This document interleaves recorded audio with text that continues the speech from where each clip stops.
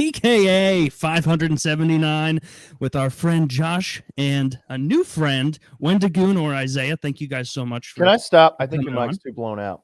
Fuck, is it really? It's just because you got it so close to your mouth. Okay, end the recording and I'll fix it. Pull it away. Let's find the range. I think it's supposed to be like a fist on top of the mic, and then this motion. If you go back and forth at varying speeds, now we're getting somewhere. Sounds clear. Is this okay? Faster. I think you're not close enough. Hold your mouth open and just keep going. It was just like when you started, you were like, "Welcome to PKA." It was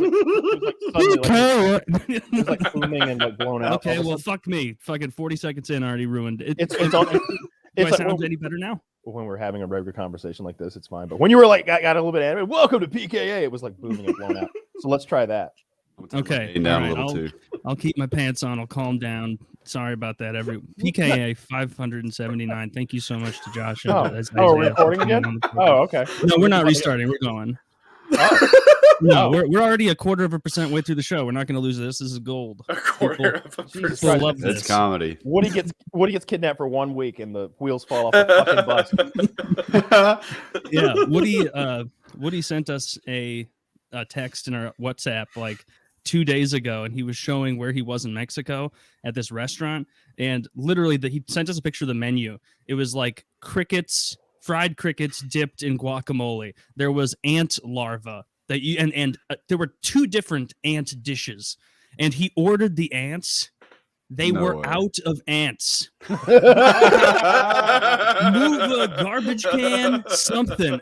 There's no way to run out of ants. How are you out of ants? Go outside. You ran out of ants in a Mexican kitchen in the middle of nowhere? I doubt it. Bro, did he like choose to go to Mexico or did he wind up in Mexico? They took him. All right. He wants to be there. Sense. He's riding around.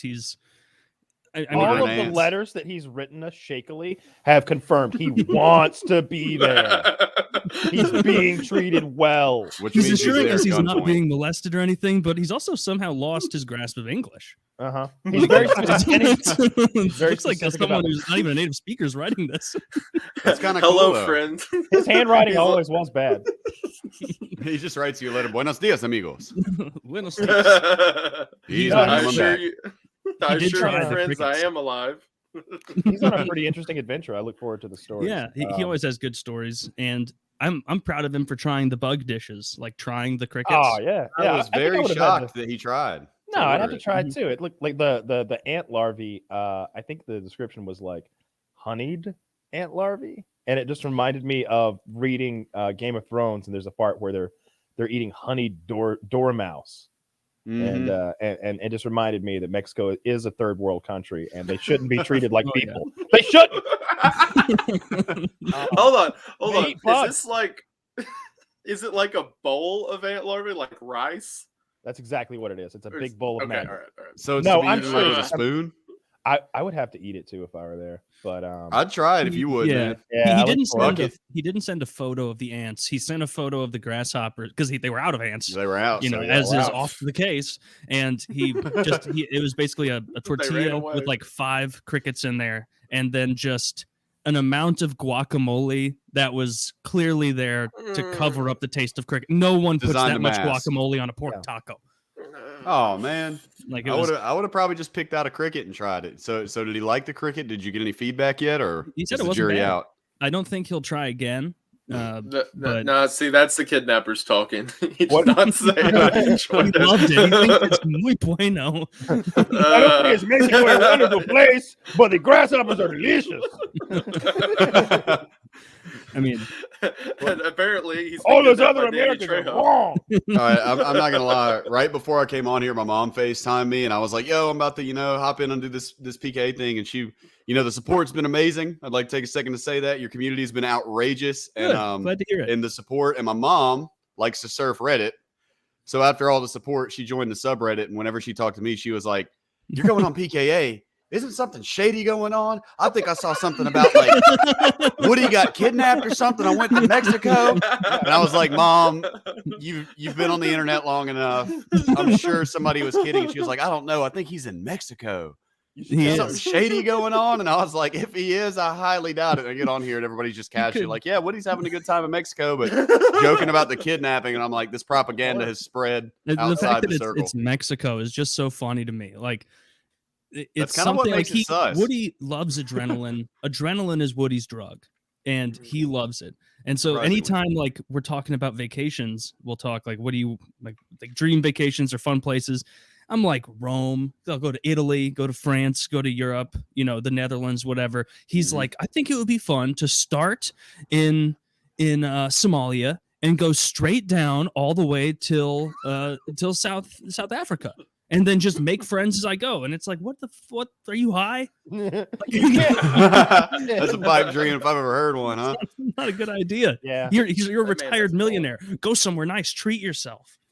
I mean, he's gone Yeah, to well, nice places though, right? Like he's been. I'm pretty sure he's been to Rome. I'm almost positive he has. Yeah, he has been to Europe a couple But times. on the other hand, like I guess he'd never gone and eaten grasshoppers in wherever the fuck he is. That one video he sent, it looked like he was in a jungle, and he mentioned like chartering like a motorcycle ride, which I assumed is one of those back of the motorcycle hanging on to a Yeah. little guy kind of Yeah. rides Yeah. from a man who spoke almost no English. The guy's like wearing like flattened Aquafina bottles as sandals. Yeah. Like Yeah. it's just Title like they were fishnet. very. Kyle, are you sure there wasn't a impoverished. mention of a dollar amount or ransom or anything like that in the video? I mean, I'm sure it was just Woody. I'm not paying a dime. there was this Venmo URL he kept sending over and over, but I just ignored that. I don't negotiate with terrorists, and I don't answer calls that say spam likely. No, So and I don't know how to Or scan Woody. the URL. sorry, Woody. I mean, Sorry, it would Woody. be We don't so- negotiate with terrorists. We If let I them got- on the podcast, but we don't negotiate with them. If I got kidnapped and they're like, "We are calling your podcast host to get ransom for you," I'd be like, God, if you're there, please. Hopefully, they dial a nice podcast. I'm mistaken. They take mercy. on Please, me. God, let them get Joe Rogan somehow. Somehow, But I would anybody get it. else. I would understand it, because if we were reversed, I would also take the. I'm not negotiating with Kyle's terrorists. I don't care how many fingers I get in the mail. I'm too brave for that. I understand, man. Don't give in, bro. Don't give in. That's like your take. It's like, this is a message to the terrorist kidnappers. I don't care how many testicles, fingers, ears, teeth, eyes, penises you send me. My friend Kyle is strong, and he'll never give in. And We not will just not because he cave. sent me his tongue on day 2. Cut off what you must. Meanwhile, Kyle's hiding at his house writing fake letters. Like, man, why isn't this working? Man, I can't believe Taylor won't pay $70 to save 70 me. American, 70 American dollars. Yeah. The note's all written in blood. 70 That would be- American. It's like You know what? $10. And I Taylor would- refuses. I would negotiate with terrorists if it was like $70. Definitely. I don't know, Why man. negotiate? $70. It's kind of like the principle, you know? What is It's the not about a dollar minimum? amount. What is the lowest amount that you could demand as a kidnapper, terrorist, robber, whatever, before they would stop taking you seriously? Like if you asked for like $373, would someone immediately be like, "Oh, hang on, no. All right, we got 375. You got a couple of ones. Yeah. Oh, you already paid. Yeah, we'll take quarters. Yeah, all right. We can fix this right now, guys. The fuck did you call me? Like, would that happen? Like, would someone just peel off a couple hundreds? They Or just they- don't even call the cops. Or would he be like, "All right, we're gonna talk about it. We're gonna get in touch with the mayor." Like, would they still play that game? Or I would don't they know what just they would We'll do. see. There's a truck on its way with the money in the back. Don't Yes. worry. in the history of kidnappers, has there ever been a kidnapper who was like, "Give me the money or I kill the hostages," and they like showed up with a bag of money and he was like, "All right, well, here they go." There he, has to turned be an example, because there's no way that kidnappers would keep doing that if there was The, no history of it working. and I know that specifically like those Mexican kidnappers, they will kidnap people and like hold them for ransom and they'll do the exchange in the end. That's like it's good business to do the Mhm. exchange in the end. Mhm. But I'm talking about like someone who wasn't intending, not a professional kidnapper, like a robber, Like who a ended up in one-off tight spot. thing, That you're thing in the saying. movies, right, where they've always got like Yeah. a bank full of hostages. Right. Has that ever Mhm. actually played out? What was the one? The FBI ended up killing them when they got to the airport. Oh, but shit. the guys that the movie Dog's Day Afternoon was made about. Oh where- yeah. Yeah. So he let those guys go. And then he got to the airport. He's like, all right, here you go, everyone. And then they shot one of them and arrested the other. But he did do the exchange before he got wasted. Yeah. So close. So close to pulling it off. That close. Yeah, he was at the airport. Yeah. Well, But the FBI didn't wasn't they gonna ask let for? that happen. I've never seen Dog Day Afternoon, but I've seen like parts of it. Didn't they ask for like a couple of ridiculous things? They were like, "Give me $500,000 and a blue Corvette." And You gotta and- aim. You God. gotta aim high with your ass. The story was with that whole Dog Day Afternoon, like the real story of it is, I may be misremembering this a little bit, but the guy whose idea it was former military, and I believe it was his brother who like got injured, got his head messed up in the war, and the army never paid out for it. So his robbery was more of a middle finger to the feds. So whenever he I can like get took behind the that. money, I think the plan Same. was they were going to take the plane to Mexico and then they were going to scatter. But when they got in the to movie, airport, didn't one of them want a sex change or something? Wasn't that the thing? that was the guy whose idea it was, like the lead brother. It was his. I believe it was a man who was transitioning into a woman that he had previously dated, and the money was for her as well, which is why it was such a specific dollar amount. Yeah, there's a lot going on there. Yeah, Wait, the negotiator's gonna be like, just I don't understand either. No. Wait, they went trans as a hiding maneuver? No. That like again in the movie. I don't know about this real life thing. I didn't even know it was a true story. They just like changed the cops. They're like, we are now looking for a 6'4" woman with a swastika tattoo on her forehead. Answers to Big Jim McCloskey. Big Jim. Don't be fooled by the tits. It's the swastika that gives it away. The identifying marks are the same. Oh, who's this? Oh, Hey, Oh, hey, look, What's up, hey. Harley? We're recording. We're recording. we're recording. Harley, how are you, my friend? Harley always starts off with like he likes to greet me with like one of them and like I knew it. Yeah, It's we're too recording. much. We're recording. No racism. Yes. yeah. Yeah. No racism. Or keep it to a tasteful amount. You know. So As Taylor was talking about swastikas. in a bad way. In a bad Again. No, So I want, context makes big it worse. Wait. clusterfuck. So everybody knows Harley. Everybody knows Josh. Isaiah What's up? Wendigoon. What's up, Harley? I was poking around your channel. First of all, congratulations on 1 million subs. I just saw you Thank hit you that. so Big much. I congrats, That's appreciate awesome that. news. Thank you. Thank So you. how did you? It looks like you kind of got started following like internet horror, like creepypasta stuff, and also conspiracy theories. Have you been doing this for a long time? Like, were you like chugging out the videos and like for like low views and then it exploded? So actually, I started making videos along the horror, conspiracy, whatever route you can call me now, around last Halloween. So it's just been a little over a year I've been Jesus making Christ. videos. Before that, I was actually trying to make it as a gun tuber. So Okay. I'd done like a few videos about guns and stuff like that. A couple of them got taken down by YouTube, and I was upset. And I was like, well, I still want to do YouTube, and I can't talk about guns. So what else can I talk about? I'm like, oh yeah, people dying and murders and conspiracies and all that. So yeah, around last Halloween, I made a couple of videos, and then it got some traction. I just kept rolling with that, and now a little over a year, here I am. It's been really cool to see. That's awesome. Congratulations. That's like a rocket success. I've been blessed beyond belief, and I appreciate that. Thank you very much, Taylor. It means a lot. What are your favorite videos to research and watch? Is it the conspiracy angles or is it the creepy stuff? I'm sure there's a good bit of fusion there. Oh yeah, there is.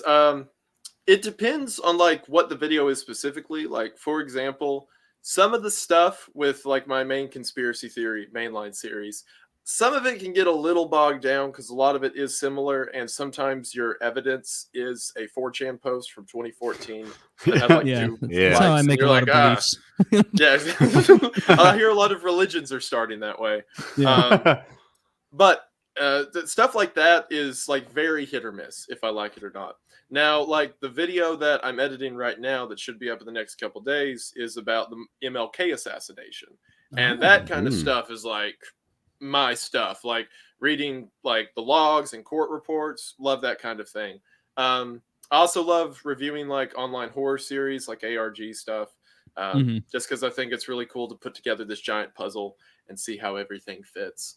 But yeah, like I always say in my videos that I only talk about stuff I like talking about, and that's been true so far. I'm very happy that I can make stuff I'm happy about and have this kind of success with it. What's Beautiful. So what's the deal with Thank you. MLK? Was it the CIA? When something fucked up happens, I always assume CIA. Oh, brother, it was 1,010% the CIA.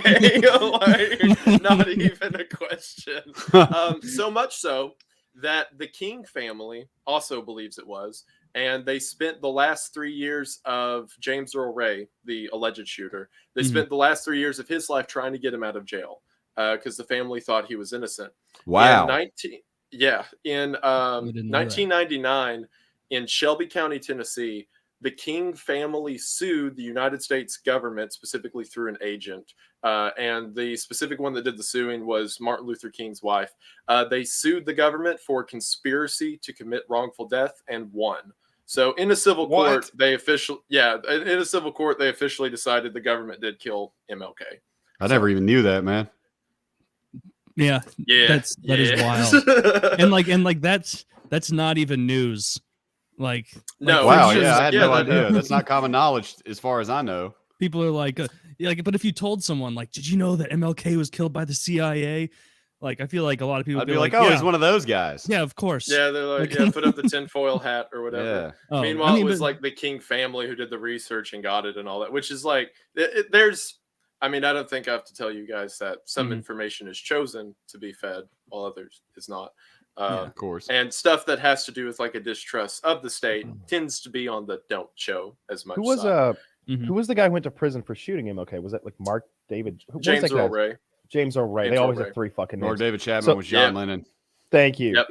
Yeah. So the civil court thing decided that. Well, and in civil court, did they ever bring up that, there's a guy sitting in prison for this murder and blah, blah, blah? Well, so he died in 1998 and the civil court was in 1999.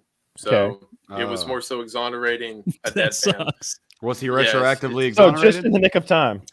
By civil court, yes. In official court, no, because double jeopardy and all that stuff. He was already accused of it. But like, man, I tell you, like, I went into the MLK video like, oh, the FBI killed MLK. And then I did the research. It was like, oh my gosh, they destroyed that. You're like, this is way too obvious. They didn't even try to cover it. They didn't. Like, there was one witness who saw James Earl Ray there, and 74 who saw a different man there, and they went with the one guy. They went with the one guy, Agent. Steven. Well, that one guy who saw him was actually in a drunk stupor at the time, and then during an interview with ABC, the journalist held up a picture of James Earl Ray, and the guy goes, "Who's that?" Oh my god! and the reporter goes, "That's James Earl Ray," and he goes, "Oh, yeah. I mean, but that's not really the guy who I saw, but I mean, maybe from the back, it's the only way to like bail yourself out of that is like, oh man, he's gained a lot of weight. Clearly, the stress of being a murderer is weighing on him. His hair fell out and everything. I'm like that's my bias is like, if I hear something that's like, something fucked up the FBI or the CIA did, I'm like, you don't even have to explain it. I believe you. Yeah. I used to not be like that. But if, once upon a time, if they came out and they were like, CIA stops hunger in Nigeria, like poor village, I'd be like, no. What's that village got to hide, huh? That village. Maybe Nigeria's not even real. I've never been. If I haven't seen it, it's not there. Australia looking at you, not looking at you. Yeah, Finland isn't that the conspiracy that Finland isn't real? Oh, I thought it was Australia. Exist, yeah. I thought it was Australia. Fuck. Well, I mean, it started with. Come from? You got me there. Wait, where he's right. Trust me, I'm an expert. He knows what he's talking. Just listen to everything Kyle says about alligators and crocodiles. He knows. The Finland thing. You've heard of that, Isaiah, right? Yes. Yeah. So it's part of something called the Bielefeld conspiracy. Bielefeld is a region. I want to say England, but it may be France. Somewhere Central Europe, whatever. Mhm. It's a small city that not a lot of people lived in, and it became a joke on like European television or whatever that Bielefeld just isn't real. And the argument for it was, well, have you ever met anyone from Bielefeld? That's what I thought, so it's not there. So people just kept rolling with that until eventually Finland doesn't exist. It just spread. There's only a few of them. It got bigger. You're really right. I saw this whole like breakdown someone did of it, that the world like demographics charts and stuff are always right within a percentile. So like it could be off by 1% of the population or whatever. And Finland makes up 6% of the world's population, meaning that Finland could be a statistical error. Probably effectively don't exist. Exactly. For error, they effectively do not exist. That's lame. Those are like I've always thought like those kind of countries are the best ones to live in, like the really nice countries that fly under the radar. Nobody hates on Norway. Nobody hates on Finland. Like they're not important enough. Whereas the U.S., yeah, it's nice to live here, but everybody's always shitting all over us for all the horrible things we do to other countries needlessly. America be like Godzillaing other countries with their dick. In other countries, they're just, what the hell are you talking about? What are you doing here? But you know, the Norwegians, they're over there like, what up? We're chilling. Yeah. We're just hanging out in Norway, just being Norwegian and shit, man. It's kind of cold, but we're posted up, you know? We're too busy destabilizing South American nations to do that. We're not. They don't. And you get over to Norway and they don't have mustard or something weird, you know? There's no ketchup. It's like the little details that are completely gone. You're like chocolate chip cookie, and they're like, what? The what now? What back to America. Do you mean a baked fish pie? Or Canada. Literally, something like that, bro. Get me out of here. I like that It's all like of a the difference are spice. snack food related. And meanwhile, like Harley, you would show up there and you're like, fuck, being average height is terrible. I'm going back to Canada. I wouldn't be like tall and fat there. I would just be fat. Yeah, you use the tall advantage. Look at this. Look at that normal heighted fat man. Like, is what they would say. That's the biggest Jew I've ever seen. Yeah. I thought they. I'm colored. I'm colored. That's there. where I was going too. Yeah. Oh, the rare Jew. Yeah. Get a picture with him, kids. No, I would just be. I wouldn't be even be like Jewish undercover there. I would just be fully like colored person. Yeah, like I'm minority. standards. That's it. Yeah, So you probably come not to a lot of Jewish people there. Mile away over there. what about the conspiracy about birds not being real? Dude, I know dudes that believe. That was my next question. Are there people who don't believe in birds, but you just confirmed to me that you actually know someone who doesn't believe in birds? So tell me more about that. So birds aren't birds. There's no such thing as birds. Animals don't fly. Have you ever seen any other animals that aren't birds fly? Exactly. Nothing but birds fly, right? So they're not real. They're actually government robots. And why would they chill on on power lines? Right? That's weird. Why would an animal chill on a power line? Exactly, because they're recharging. They're not actually, they're robots. They're government surveillance robots that sit on power lines to recharge. Seems For like what it's worth, the Yeah. people that I've heard say this, I know to be quite mentally ill. I've not met people that are like of sound mind and reason that firmly believe this. I think it's a similar group of people that believe in the gang stalking stuff. They often have mental illnesses. Or it's the people that, see, I believe that the vast majority of flat earthers are trolls. In that, I agree. like, they really enjoy being like, no. So there's ice wall. Yeah. Oh, they don't let you fly over that. They love the idea of like finding their dumb friends and getting them to actually believe in it. But the problem is that their smart friends hear it and they think it's funny too. They're in on the joke. And so they pick it up as well. I think that the vast majority of flat earthers are like snickering behind their hand as they look at the person who's just like doing the research now. Like, dude, I looked into it last night, man. Is this for real? And they're just laughing their ass off. But Found a 4chan post. I didn't know about the fake birds until maybe a year or two ago, and I've read the same shit about how they're charging on the power line. Yeah, I guess they're supposed to be surveillance. yeah, that's what it is. The government's watching. God, they're wasting so much money making those fake David Attenborough documentaries. I just can't believe it. I watched So an much hour bird and a half propaganda. I watched an hour and a half on tropical birds last week. Like they produced all of that just to keep up with the lie. I don't know. You fell for it, man. The turkeys we eat on Thanksgiving, they're robots. See, if they just told me that like some birds aren't birds, I'd be like, fuck, that's all right. That might be a thing. I Like, agree. That's more feasible. That's it's not good. Oh, feasible, but no. it's better. If they were like, the U.S. government has a drone that looks like a bird. They've had it for over a decade. The drone technology that we saw, those parrot drones, that was 30 years old. They've got bird drones now. They squawk. They shit on people. They flap. They take French fries out of they your lay fucking eggs. hands. They lay eggs. The eggs are also surveillance spots, and it's a self-propagating surveillance system. They hatch surveillance pigeons. Yes, all of that. They reproduce for fuck's sake. Like that might be a thing, but birds definitely exist. Like what I never understand is why the conspiracies have to be so like vast and all Outlandish. Yeah, like this conspiracy has to requires like every world government to be in on it, and for there to be some like Illuminati like shadow government. And I'm not completely opposed to the existence of any of that, but people working together for a common cause is a rare fucking thing, especially, and keeping a secret is even rarer. So like all of that seems unlikely to me, especially for birds. I've shot a bird and eaten it right after I shot it, so I definitely know birds are real. I think that anyone who doesn't believe in birds has never eaten a bird before, or they were just really crazy. He's like, "Ha! They planted a real one. Look at that." Man, I also shot a jokes bird. on them. This pork tastes like turkey. Ha ha. I also shot a bird out of the like sky and ate it. Did you? Yeah, I shot a bird out of the sky and I ate it with the wires and everything. Shot it with a gun. Okay. Oh, yeah. What kind of gun bird was shoots it? little balls. Yeah, a bird pheasant. shot.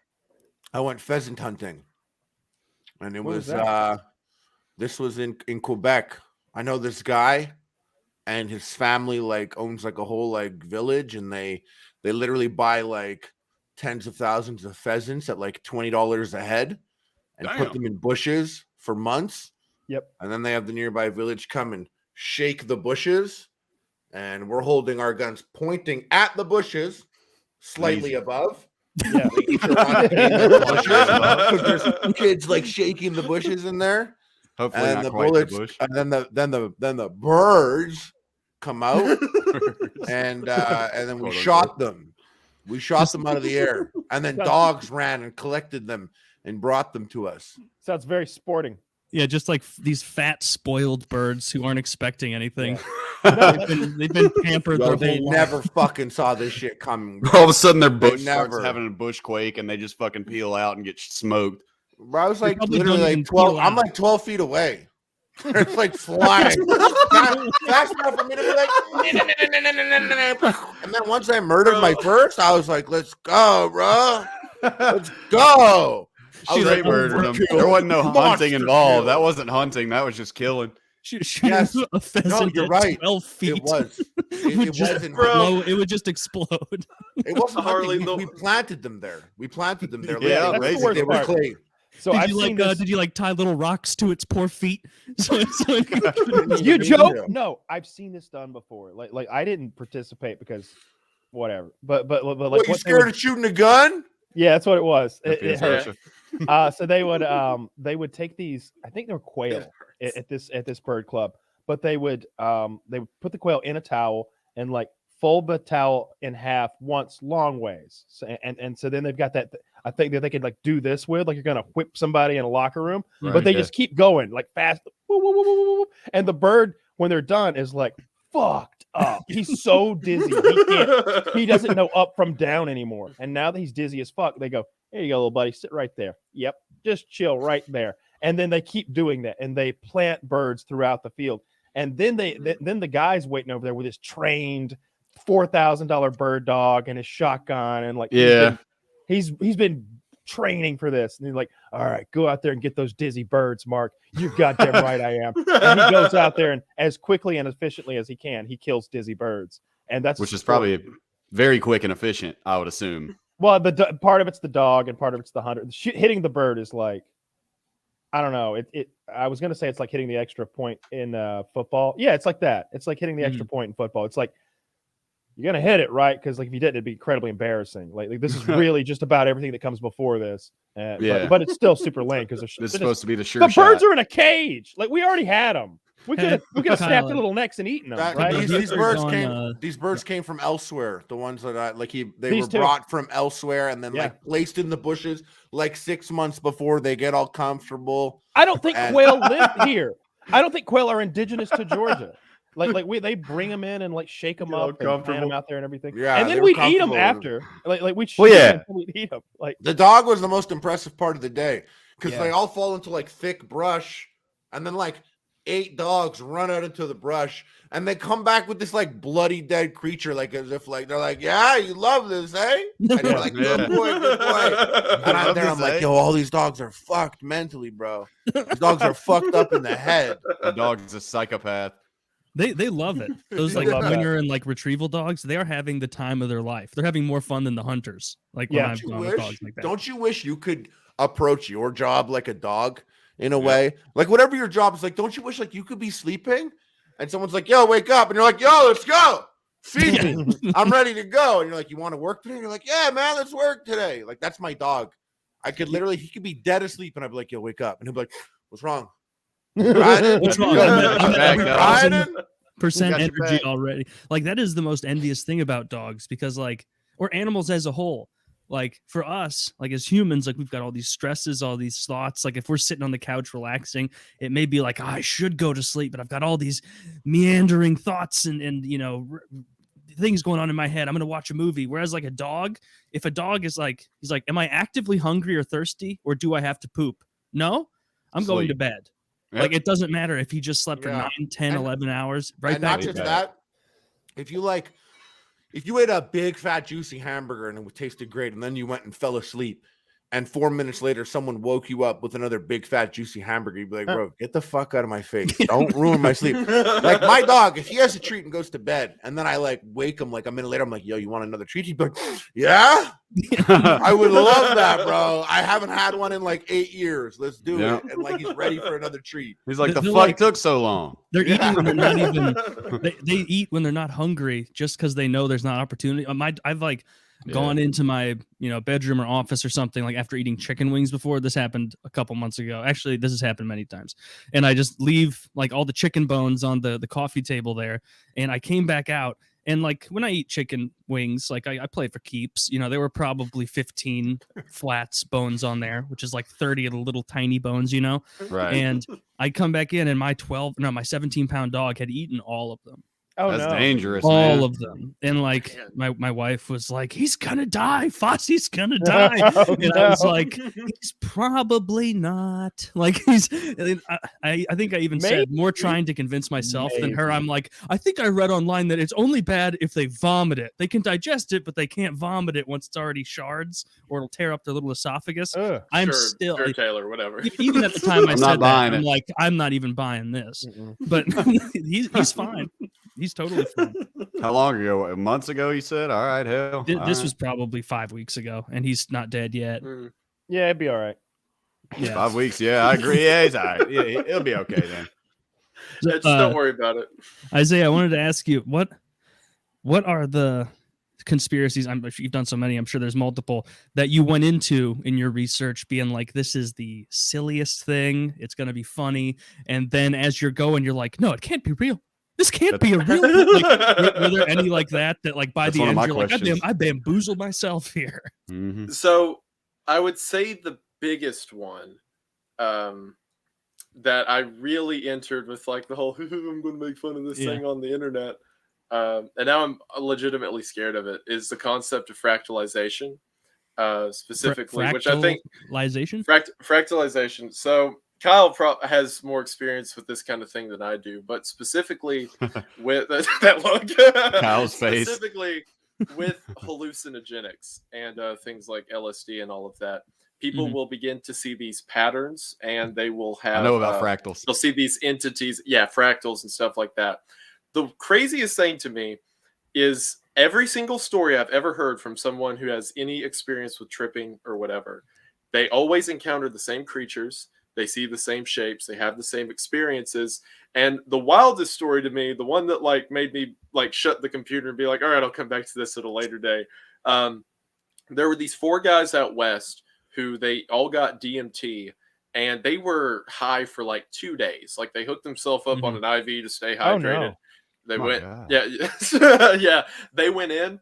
All 4 of them came out and said that they had met each other, that they had talked to each other in this fractal plane or whatever. And then while telling the story to other people, were able to accurately relay who each other was, what they did, and they all had like a shared experience in this plane of existence or whatever.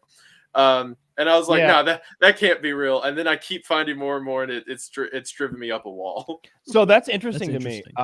Like I've only done like mushrooms and acid, but DMT seems really interesting, depending on how you do it. You know, there's the 2 kinds. I don't get super technical with it. Like everybody always wants to pull out a goddamn fake chemistry degree and like dimethyl ethyl kikatine. I'm like, I want to stop him. I want to stop him right there and be like, explain to me how that molecule is constructed. Could you draw it for me? Like what kind of bonds are those? Bro, but I got it tattooed on my leg, bro. Like I remember just enough chemistry to know that you don't know chemistry. So just stop pretending. But anyway, I'm gonna throw terms out there like ionic bond, covalent bond, potassium. Potassium. Boron. Elements, science, test tubes, beakers, Bunsen burner much? You guys are way too smart for me. They clearly know their shit. You fucking. I always keep a lit Bunsen burner going when I have company over, so they're like, "Wow, this guy." They're like, "Hey, oh, sorry, you is this caught crack? me tinkering on. You caught me in the middle of my study, and I'm melting like 50 Snickers minis into a bigger Snickers. Get out! There's nothing funny about that. You throw a sheet over it.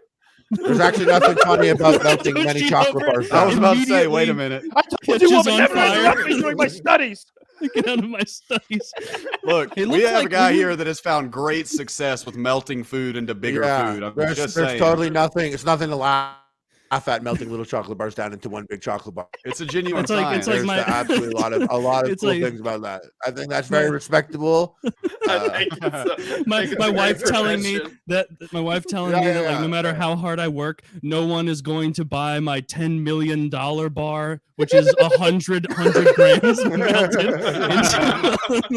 It's a $10 million bar. It's in the shape of Reese's. Ahead of your time. I wrote to Frito-Lay. They have not got back to me.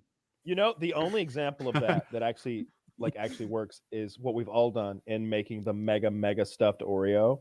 We can improve upon this. It can be done. The other day, I was with somebody at like Dollar General or something, and she grabbed some Oreos, this little like individual serving of Oreos, it's like 4 of them, and they were like, I don't remember what word they used, but it was like stupid fucking retarded stuffed Oreos.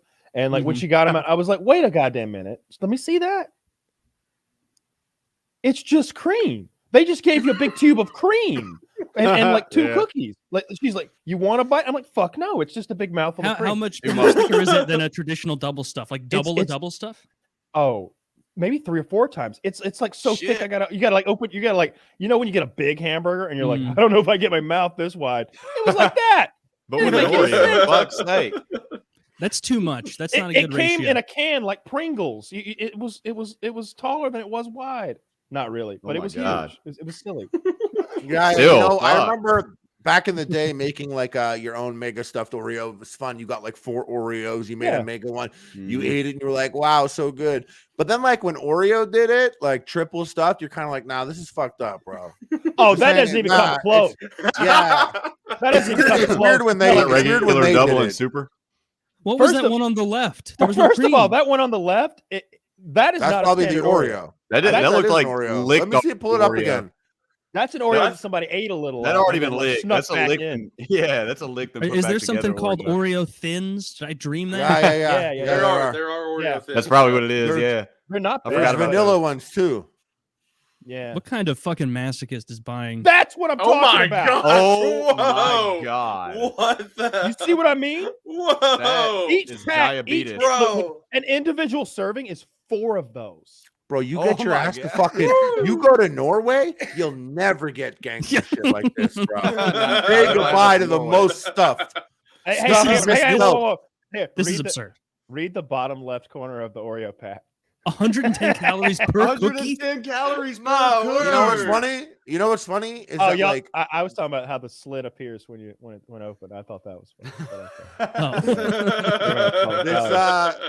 this. I like that it's like the most stuff, but like it has to be with one F because legally they can't call it stuff because that cream isn't even a real thing. Yeah. So they're like, you can't even use two F's. You have to make up your own word. Stuff means it's real. It's not. Yeah, yeah. One yeah. F is copyrighted. STUFF? It means high fructose corn Nothing. syrup. Yeah. You know what I just realized? that cream and cream are two different words because Oh like cream that you make Whoa. from like cow's milk is Oh C-R-E-A-M. no! I did Oh not- no! Why I've have I never never seen thought this about word that? before. There's no dairy in that. There's no milk in that probably. What the fuck is creme?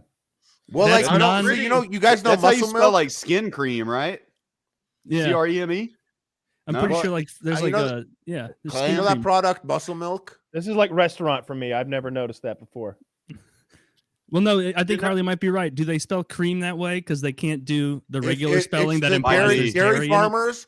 Dairy farmers are really very powerful, and like muscle milk here is muscle MLK. R.I.P. It doesn't have an I in it. It literally doesn't have an I in it. Yeah, it wrapped around. It, wrapped It says back muscle around. milk. I have a dream that we're all gonna get so fucking jacked we can fight for equality. Muscle milk. Like, I have a look it up. dream that I can hit my macros in a convenient way at gas stations and convenience They can't- stores. Muscle MLK. They can't call it. They can't call it milk here, so it literally says muscle milk, but there's I no wanna I in the see- milk. I want to see a muscle MLK like Photoshop so goddamn bad. I want to see him ripped. I want to see him like on Ronnie Coleman's body. That's what I want. I want MLK on Ronnie Coleman's body. Make it Dude, happen. I'm sure that Yeah, I'm muscle sure it's out there. It MLK. has to I be. like that. Absolutely, it's out there. That you're gonna bullet find- wouldn't You're gonna get MLK on that black guy's body. You know which one I'm talking about, sitting on the side of the bed. That Oh. exists. That exists OG. out there. 100%. OG Isn't that- Mudbone, yeah. Isn't that guy dead? Yes. I don't know. Is he? Not I with remember like Photoshop. hearing He's something not. about him. I remember hearing remem- something about him how like he needed the money and he had to like pose for those photos to like help I someone read in his that too. life. Yeah. Like somebody was like maybe health issues or whatever. Like someone needed money, and so he posed for those photos, and he regrets it. Regretted it apparently. Oh, well, Now that's it gets sad. Photoshopped. Thanks, Kyle. Now it's complicated. Yeah. I Now can't we're just human flash up the fucking traffickers when picture. you Deal with that. meme it with your Now friends. it's Deal with that. complicated. He says. Thanks. Yeah, I no, just like they're like she's dying. We need you. We need your gigantic cock right now. We need you, If there was Mudbone. ever a time that the world needs your humongous hanging dick, it's right now. It's not. just sit there and look regal because we're gonna put MLK's face on you. Got to keep it respectable. He lives on though. He lives on. No, You know what's you're one of the totally right. wildest things Muscle milk about is the definitely ML up there. You know, it's one of the wildest things about the MLK assassination that didn't have to do with the conspiracy. Mm. So Jesse Jackson was with him the day of the assassination. As a matter of fact, King was hanging over a balcony talking to Jackson in the parking lot below whenever he was shot. Yep. Immediately, Jesse Jackson ran to the news, and he was wearing a sweater covered in blood and said that he was holding MLK as he was dying. And that's what the blood on the sweater is. Every single person who was there that day said what actually happened is MLK got shot and Jesse Jackson ran off and the rest of them stayed there with him. And Jesse Jackson went somewhere, put fake blood on himself, and then went to the news so he could get the attention for it. He like tried to pull his own like What? juicy Smollett thing. Well, yeah, basically. Yeah, pretty much. In research for it, MLK had a lot of problems with Jackson because every time they would go to a rally or protest, he would like aggravate it or like get it as a problem. There was one instance, I think it was some city up north, where King was giving a speech and he was talking about nonviolence, and the police show up, and Jackson's immediately like, "All right, guys, it's time to fight, make a wall," and like made this whole violent protest. Yeah, like rabble rousing. Yeah, pretty much. Right, And he yeah. was like, there's a bunch of accusations he was trying to take the spotlight. And it was specifically King's brother who was furious at him for going to the news in a fake bloody sweater. I can Being like, imagine. "Oh man, he died in my arms." Yeah. Trying Dude, to and take he credit. really That is went like a tremendously narcissistic thing to do. Like MLK dies, and it's like but how am I gonna get positive attention? How do I He wants to profit be from this remembered in history. scenario? You want The to be remembered in only thing history to remember books. is what about me? I would hit him up all the time. I'd be like, yo, that was super weird. The next year, I'd be like, yo, you remember last year when my brother died and you did that whole thing? Super weird. I never want you to forget how fucking weird that was. We all think you're weird. All the people I talk to, all my homies think you're weird. Yo, that was I weird. just got to know. Where did you get the blood? And why Yeah, did where would why did MLK have acrylic-based blood? You came up with a liter of fake blood in like 8 minutes in Alabama on a Thursday afternoon. I've got to know more. You just like I've got to grab know. the bird, pop its head off like a bottle of I have ketchup. children, Just murdered goddammit. I can't allow you around them until I know where you got the blood. Where did you get the blood? You can't come around my You have kids. to know. Fine, I got Damn it it, from Sherwin Jesse. Williams. Get off my ass. Oh. Well, Oh, okay. Well, in that case, you can come around the kids again. Fine. No, I don't know anything about that conspiracy, about the MLK thing, but I do know that they were surveilling him and recording him and stuff, and they had that like salacious audio of him having sex with his wife, and they were trying to use that against him. He's like, I don't care. Yeah, He's like, I'm married, bro. Yeah. They wrote him a letter to try to get him to kill himself. Yeah. Where the FBI posed as like a member, like I think it was a black teen who was like a fan of him, and was like, "Man, you should probably kill yourself before this goes public." Like, Wow. the Jesus first Christ. troll comment existed. Yeah. On Yeah, paper. the first one in all history. Probably not, but yeah. The first YouTube. And video. it was- It's wild. Comment.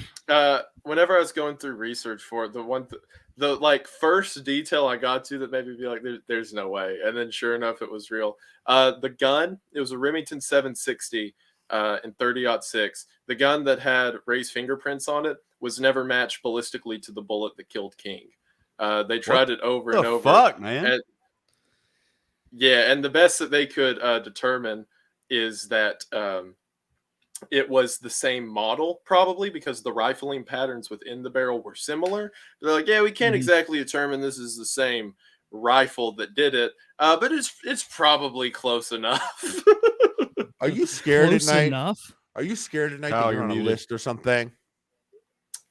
No, there he is. No. You're not worried that you're on a list. I'm on a list. Oh, I know. I wait. know for a fact I'm on a list. Kyle's But I probably on don't. a list. Like, Kyle's on several lists. They made me sign I up think- for the list. They were like, all right, this is for the list. And they like scanned my like face and took my DNA. Like, yeah, I'm on a list. I think We're all on Kyle and I lists. share not that Well, one, but I everybody's think we on it. share a few lists. Kyle's on a list on the what's the, Baby Gap subscription list. Oh my There's, god. I'm Can't actually can't stop sending them. I'm actually curious. Just waiting for that winter collection. Even though Spring's it'll coming. sound even though it'll sound funny coming out of my mouth, I actually am genuinely serious. What's the scariest Jewish related conspiracy theory you've come across? Because you go deep in conspiracy theories, like the Jews are there, like the Jews come up. It pops up. If I'm on 4chan, Like if they're like the reading about rifles didn't conspiracy match, what's the theories, answer? all right, I well- feel like the go-to answer for every conspiracy theory is like the Jews. So The rifles this didn't is- match. The Jews. So this is Yeah, really 75 people, one guy. Yeah, the Jew. So this isn't It's really like a theory, but backfill. Sorry, it's go just ahead, what happened. So I remember I remember watching on TV like the recording, I guess, of when Marlon Brando said that all of Hollywood was controlled by the Jews. And Did he say that? Marlon yeah, Brando? he said it publicly. And you know what happened? What? Hollywood made him apologize publicly if he wanted to act again. That is pretty funny. There were some Jews in Hollywood who said, "You want to work again? You better say that's not true." Wait a minute. Which is ironic. First of all, I will say that. And second of all, like you realize the irony in all this, right? Like, Yeah. you get it. Oh yeah, we understand. Now say it. Like We understand the irony. We really Yeah, do that- run it, but you got to say sorry. that happened. It was when he was a little bit older. This is post Godfather. When was this? Like the 70s? 80s, That'd be a I good guess? bet. 70s would be a good bet. I don't know, just based on what he looks like in the video. This You is know, he fat got Brando. This is fat. No This pants is Brando. fat. This is fattening Brando for sure. Fat. So not all He's the still way got inflated pants yet. on. He's still got pants on. He's still wearing the pants. Do you remember Island of Dr. Moreau? Yeah. Brando? That is not best Brando. You're like, wow. I remember like Streetcar Named Desire. Like he looks so good. Like he's like, I don't know, maybe 25 there. And then you fast forward to Island of Dr. Moreau when they're holding up posters with his lines on them, and he's staggering around obese. And they did that in Godfather also, by the way. Well, he's bad. Way. He's bad with the lines, so he has like his lines taped all over the room, or on the actors. So he could look somewhere and see the lines all over the place. I mean, that's like apparently so much of what acting is knowing what you're supposed to say. No, it's not. Apparently, he was also shit on purpose for his first take. And if the director was like, okay, cool, let's do another take, he acted shit for the rest of the movie. If the director wasn't able to differentiate good acting from bad acting, he didn't give 110%. So he would give like 50%. And if the director was cool with that, he just went on 50%. Yeah. But if the director was like, no, we could do better than that, then he was like, a real director. And then he would turn it on. Fight Club test. I really liked it. Sounds like a neurotic weirdo. Oh, he is a neurotic weirdo, or was. I mean, most of them are. But. Most of that stuff in the Godfather stuff's really interesting to me. Like I know the scenes when like the actor has like lines on his chest, like they have a piece of paper like stapled to the actor, and Brando's looking at him, and because of the angle, you can't see that. And I know that that's happening, but I'm watching Brando, and I can't tell. He's reading off somebody's fucking chest. He's acting very well. He's also picked up that stray cat that just wandered on set, and he's made it the Godfather's cat now. And I just imagine like the director being like, someone catch that fucking cat. Put it down. Catch that cat. Do not allow. Like, I don't know why he's like now the cat is part of the fucking movie. Like we need that cat. Tranquilize that bitch. And when he slaps the guy that the first scene in The Godfather where he's having the meeting with all the people because it's his daughter's wedding, and Johnny Fontaine comes in with his guinea charm and his olive oil skin, and he's saying he can't get the movie deal or whatever. That he's being cut out of Hollywood, and he's crying, and like Brando slaps the piss out of him, like be a man, stop crying, and like the actor did not know he was about to get slapped. Like I love stuff like that. That's awesome. I like when another actor hits another actor, and the other actor doesn't know it's coming. Actually, I think that's what I like because I like that in Alien too. Same thing happens. Did they do that in Alien? Which actor doesn't know they're getting hit? Yeah. So the blonde actress whose name's escaping me right now, she was a professional actress and had been for a while, but Sigourney Weaver got the role of Ripley, and she did not like that. She wanted the role of Ripley. So there's a scene where she slaps Ripley, and she just slapped the fuck out of Sigourney Weaver.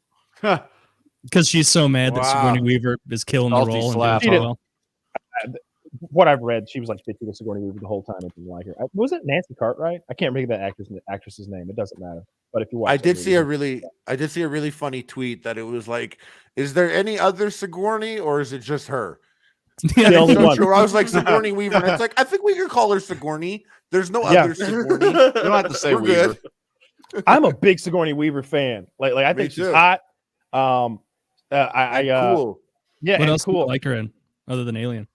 She was good in Ghostbusters, Alien 3, but I liked her in Gorillas in the Mist. That Jane. I never saw the Jane Goodall movie. I never saw that because I heard it was sad, and I don't want to watch a bunch of monkeys get fucked up. It's sad, but it's good too. There's a few other things I'm spacing out. Jane Goodall was really it was weirdo.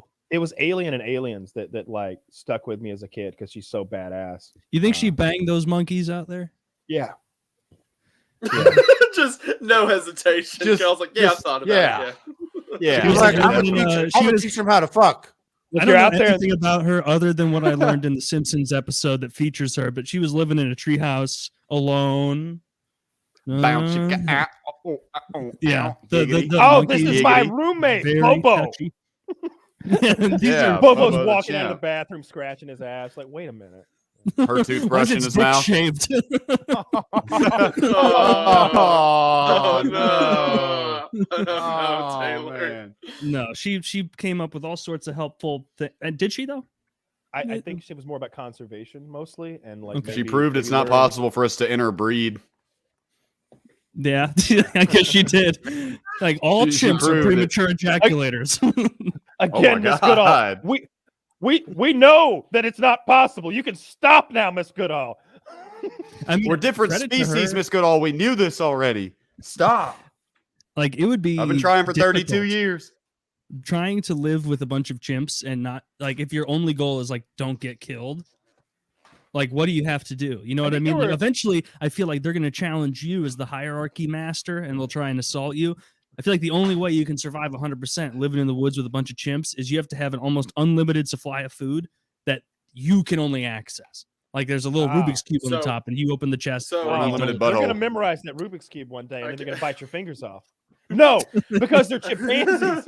Because they're chimpanzees. They don't understand that the way you're solving the cube is because you're mentally intelligent. They think you have magic fingers. So they rip all my fingers off. And they rip off the fingers. They can just pluck out. Just pluck off all your magic fingers. Then they can open food cubes. They're like, I don't That's understand. not what it's about. It's brain power. I tore off his scrotum, and yet I remain hungry. I can't speak for chimps specifically. But my girlfriend she's currently in her final year of vet school. And over the summer, she worked at a primate research facility. So she was like handling the monkeys the whole time. They're like the rhesus monkeys and that stuff. So they're not as big as chimps, but they have like very similar attitudes. And the two ways that you like put them in line, because you'd walk in the morning, they'd be screaming, shouting, like grabbing, throwing stuff around or whatever. You either brought them a treat. If anyone had a treat, they would just like attention hut everyone in line, just do whatever you say. Or if you screamed at them, it's either incredibly positive reinforcement or negative reinforcement. Because if like they were fighting or whatever, and you just screamed like get in the cage, they would just stop screaming, be like, all right, I lost this round. I'll go get in the cage. You just got to alpha male them basically, huh? That's interesting. You got to go carrot and stick. I didn't know they would be that sensitive to being scolded. The fact that keep in mind they are smaller than like chimps. I don't know if it applies to larger monkeys, but with them, Well, and the person scolding them is the one in charge of like doling out the food and water, and so they kind of have to be like, all right, this is the real deal. Let's be real. He's also the one who wears that white coat who takes him down the hallway where the screams come from. Like, right? That too. That also happens. Keep in mind, he's not talking about a place where they like play with monkeys all day. We're talking about like a makeup company. Which one of these needles you think hurts lipstick. More? Only one way to find out. Give them both. Yep, exactly. I saw a video. Maybe you guys know where I saw it from. I don't know, but it was like demonstrating intelligence to an animal in a way. It was a bull, and the farmer was like, "Oh, this bull won't fuck with me. He thinks I'm the strongest creature alive because he sits there all day trying to lift that gate, and there's a bolt. Yeah, and he tries to lift it all day, and he can't. And then I walk over, I unhinge it, and then I open it easily, and he looks at me like I'm a fucking god. Like he looks, not exact words, but he's like the bull looks at me like I am the strongest creature alive. He won't mess with me." That's just so funny. It's like, you stupid fucking animal. It's a little latch, you idiot. Could kill me in 2 seconds. It's a tiny piece of metal. I've seen kind of the opposite side of that. We had one go crazy one time, like it had gone feral, and it was just trying to tear through this fence. And my dad's on the other side of the fence, and so is the highway. If it gets in the highway, you're liable if that thing like runs in front of a car and kills a family. So you can't let it get there. And Dad's got a gun, and he's trying to negotiate with this wild animal. He's like, no, you can't. I don't want to shoot you. Yeah. Go back. And he's like hitting it with the butt of the shotgun. Like, no, don't make me. No. He's got to fucking shoot it. He shoots it in the neck, and it falls into the ditch, like through the fence it was trying to get through, and like neck under body, and it's like, fuck. Yeah, like expensive. Yeah, hell yeah. That's a loss.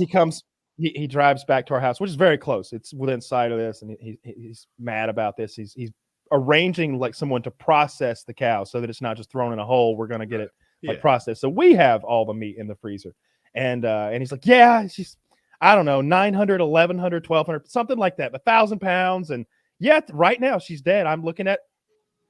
Let me call you back. She had gotten up. No way. Whoa. She had only been knocked unconscious by the first shot. That's not a shot from the neck. She had made it across the first road, and she's running across another field. And now it's not just a road. Now she's running for her life. It's a major highway she's headed for now. She's not making it across. Oh, good. So now he's chasing her in a truck that sells a trailer through a field, and it's just ba ba ba ba ba ba ba. he passes her, gets all the way in front of her, and now he's got a deer rifle. He like pulls out the driver's side window and shoots her in the like chest as she's running at him. She's not trying to like, oh, there's a loud trailer and truck. She's like, she wants him. She's coming. Like charging his ass, huh? Yeah, they can get crazy. Man. Yeah, unfortunately. But And we they're ate her. stronger than they Stop her? realize. How did she? Taste Did that stop her? The shots to the chest? delicious. I can remember eating that cube steak and gravy like a year and a half later and being like, victory. She was crazy but tender. And it was good stuff. I really do remember that. We ate that cow for like 2 years after that. We had beef. That's all. I haven't gone hunting in years. Like I think it's been 6 years since the last time I hunted, and it was deer hunting, which is the most boring kind of hunting on earth. Hey, we always talk about doing a trip. We could go on a hunting trip next year. You should get better with your bow. I would need to. I need to buy a compound bow and really start practicing. Well, you only have a year. I'm still getting better with the recurve bow. I don't know if I'm ready to step over to the. I mean, compound is easier than recurve, obviously. You could but learn it's very two hobbies different. In a year. I did manage to get a deer with my friends this year, so this year I do have my little hunter's license. So what did you killed it? Mm-hmm. Well, I spotted. We all kill animals out here on ourselves. the rifle. You shot it with a rifle? I was the spotter for my buddy who was mounted on the gun and took the shot. So I got to share in the spoils. No, it's not if you do it at a reasonable range. We were setting up a challenge for ourselves. We have a friend who has a lot of property, and it was across 2 hillsides. So we, how do I say this on the internet? Conveniently came across one that was located on the other hillside. And then so we did the whole dope measurements and everything like that to try to nail the shot. And we got it in one shot. So I was very happy with that. So I swear I do not tell tales outside of school. This is 100% honest. I do long range shooting, 753 yards. Yeah, it's like a battlefield sniper headshot. 6.5 Creedmoor out of a Ruger precision rifle. So that's cool. So you killed it, and then you like have 2 miles to walk.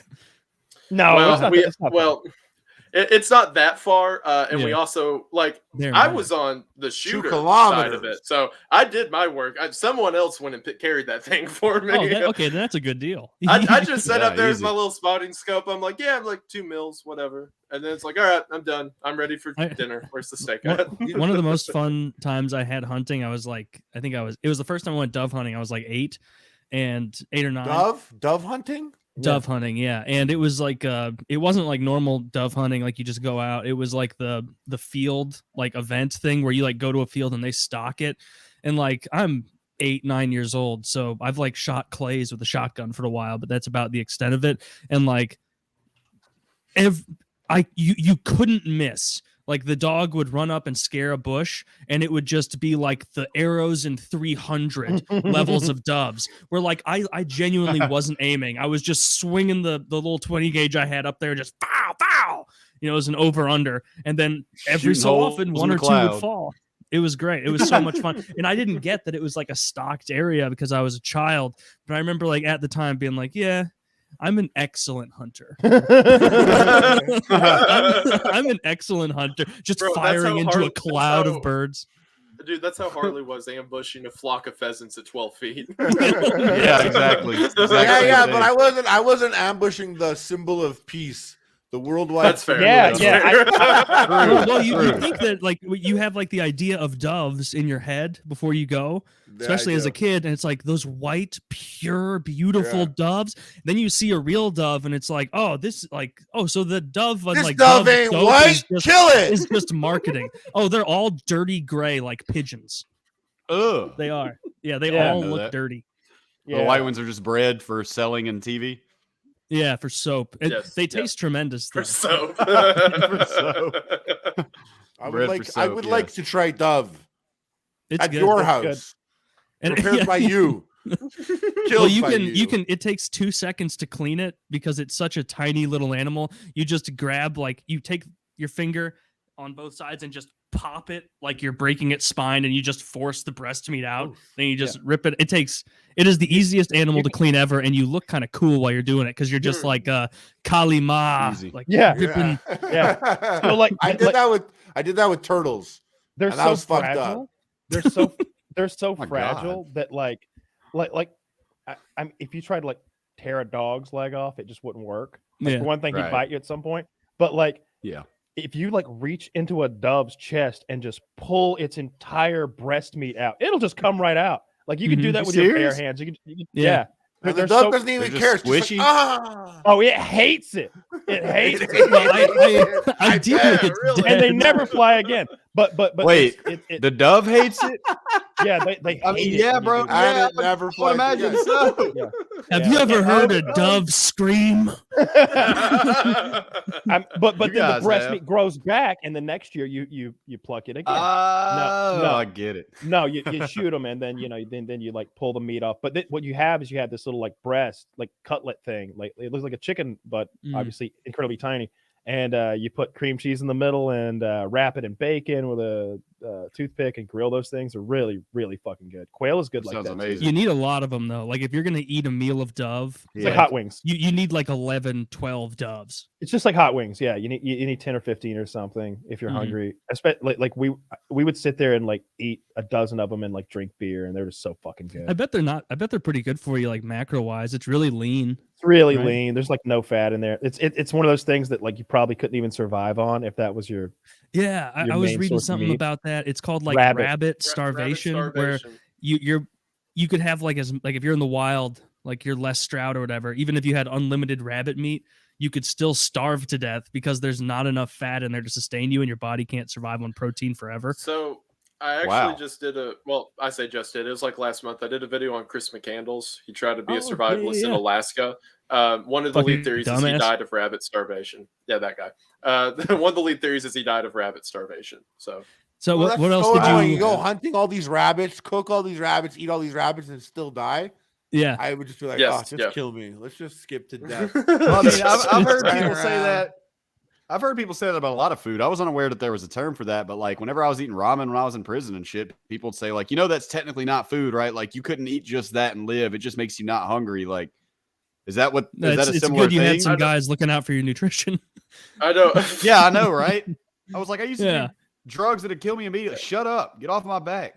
I did. But is that the same thing? I mean, like, there's just I'm certain sure it foods where is. Like, you hypothetically you couldn't- can't eat just that. Like you So- couldn't. It would be hard to pick a food Maybe that there's you fat in could that, though. survive on. Like I bet Yeah. potatoes. For some reason, I bet you could live a long So- time eating nothing but It's potatoes. because Yeah, you watched The probably. Martian. Oh, yep, you're right. It's because I watched The Martian. But you can't. You need That's where I vitamins got and it. minerals, right? Like at some point you're gonna like run out of some vitamin and mineral, and like it's gonna become a problem. Like even if it Yeah. doesn't, like Deficiency. it's not like maybe we could live without like that, but like that leads to some disease or something.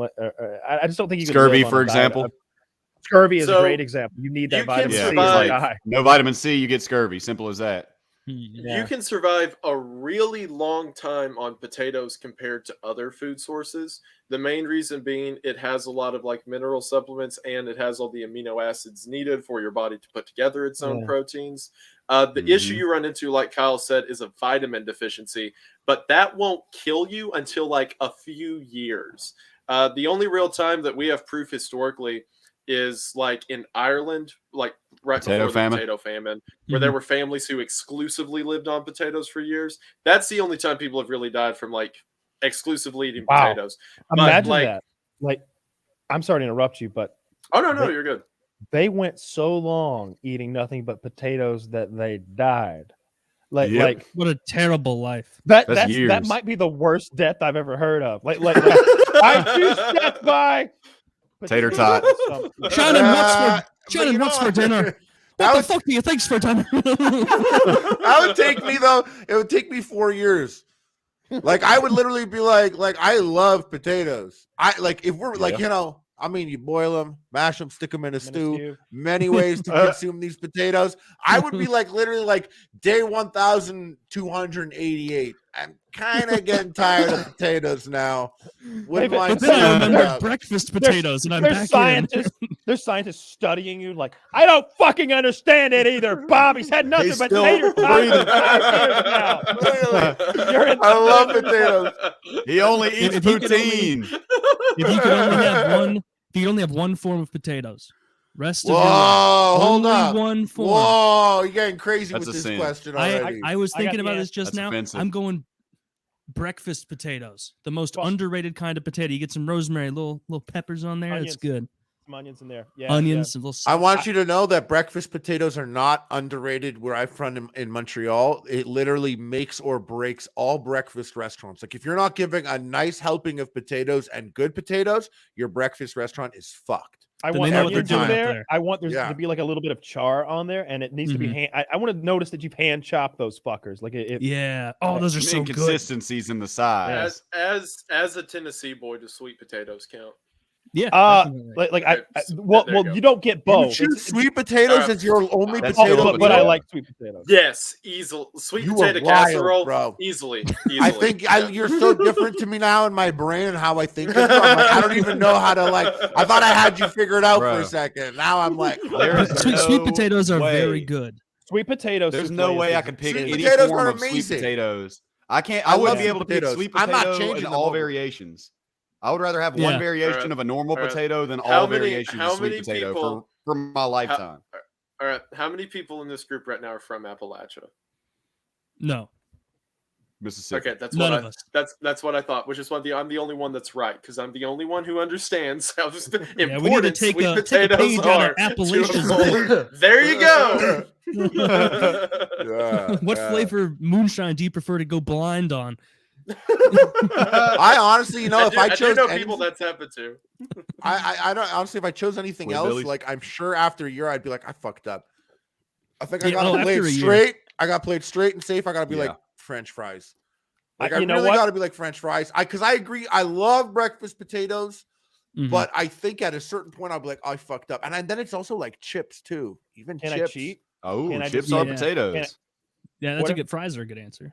What if I say baked potato and then I can do stuff to it to make it other potatoes? Like you mean get a baked potato and then you mash it Yeah. up? yeah, I like that way of thinking. Well, see, I also no. that's what I was thinking. No. I was thinking French fries are Yeah. super versatile. You can They're- add no, anything to no. it. They're on The the- same. they're on the No. other side of that one way or that two-way mirror. They're like, holy fucking shit, he's cracked it, boys. He's in there It's mashing like 9 it other up. types of potato. He made mashed potatoes out of a baked Who potato. gave him the fork? Did he ask for it? I Yeah, knew it. it is not an answer to say, what if I bake a potato and then I cut it into small pieces and then put rosemary on it and then bake That's it my again? next step. What if We're I gonna mash slice it and then put, and then what if I bake it and then I Alright, scallop it alright, and then I throw it in the fine. pan?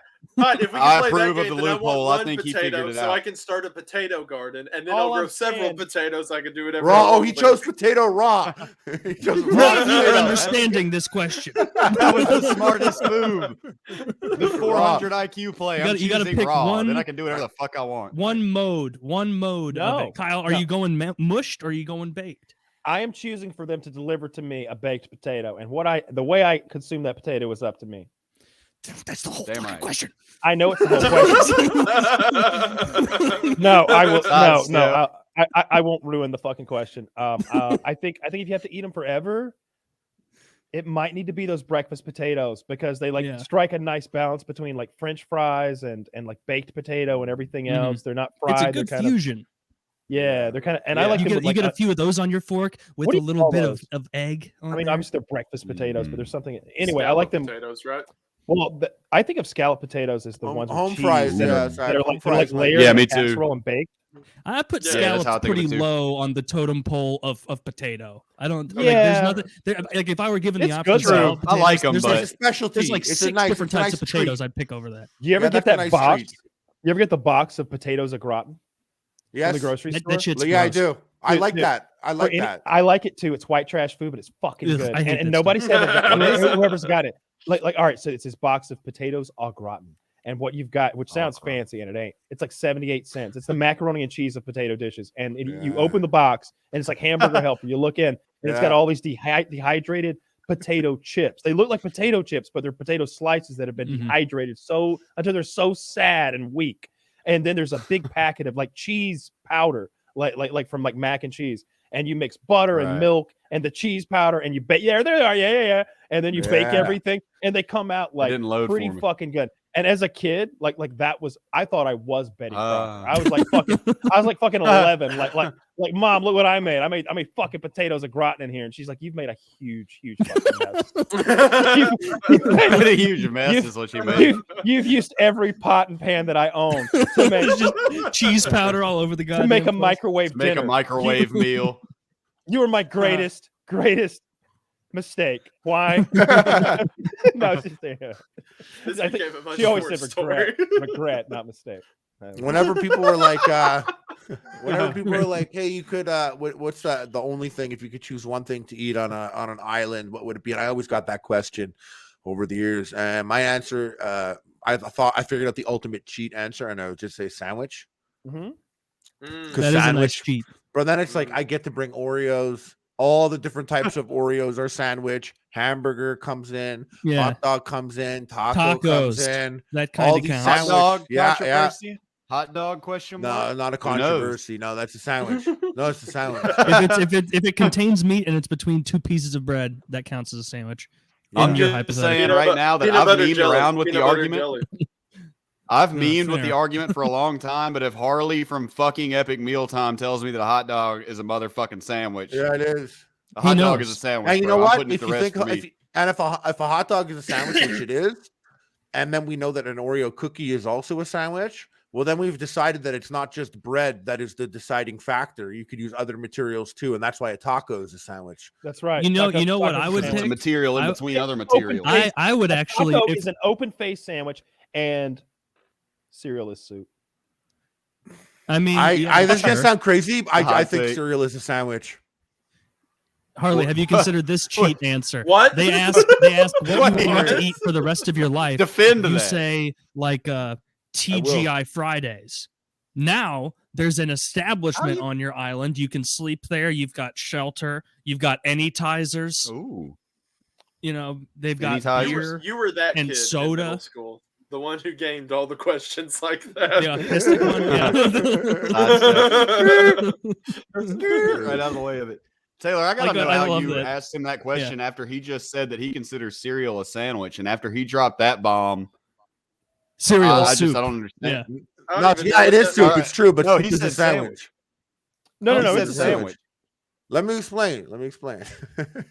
You see, once you have all these sandwiches, you know, like we look at things like we were saying like a taco or you know, if a taco is a sandwich, you know, if you like close it up, if you could close it up a soft taco, it's still a taco, it's still a sandwich, it's just enclosed now. That would mean that enclosed items like that are also sandwiches. So like ravioli, calzones. A calzone is a sandwich. Oh, I so now imagine a calzone. I can get behind that. Yeah. Imagine a calzone made of skin filled with blood and bones. Yes. Yeah, we are sandwiches. And it's a baby. We're sandwiches, bro. Like if you follow this line of logic, we're blood and bone calzones. We're sandwiches. I'm still not certain I'm buying now. Cereal is a sandwich. Cereal. Once we break it down, everything is sandwiched. Your cereal is sandwiched between a bowl and air. This is like a Rick and Morty bit. The bowl isn't eaten, though. This is the educational system. You don't have to eat all of your sandwich. I don't know, Rick. That doesn't seem like a sandwich. Morty, you don't even understand what a sandwich is, you fucking retard. Oh, stop calling me a retard in front of my friends. Morty, if you talk again, I'm going to fucking execute you. I think I'm going down all your memories and mean less than you, Morty, and I'm going to bring those memories right back. No, please don't. God. That's something really bad to hang over somebody's head. And I hope he didn't say that. I haven't seen all the episodes. Well, there was the whole episode of Morty's mind blowers. Basically, Morty's flashbacks or whatever, where it just shows all of the horrible things Rick did to him and hid in his memory, which that was the right thing to do. Like Morty would have killed himself if he had half those memories of like getting abused sexually by aliens and stuff. Yeah. Or when he killed Santa Claus. Killing Santa. Yeah, that's true. He did. I'm not gonna lie. Last time how that I long watched, did you guys believe in Santa? What was your like total lifetime of Santa? I remember when I was like my mom 5. asked me the other day. I asked my mom. I was like, "Is Santa real?" Because kids at school were talking about it, kindergarten, and she was like, "No." And so I was like, oh, okay. And then I remember I told a couple kids at school because I had the inside scoop and they got upset. Yeah. But yeah, my parents never let me believe that. They tried to make me write a letter to Santa Claus in the 3rd grade, and I refused. Why? You're too cool? You're like, fuck that. But I don't know how to write, Dad. No.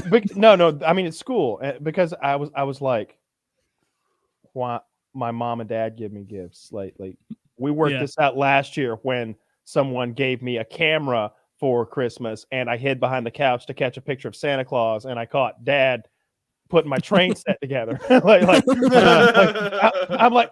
somebody gave me like a Polaroid. God, I'm old. And I was like, I hid behind the couch with this Polaroid camera, and I was like, when Santa comes out, I'm gonna fucking catch this bitch on film. National Enquirer. Next thing you know, Kyle's famous. I got this. Maybe I get an interview. And instead, Dad came out, and I was like, oh shit. And I was in 2nd grade, so like 7 or something like that. So the next year, when they tried to make me write this fake man a letter, it was just nonsense, and I didn't. It was insulting. You know, I actually nothing's more fitting than Kyle like performing an ambush on like an esoteric mythical being at the age of what, 7? You're like, I'm gonna get him. No one else has, but I got this. Yeah, not just gonna get a picture. You're gonna hog tie him. I mean, I guess Dad's lucky that like they didn't really pump up the Santa mythos in my house. I could have been back there with a pistol in one hand and a camera. Like, I'm bag. All right, fat man, smile for the camera. Hold up that newspaper. Yeah. Man, all right. Now make Santa bleeding looks a lot like my dad bleeding. I went to... Santa's some sort of a demon. He changed into my father's form to try to trick me into letting him go, but beat still him tied mercilessly. Up. And eventually, he admitted it and gave me $500 cash. Schizophrenic child, Kyle. And I've called the National Enquirer and sent them pictures and the confession. Didn't you when you were a kid though? Didn't you when you were a kid, like even you would hear things that were fact but still want to believe in a way?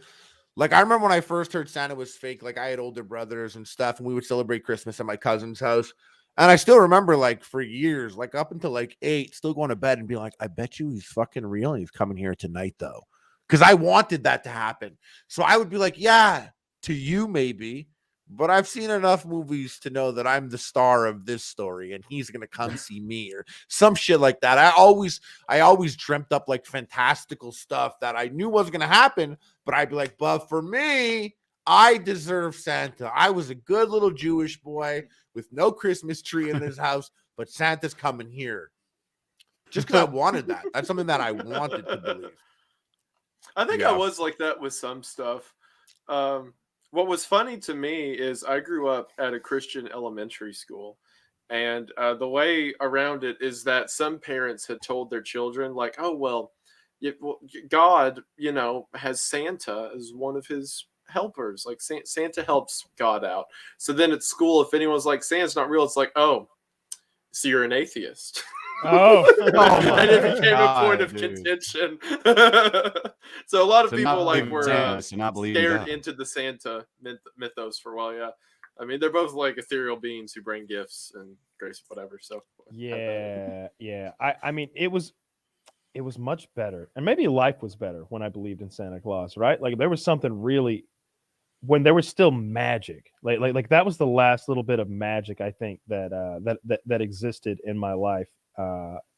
When I found out that Santa wasn't real, like at 7, something like that. Because before then, I think I probably believed in like all sorts of things. Like when you're like 5, 6, like maybe even the Easter Bunny. I don't think I ever believed in that shit. Even my parents, like that. I think the Easter Bunny. Like I'll say this. I'll take this little leap, step out on this ledge. Any fucking kid out there that believes in the Easter Bunny is fucking weird, and you should keep an eye on them. Parents, if you got a kid out there talking about the Easter Bunny and shit, like, and you didn't like drill that into them, if they just believe that because they watch a Cadbury commercial one time, keep an eye on that little fucker. He's gonna do weird shit to animals one day. Like, and we think he's a loser too for believing such a stupid. For sure. Your kid's a fucking little idiot. And also, your kids. You should definitely bully your children. Parents hard. No, or the tooth fairy though. I think we got down with. But here's the thing: that it's easy to believe in the tooth fairy because like nobody knows what she looks like, so it's kind of like Santa, you're like, wait a minute, God, he's everywhere. He always looks different. That's a black Santa. Now I'm calling bullshit. I love the Tooth Fairy doesn't have established lore. If I was a black person, I would feel so fucking pandered to by a black Santa Claus. It's like, are you kidding me? What, you didn't think that we believed a white man could give us a gift? Like what kind of nonsense is black Santa? Like, I would feel super pandered to. But that's neither here nor there. I believed in the Tooth Fairy though, because I'd never seen her before. She always showed up with cash in hand, and she didn't even bother me about it. Like I woke up, the money was there, the dirty, bloody tooth was gone, and it seemed like a good deal. You think that may be part of it? Like, Santa brought us gifts, so we're like, yeah, I'm on board. Tooth Fairy brought us money. Yeah. Easter Bunny, some like warm Reese's Pieces and a plastic egg. Yeah. Like, it could have just been that we were willing to buy in because we didn't want to question where the money was coming from. Yeah. I think that's it. I remember my tooth being under my pillow and like literally being asleep, but like waking up like when my mom came in and she's like reaching under the pillow and I like grab her. I'm like, hey. And she's like, and I'm like, how much she give you?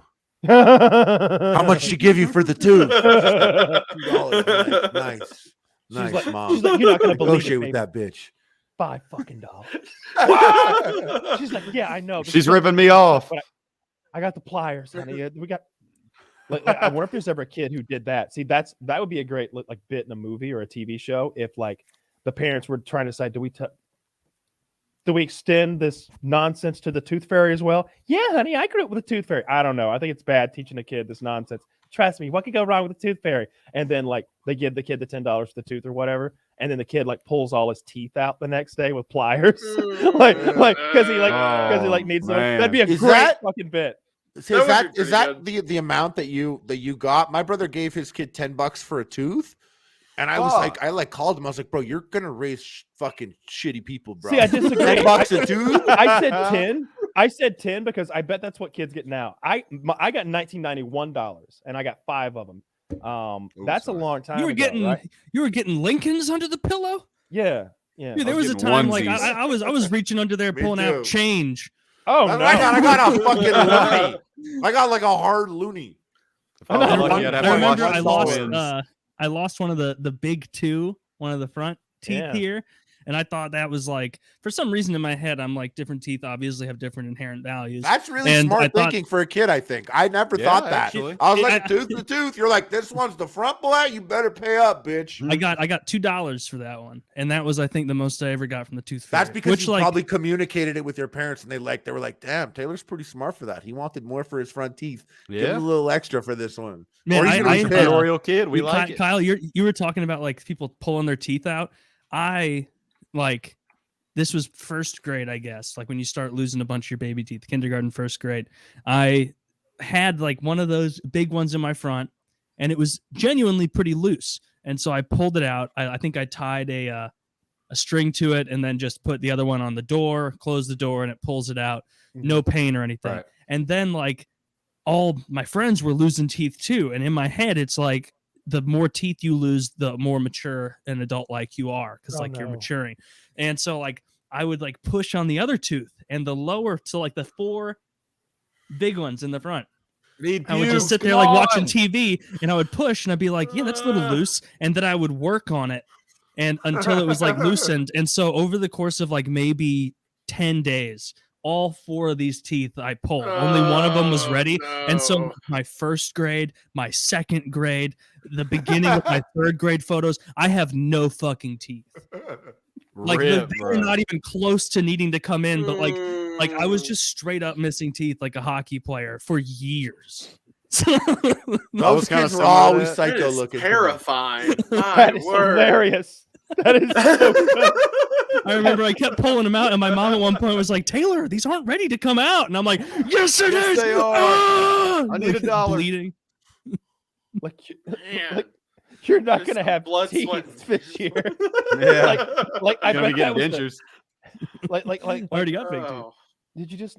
I mean, there's so many foods that are difficult to eat without front teeth. Oh, it was impossible. I was side of the mouth chewing for years, and I also had a bunch of I broke my nose a couple times when I was little, and I had a fucked up sinus just from being born with a fucked up sinus thing. And so I wasn't able to chew with my mouth closed ever. Until I was 7 or 8, and I broke my nose for the first time. And like my dad would yell at me all the time sitting at the table because I would be like sitting there chewing, and like I could only breathe through my mouth. My nose didn't work, and so I was like chewing, and then I'd be like in the middle about to swallow. I'm like, my dad would be like, "Stop chewing with your mouth open," and I'm like looking around at everyone else, and I'm like, "How do they have the ability to hold their breath this long, this consistently?" You look like a fucking Pez dispenser. I don't know. God, You man. could see all the food in there, but I remember at the hating same that. time you didn't have front teeth. You Yeah, I couldn't didn't have any breathe. teeth either, and so it was taking me longer. You're lucky to be chew. alive. Also, A toothless child just gasping as they're trying to chew I on remember their that molars. I remember explicitly one evening eating chili, which I hated, and eating chili and then like chewing and just like even little like 2-second chews, like because chili doesn't take long to eat, like still just eating again. I take a bite of like caramel or something. I'm dancing with the devil at that point. You know, I might die. I might asphyxiate. I remember one time what that reminded me of. My youngest sister, when she was 8 years old, 7 or 8 years old, she got so I broke her nose with the Bible. That's its own story. Hell But yeah. I'd broken her nose. A basketball goal fell on her. She got double black eyes, and she had broke her arm on her bike, all in the span of like a couple weeks. So she had to cast 2 block eyes and one of those nose bridges. Mhm. My mom was going to the bank one day and brought her along with him. And while mom was talking, the teller behind the counter was like, "Oh, how is the weather?" Like just weird conversation. Mom's like, "I don't know. It's kind of weird." She started looking around, and the bank manager had taken my sister over the side and was like, "Be honest with me. Did mom do this to you?" Oh my god!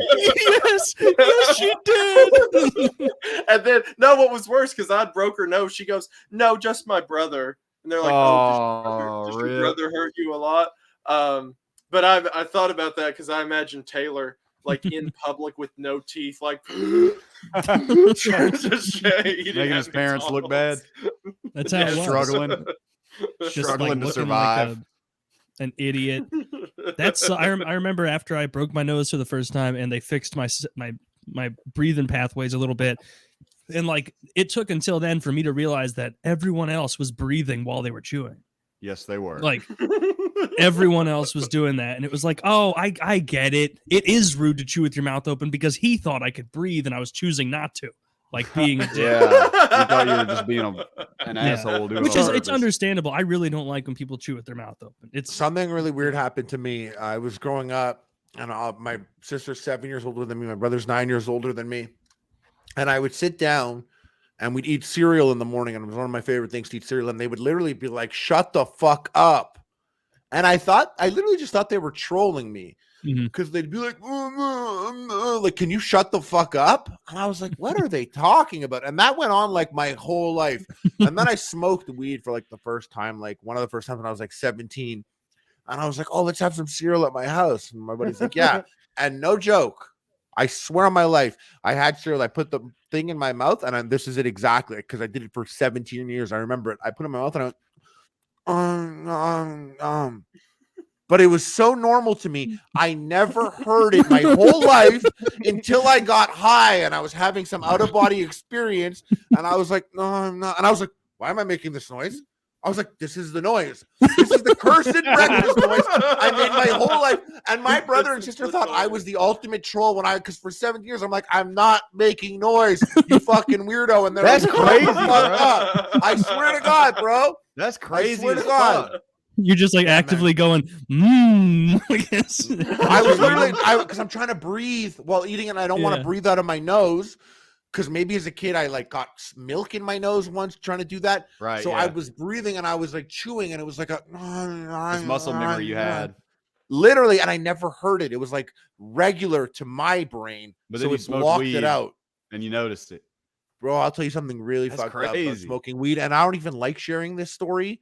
And I don't even want the fucking PKA fan base to know about this. But this is actually true. And you know what? I'm 36 years old. My ego is just non-existent anymore, so I could share this story. And I know someone out there probably has it too, and they'll never admit it because I don't even want to share it right now. Also, one of the first times I got high, I took a shit, wiped my ass, and instinctually, the shit-covered toilet paper went up to my face, and I stopped it like, what am I doing?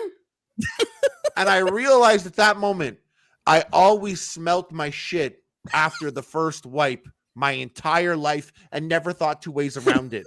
Like an animal seeing if I was okay, I would wipe my ass and be like, okay, and that's it. So I'm 17 and I'm high now. I wipe my ass and I'm like, what I'm weird. am I doing? I was like, I was going to smell that. And then I was like, wait, I always smell it. And I'm having all these memories of being like, all of a sudden it's fucking weird. It was weird. It, like, you All don't of a smell sudden. your own shit. Like, bro, like, Weed good, makes you look something. at it. That is Smell Weed the gave you the room. outside perspective you needed. Smell Smell the the room, room. Let it waft. Who- Let it who- waft. Who There were- told you that was like the procedure, that you smell your shit? It's just every like time? animal instinct. Like a dog will shit and go and smell it. Like, I would be like, what's up today? And I'd be like, that smells like I'm not in a good place or something. I don't know what I thought. Like, you know, it was like a subconscious thing. It was literally like a fucking stupid little dog that shit walks over and goes, why am I smelling this? I was Like, about but to I was a ask if you person. ever gleaned any useful information from sniffing your shit. Like, man, I No, need some more dude, protein. Nothing useful. I got information. Just Stuff every with single something like day, that. you're like, oh, that I got smells info, but it terrible. wasn't fucking useful. Yeah, I'm every like, day, "Hey, just damn, it still stinks. Year 10 still stinks. Just keep himself But, humble. like, when I My shit still got stinks. high, like a lot of things that I did, I was like, oh my God. And this is gonna sound really weird. I think I was retarded before I started smoking. And There it were fixed you. things that I did that I never realized. And like, I'm sure if I went and got a test right now, they'd be like, yeah, you're like a little sprinkle of autism or something like that. And I'd be like, bro, I would be a lot more if I wasn't blazing my whole life. I used to smell my own shit. Dude, weed. They'll be like, weed all right, really keep made smoking. a huge impact on your life. Then, like, Yeah. the only thing it makes me like double think about is like if I'm really stoned and like I'm hanging out with friends or whatever, and they're like, you know, something will happen. They'll be like, "What kind of pizza do you want?" I'm like, "Pepperoni and jalapeno." And then like in my head, I'm sitting there like 2 seconds later, like, did I say that weird? I think I Oh, said yeah, that yeah. really Yeah, yeah, weird. yeah. I think I Did I said just say that funny? pepperoni and jalapeno, and it's Did I like, say but pepperoni and if I jalapeno? address it, and I didn't say it weird, then it makes it weird. Then I Well, look let's- weird and I look Let's hold super on and high. see. And they're going to think I'm Yeah. weird and not want to get high with me anymore. Yeah, I got very comfortable early on being like, goodbye now. And they're like, what? And they're like, I'm getting so high right now that I know in about 4 minutes, I'm going to be different. So I'm saying goodbye to you now because it's not me. Because I'm going to anything Mars. Stupid I do later, like, that's not me, you know? The best way to like keep yourself from getting too fucked up on weed, like when you've taken a bunch of edibles or smoked too much, is playing a game. Doesn't matter what the game is. It could be Magic the Gathering. It could be Monopoly. It could be chess. If you're fixated on a game, like you don't get too high. Have you ever? anymore. I know we've all Yeah. been in like I think maybe we've all been into like various games before and into those communities that play them. What games have you played that seemed like marijuana go hand in hand together? Because I'm playing a lot of Tarkov right now, and it seems like everybody I play with is stoned, and it's not just because like everybody really, I know. Tarkov. It's not just that everybody I know smokes weed. It's just like Right. like I'm meeting new That's part people of and it. like I'm meeting like friends of friends and like people who play Tarkov and like that. The only way I'm meeting them is because they play the game and All of we'll them be smoke about weed. to start a raid and I'm like, all right, hang on a minute, let me smoke this Delta 8. And they'll be like, yeah, let's all hit it. I'm like, wait, you're and I'll hear like 3 blowtorches fire up, like a bubbler. There's something bubbling in the background. Some guy's got a huge volcano bag. Like You just everybody's hear it. blazed. And Yep. and we're sitting there just doped up as fuck, like playing Tarkov. That's I always feel a like little bit of a Tarkov- bitch feeling when like, you know, you're like, oh, all right, everybody's getting stoned, okay, and you like light your normal bong with flour, and you hear a guy go like, eat, like, and it's like, oh my god, he Yo, must bro, I'm be a heating up the chemistry nail for lab. the extract. Yeah. Hell yeah. Yeah. The real game you want is the one where you're like, yeah, next round, and then you hear like,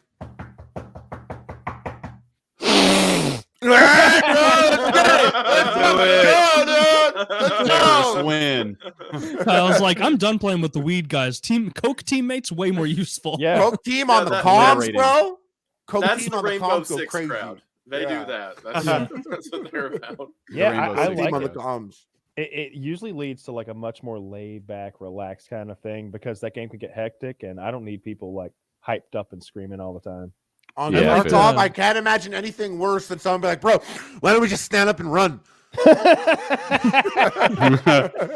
You know what? Let's On just go weed, with guns though? blazing.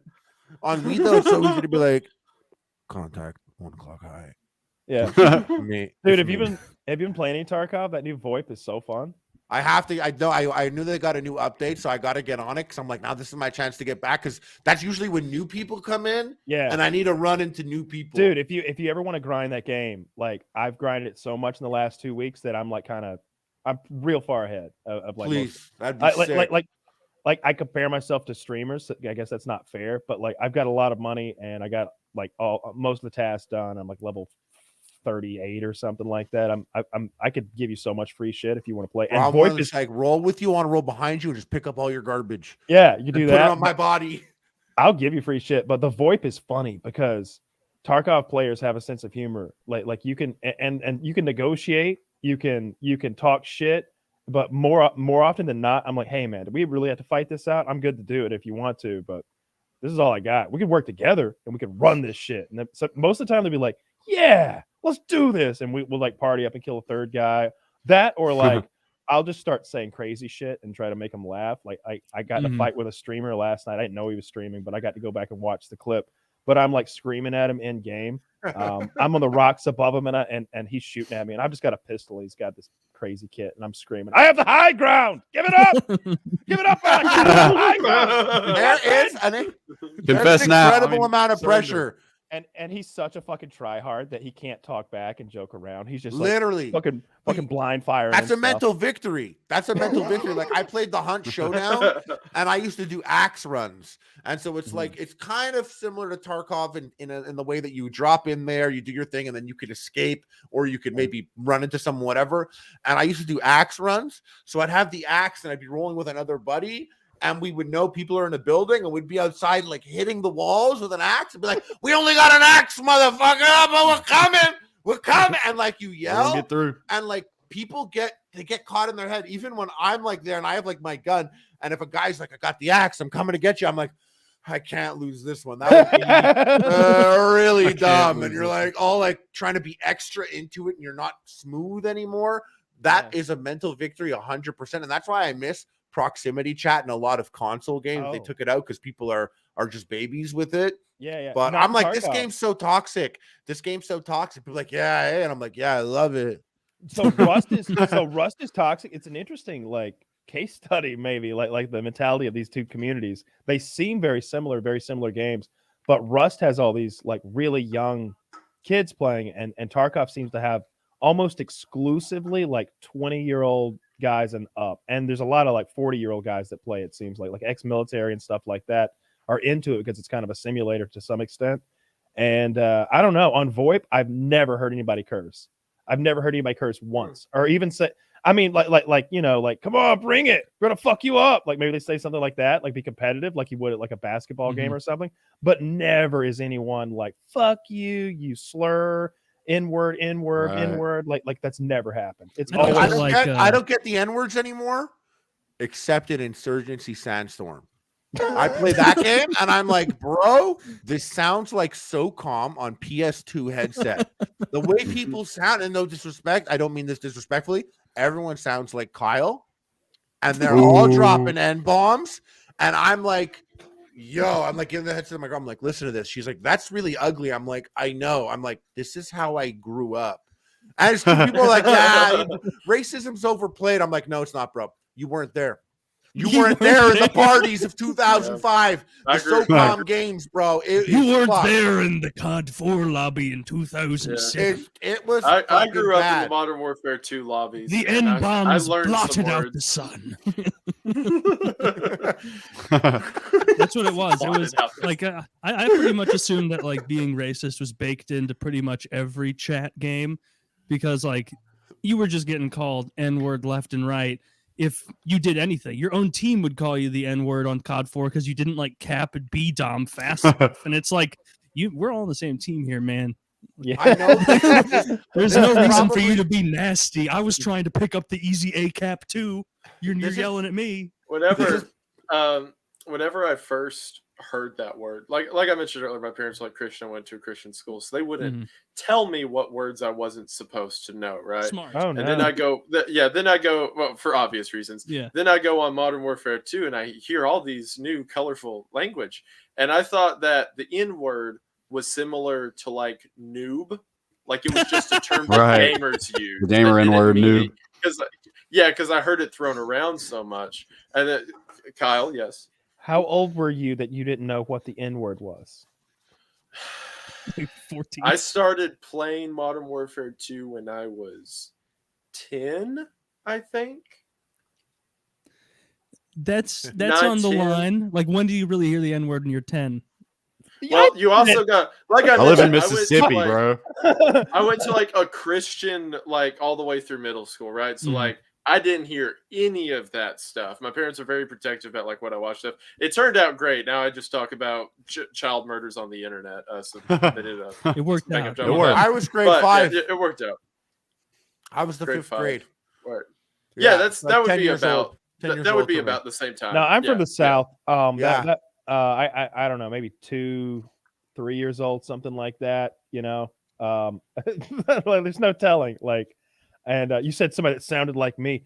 They sound a lot worse than me around here. Yeah, bro. I'm like, it's so I have calm right now pulled hearing it back a little bit. You've been where I'm from. You've seen it. You met Gator. Gator is what Yeah. I used to sound like. But they, yeah, I don't know, man. The Tarkov people seem pretty chill on VoIP. It's not crazy, and it's been a ton of fun. It's really just fun to yell at people too. Like when if you run at It somebody, is. like you can start screaming at them, and it's actually scary. Yeah, that is scary. But you know what? I You know- also what I dislike is when I play a game and I'll like boot up a game, probably like I'm trying to think of like one of the most recent tactical games I played like in the last 2 years, maybe Valorant or something. And someone will be like, "All right, boys, here's the plan. Let's like, double everyone rush B, and I'm gonna get one guy to go around to A and cause distraction." And someone else is like, "Whoa, calm down, you fucking loser. We're playing a game." And I come in and I'm like, "No, bro, you shut the fuck up. I'm 36 years old. I'm playing this game right now. I'm not fucking playing to lose, bitch. This ain't no casual shit. If we got a man here that wants to run the squad, you're going to listen to this man right now run the fucking squad, unless you got a better strategy. So are we rolling here or what?" And they're like, "Yeah, let's Yes, win." sir. I'm like, "All right, let's execute our plan." I'm like, "Captain, No one would ever go do ahead." that. The thing is, like, no one would do that in Tarkov. You know, if somebody's ever like, all right, so we want to hit Big Red, then we're going to cross over the main bridge. We're going to go low, cut across to RUAF, hit Crack House, and head over to Stronghold. Sound good, everybody? Everybody's like, yeah, that's a real good plan. I like it. Let's watch a right flank. Sounds good. All right, let's go. Like nobody would ever be like, what are you, fucking try hard? Because like, Yeah. if you're Because playing everyone's try harding. we're all trying so goddamn hard. We've been there all day. Like it's so many hours. It's so many hours. Like you can't just play that game casually. Like pop in for a game. Fuck you. Let me ask you this, Kyle. I don't play that much Tarkov just because I've had time lately, but all of my friends who got into it said that they did because of like the realism aspect of like the weapons, how fast people go down, the fact you can use tactics. Do you think a lot of like the Tarkov crowd is mature because there's kind of this understood like we're all grown up like children who just really want to see guns be cool and like accurate in a video game? It's a lot. I mean, grown up children No. in the best way. You're by not the way. insulting me. We're all grown up children here. Yeah. Yeah. It's a lot of things. I think that it's that the player base comes from a lot of adult background shit because it is kind of a simulator and it's been an alpha and now beta for so long that I don't know. The people who play it and have been playing it for a long time, they know the struggle. They know the game.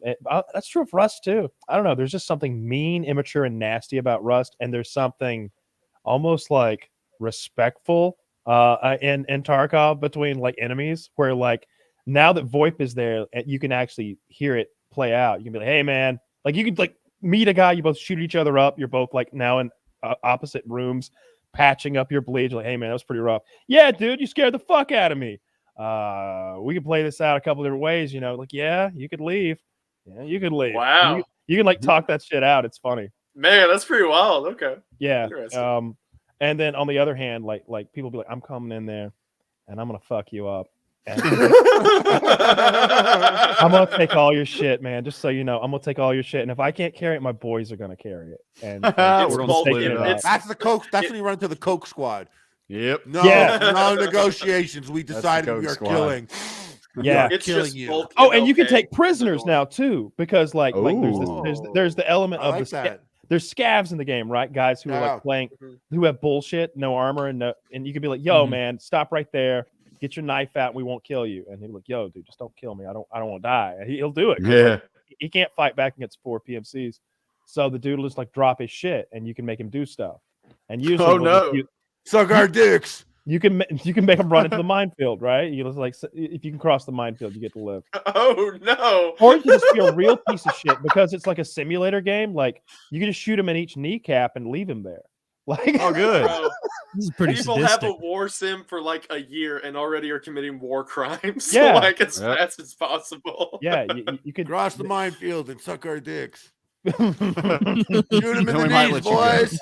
He's like, I'd rather This be game bombed. sucks. I've been a POW for months. Every time I log on, We've I'm told getting you, your beaten boys with even- reeds in a cage like John McCain. you joke. Can't do but- the YMCA anymore.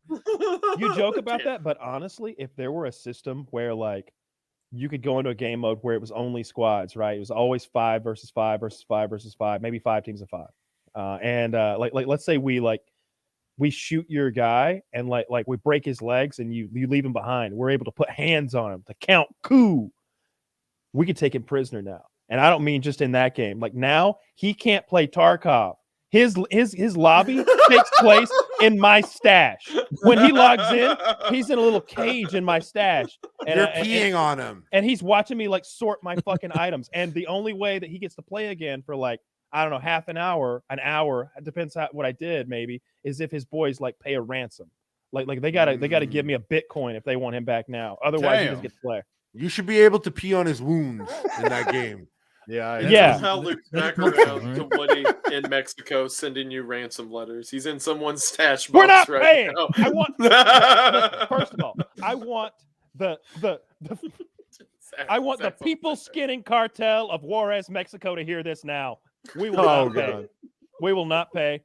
Woody is a strong man. Okay, Woody can take handle it. whatever you can dish out. He's as I tough as bet you nails. couldn't skin Woody alive if you tried. You better sharpen What? that knife. He's All on a right, list I'm now. telling He's you that right thick-skinned. now. List. You're Good not luck. gonna mail Kyle fingers, you bitch. We're all on a list now. Oh yeah, we're New getting list. hit for sure. Just we some earned a guy new going one. hard against the cartel, like for no reason, then they fuck him up. Dude that was never even involved in the first place.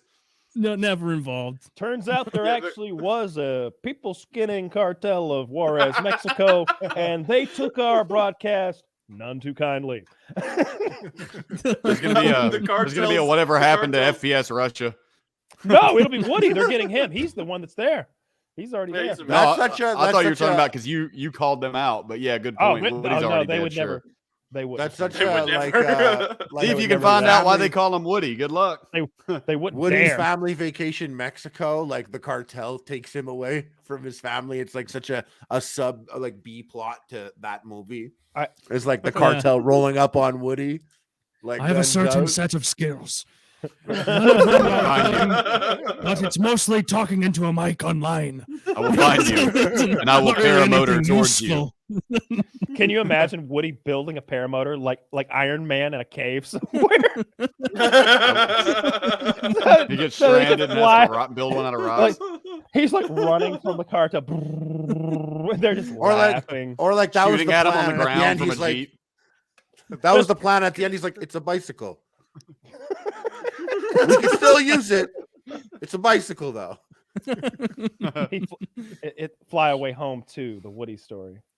Well, you know, You ever see that movie, Fly Away Home? About the little No. girl that rescues the goose? I have never seen I think the it's a little true girl story. goose Heard of movie. that. Yeah. It's this little girl. She rescues like a Canada goose. And Canadian. Ooh, those Yeah, are I can't- terrible that- geese. no, they're the best of geese. They're the and- meanest geese. Yeah, they'll fuck you up.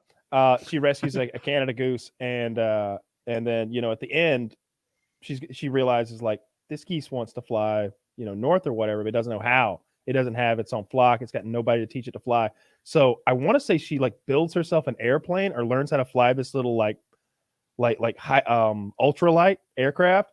And then she's like, "Come on, buddy," and like she flies with the goose to like Canada and back, like to teach it to make the trip. terrible. This is It was realistic. heartwarming. It happened. It's a true story. That movie sounds like it The sucks guy ass. There are no just stakes. What are the stakes? That a goose doesn't goose. make it north to harass someone in a Yeah, parking lot? Yeah. You got to get in a room with a The heater. man, hold on. The man who just threatened the cartel saying they couldn't skin Woody alive if they wanted to. They He's couldn't. talking about how heartwarming the Canadian Goose movie is. But when it comes to Yes. saving Woody's life, I'm no a fan of heartwarming. consistency. I'm certainly not making everything up. I believe it Well, as I we go don't along. negotiate with terrorists here. We've made that clear time and time again. We won't But I'm deal with here. the people skinners. But I'm the Canada only Goose is terrorist they negotiate with, and I'm not trying to negotiate anything. I'm just chilling. so. But Goose are not considered terrorists to you. They're on the fly list. I'll be honest. Every time I see somebody, Good point. like, every time I see a grown ass man tolerate a goose fucking with him for 1 second, I don't get it. I like you've been emasculated. You have been emasculated by a goose, sir. What do So you that do, happens Kyle, in if a goose Canada- comes That up? happens in Canada all the time. I'm ending it right there. I swear. What are you to gonna God, I do? won't- Just shoot the I'm goose? killing You it. Kick it? No, I'm not shoot. I'm gonna just look at that long neck. Grab on its that- neck and Just fucking bare choke hand. slam that bitch. It's like Balls it's to the like, wall.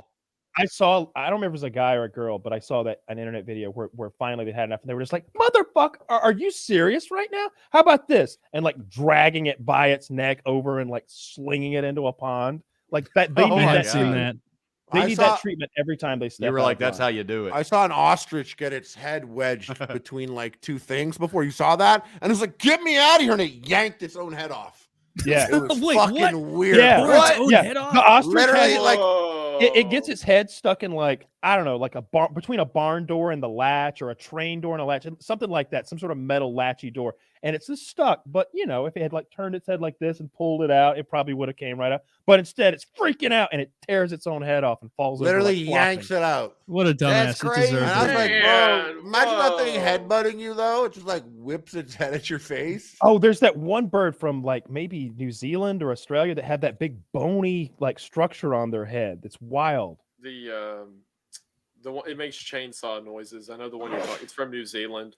Yeah. They can mimic like car alarms and stuff like that. They look like a pterodactyl. Yeah, yeah. That's not, like, that's so not the shoe bill thing, is it? It's a no, can't they think of can mimic like any sound they hear. So there's like these people who go camping who talk about they'll hear a chainsaw getting cassowary. That's it. Yeah. Thank you, Zach. They'll talk about Hey. hearing a chainsaw getting closer, and then like, oh no, it's just the Velociraptor. Don't worry. And it's running out and making car noises.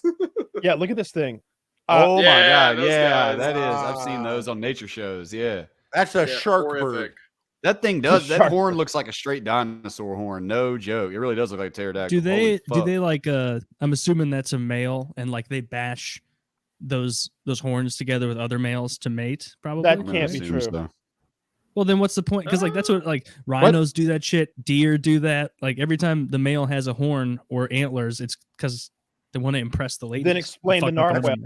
That's like if that bird looked at a picture of me shirtless, they're like, "That's a female, let me guess." And the baby sucked those titties for milk. Gotta what's the- be. Good shout. What animal is the most like ridiculous that if you can't say platypus, that's cheating. What animal Yeah. if you like, did you think was fake when you first heard about it? Because it's like, wait a minute. Like, Do those sea are real? bears count? Sea bears? You mean manatees? No, I'm talking about he's sea talking bears. the little Those are sea microscopic- Are you, talking cows. about, are you talking about tardigrades? That's it, tardigrade. Yeah. Oh, Do those yeah, count? okay, I don't know if that's that is that an animal, huh? I mean, they're Probably alive. Tasmanian Those- devil for me. I was like, "That's a real thing." yeah, because Yeah, the That's cartoon. real. Yeah, Not anymore. That's the cartoon. I was surprised Yeah, to learn those were real as well. And I was like, Bro, "Do they I was fucking surprised spin that around?" I was surprised the marsupilami wasn't real. It's the narwhal. Oh, the narwhal. narwhal. Hey, the narwhal. I legit didn't know those were real until like a year and a half ago. For real, lot I of always people are thought like that was a that. mythical creature. Yeah, I they- thought it was like an internet meme. It's not just am me I that the thought only that. one? Am I the only one who thinks that like a narwhal horn would be the coolest fucking thing ever? Like, I want a narwhal horn like on the end of like a staff. Cane. Like, That would I be bet if I sick. I feel like a Mm. narwhal horn is what you would use to like spear a demon or something. Like it Yeah. looks like it has some magical power. Mhm. Yeah. It would be. I'm It I'm would with be you, a bro. I'm with cool you. I'm looking vibing. cane. Like I could see that being like the whole plot to a season of Supernatural, having to get a narwhal horn to like stab a demon. I think we Like, should or- go or on a maybe mission in some real sort life of, and like- go get one. I don't know if they're protected or not. They seem. I don't pretty care if healthy, they're though. protected. I swear there was some group of people who, oh yeah, the Inuits, that's right. They hunted them to like near extinction in that Those area. bastards. Josh is about to finish the job. Because they wanted to keep the Oh, that's a shitty one tusk though. and stuff like that. Find me a good one. That one's only $1,000. Like what are we, peasants? Yeah, what the fuck? The fact That you would shit out. What even, is this? A narwhal horn for The- ants? the fact that you would even show me a sub $10,000 narwhal horn. You just don't know how we Like, ball around here. If I'm apparently. gonna play, I'm gonna play. Don't- I bet those things are super sharp. I don't think they are I at bet all. you could use I'm not them. sure. You don't think so? I don't I'm know. looking They at just are. pictures and they look fucking sharp. But don't and they scary. naturally look grow sharp. to a point? They do that continue like to spiral? curlicue thing. I watched a thing about it a I while don't back. think they're that I sharp. think for a long time they didn't know what they did with them, and now I think they just think that they just like touch them together because it feels good. That's the main reason they exist. That's not Wait, true. they say that's what That's the way it scientists say? exists because That's- it feels good. Yeah, that's what Haven't we scientists all? say. Yeah, yeah. I mean, they are can't. scientists. I can't remember why those fucking whales have that silly horn, but I want one of those horns, and I want either a cane or a spear, or maybe like, man, A I sword. just want A lots. sword. Actually, a it's I'm gonna actually need their a lot of canine horns. tooth. That's All right. actually their canine tooth. Oh my god. That's a rare Whoa. double horn narwhal. Ah, Apparently, this is their tooth. By the way, this is the a double canine tooth. narwhal. You know, This it's one's got to be rare. pretty a cool. double Holy shit, that's narwhal. amazing. That looks really cool. I like how they're both the want it. same length. Oh, I think maybe I read they're like a sensory organ. Like maybe they can detect like something in the water. Interesting. What? Well, it says here on Wikipedia, it's like it literally can it's- detect it's- anything that it hits with its horn. It's literally, they said it's literally a protruding tooth. Wow. So you'll look at my hand. I can detect this desk. So it's like big car bumpers, just Yeah, stuck out that's the how front it of works. wherever it goes. Okay. you know cool. what? An animal I wasn't 100% sure was real was that blobfish, where they, you know that fish where it Yeah. lives in like 1,000,000 feet underwater or whatever. Monkfish. And Yeah. when they pull it up, the pressure pressure. fucks it, Mhm. and it basically like turns it inside out, and it has this cartoony face. And it Yeah, wasn't. with the big nose flopping. I was just like, this looks like a practical effects like goblin face. This doesn't look real. And then you see what it looks like before it's been fucked up by pressure. Pretty normal looking fish. And it's not that I weird. It's believe just that a one. fish. Yeah. Does Yeah. it kill them to like expose them to Yes. the low pressure? Yeah, they Yes. die from it. Mhm. Yeah. They're like When they- being when they pulled reel it and, up, and It slowly has a dying. just- complete body transformation. So every time you see this picture, just know that is dying a horrible death.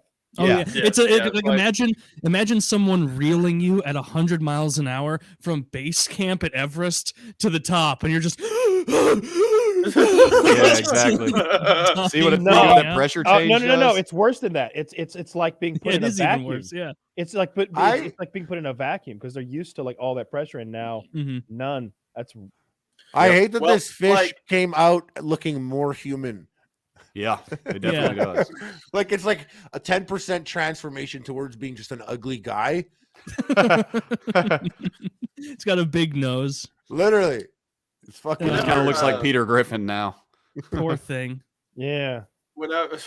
Whenever I go fishing, like in the lakes locally, most of the time those fish will die if like I'm running a plug 20 feet under, because they have the air bladder in them that they adjust to how high up and down they want to go. So if like a fish is 30 feet down and you rip it to the top and it doesn't change its air bladder, whenever you throw it in a live well, it can't adjust and it'll just sit there and suffocate after like an hour.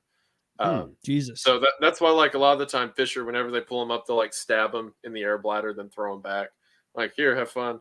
Or to put them in the live well for a while, because otherwise they'll like. Whenever you see on those like, bass I've shows, never they hold seen a up the trophy fisherman bass, stab a fish in the air bladder and say "have fun." You do that That's to awful. throw. Okay, not to have fun. You do that to throw it in the live well, so that way, whenever you hold it up on camera later, it's not a dead fish that's Yeah. been rotting in a cooler for 2 hours. Okay. But the issue is that they get suffocated because they're not adjusted to the depths. So that's like 30 feet in a landlocked lake. Imagine the bottom of the ocean Yeah. getting ripped up that fast. You think there's Horrific. any? You think there's anything interesting down there? Like you think maybe Yes, there's some like intelligent Yes. like fish people like in that movie The Abyss? Mm. I don't Um, think there's I'm fish not people, sure but I think about there's got to be intelligent. cool sea monsters, creatures stuff that lives in the deep that we don't know about yet? Well, I was reading Zach National watches Geographic the channel when I was locked does. up. It said that they estimate that we have discovered 98% of all species that exist on land and approximately 2 to 4% of species in water. Yeah, but I don't care about all of those shrimp that they want me to discover. That's what it would mostly be. He's Yeah, talking about like- fucking like- aliens. Yeah. or There's something. 80,000 kinds of shrimp down there. You guys don't Give understand. us, We gotta fund give us this. a new No. whale.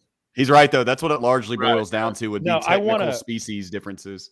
I want a monster. I want something like enormous. They I want would be something- monsters. We don't know, bro. It's true because of the the gravity there or whatever it is. They tend to be bigger, Mhm. apparently. Have Well, I you mean, heard wasn't of it like- The deeper sea makes bigger creatures. I just I watched a don't think- video about it. It's because of their Didn't, buoyancy. didn't they not even have like 100% evidence for the giant sea squid until like recently. relatively recently? Yeah. Yeah, They'd be they like, just find there's out these arms. big I beak-shaped think. bites taken out of this sperm whale's stomach that washed up on the beach. Nah, they would We find theorized it could be a giant squid, and then they found it, right? Mhm. Yeah, there's suckers. They would find the scars from where the sperm whales would fight the squids, and they'd have these scars on them, and it's from the suckers of the giant squid had like a hook in them or something, and but yeah, I think they're What a really, crazy really fucking battle. big. And then I think have you ever Mhm. Epic.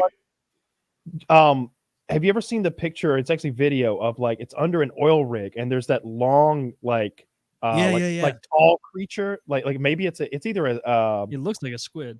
a squid or a jellyfish or something. It's some kind of horrific looking thing. It looks a lot like the aliens from what's the Will Smith movie, Independence Day.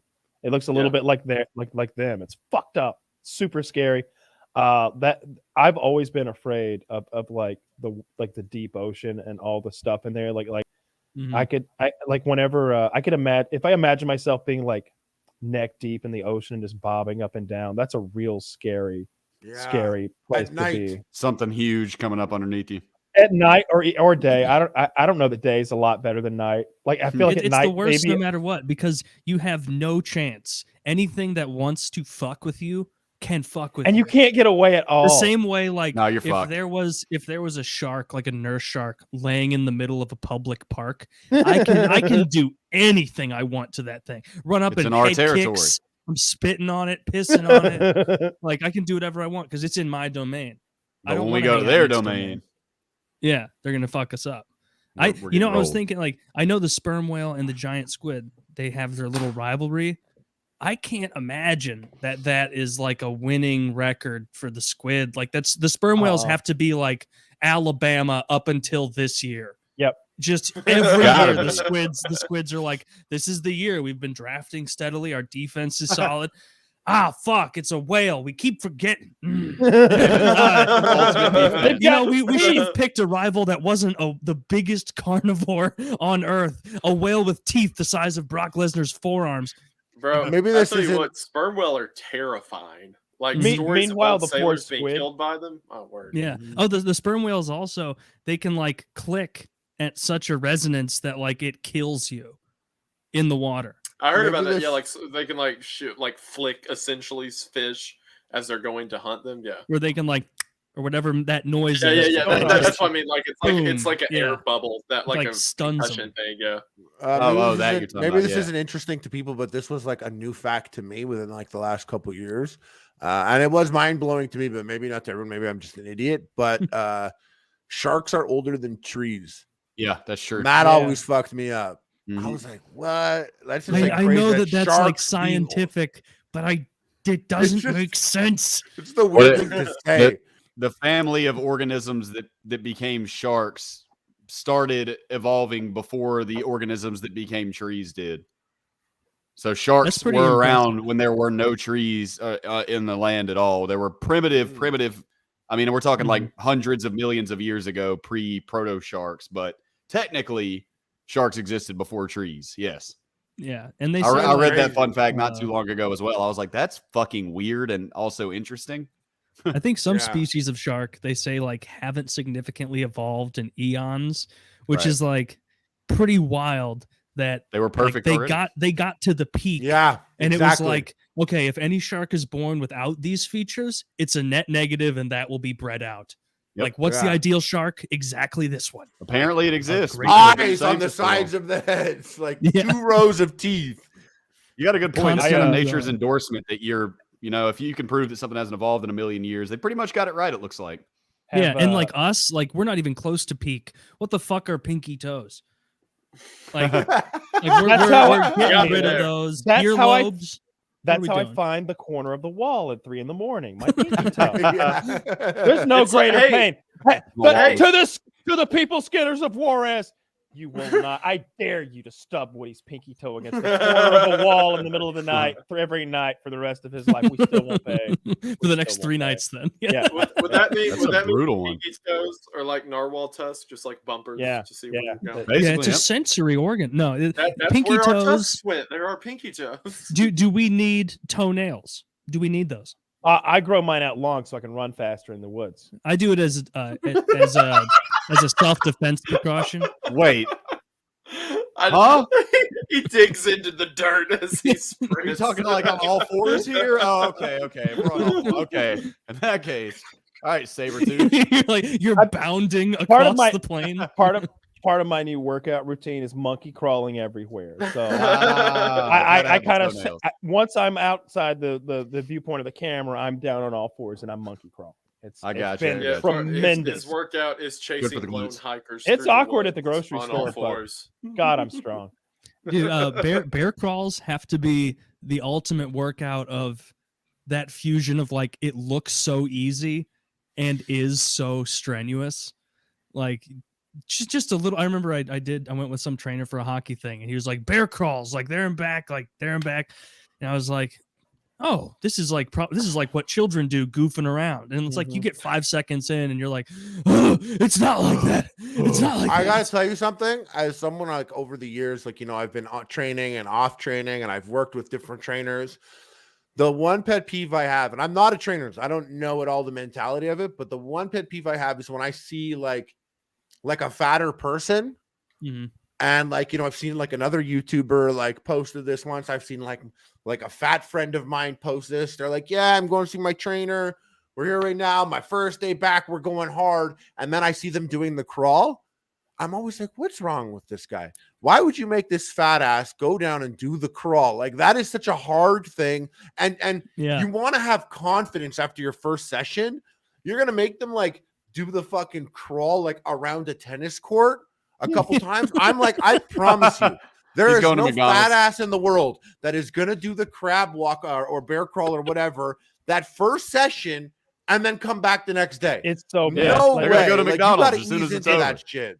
When I did jiu-jitsu, like that was the warm-up. It was an hour of that. And it was like 10 different fucking animals. I didn't know all that shit existed. You mentioned the crabs and the bears, and then there's the monkeys.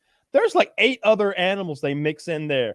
And like I was new to the class, so I don't know any of that. They're like, do the ostrich walk, and I'm like, your best impression. Rip your own head off.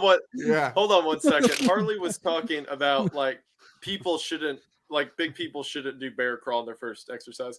Kyle, I think I specifically remember there being a lot of bear crawls in FPS Bootcamp. I don't know. We never did any bear crawls because I didn't know what they were. I don't think at the time. We did silly stuff, right? Like I felt like we did the opposite. Right. We did things that I felt like he couldn't get burnt FPS out of. Bootcamp was when you took on a specific client. Yeah. That was Wings. Yeah. Okay. But you were doing this all like you didn't have a gym though, right? Yeah, it was a gumpy suit. It's like pulling tires. I had like some there was pulling tires. I had some basic gym equipment, but like we did a lot of like calisthenics and stuff, and then we did like funny shit for the camera because we were trying to like make videos at the same time. But it was lots of stuff that I felt like wouldn't hurt his joints and stuff. So like it sounds stupid, but we did a thing where we had him sit on the floor, and there was a rope tied to Jeremy, like that the guy with the rotten teeth, and Wings would do Jeremy pulls. So he'd pull the rope and it would drag Jeremy across the hardwood floor. And like it was actually a good work. Like by the time he was done, he'd like, Jeremy pulls are tough. now that your fuckability has gone up like 4 times over, you know what I'm talking about. Would you be able to reapproach that and like do it with like, do you have Like, I'm sure you don't think about it. Yeah, but do you think think about you'd it be able now? to fuck wings this time? Yeah. Think you could talk him into bed? Yeah, he'd be down this time. He would not turn me down. He'd be into it. Would you be able to do it this time now? Like, you got a new mentality that you'd be able to tap into him with, or strategies on approach? I think with somebody that's that big though, it'd probably be the same thing, because like maybe the diet would be a little bit different, because they're, I don't know, I've learned a lot there, but as far as what we were doing, I do the same shit, I think, because the things that were silly were meant to be silly. We both knew they were silly. They were for people to laugh at and enjoy the videos. And the things that like we did that worked, they just worked. Things like walking and like things like just staying active and adding a little bit of caffeine, not taking a nap in the middle of the day, and just not eating ice cream, like shit like that. When you're 450 pounds, the life decisions that get you to 300 are very tiny little things. Literally, absolutely. It's like, yeah, I had to cut out marshmallow floof. You know how it is. You lose a little weight by sleeping in and delaying breakfast. Yeah. Like, when you're that big, you could do anything and lose 12 pounds in 2 days, like all the time. You really can. If take 18 more steps. Like most dudes out there who are overweight, if you just cut alcohol out and start smoking weed, you'd be good. Like you would be like, you wouldn't be fat anymore. You wouldn't have a big belly. I anymore. know there's a fat ass alcoholic listening right now. There's dozens. Statistically, there's dozens listening to this podcast right now. It's so much alcohol. Alcohol is so many calories, and if you drink a lot, like it's one thing if you're having a few drinks one night a week. Like if you just go out and get drunk one night, like that's like a big meal. But there are a lot of people who drink every night, like all night long. And that's an insane amount of calories every day, all night long. It's just that's like like when we play chain COD. eating sandwiches. I remember like when we played COD back in the day, and like there'd be a lot of guys who would just drink beer all night. Like they'd start drinking beer at 8 p.m. and they wouldn't finish until 1 a.m. and they'd pass out. That's like 30 beers or something like that. That was like me at 23. I'd be like, oh, like I'm staying home. It's the weekend. I'm literally gonna drink while gaming. Yeah. Like, I love that, bro. I swear to God, I got better as the night went on. Like, there was like a window where you drink, and then there's this like time, like right before you're going to get too drunk, where you like, I feel like you were in tune with the game. Like, you had it. Like, you were good. Yeah. You got like the perfect mix in your no blood. hesitancy. You're a little bit more bold with your approach. You're a little more intuitive with your movements off the rush. Yeah. And then you go another drink past that, and you're missing your shots, getting killed. The collapse has begun. I have a buddy that always snorted lines, and he'd be like, "This is focus factor. This is focus factor, and the kids can't keep up with this. They're not going to be able to handle me. They're out there. What are they doing? They're 14 years old. Their mom bought them the Xbox. I just banged out 4 lines. Complete focus factor. This game is like slow-mo to me. It's slow-mo." The thing is, these kids don't have access to the amount of cocaine I have. 90 kills, 0 deaths. Sure, they're all on Adderall, but it's like, if I die in the game, I die in real life, and 90 kills, no deaths. So before we jump to the next thing, we got to hear from a wonderful sponsor real quick, ExpressVPN. Admit it, you think that cybercrime is something that happens to other people. You may think that no one wants your data, or that hackers can't grab your passwords or credit card details, but you'd be wrong. Stealing data from unsuspecting people on public Wi-Fi is one of the simplest and cheapest ways for hackers to make money. When you leave your internet connection unencrypted, you might as well be writing your billboards or your passwords and credit card numbers on a huge billboard for the rest of the world to see. That's why we decided to take action, which is why we are recommending you get ExpressVPN to protect yourself from cyber criminals. ExpressVPN secures and anonymizes your internet browsing by encrypting your data and hiding your public IP address. ExpressVPN has easy-to-use apps that run seamlessly in the background of your computer, phone, or tablet. Turning on ExpressVPN takes only a single click, just one click. Using ExpressVPN, I can safely surf on public Wi-Fi without being snooped on or having my personal data stolen. For less than $7 a month, you can get the same ExpressVPN protection that I have. ExpressVPN is the #1 rated VPN service by TechRadar, and it comes with a 30-day money-back guarantee, so nothing to lose here. Protect your online activity today and find out how you can get 3 months free at expressvpn.com/PKA. That's expressvpn.com/PKA for 3 months free with a 1-year package. Visit expressvpn.com/PKA to learn more. 3 months free with a 1-year package. So check that out. Keep yourself safe online. easy to use, activates with a single click. That link is below. ExpressVPN.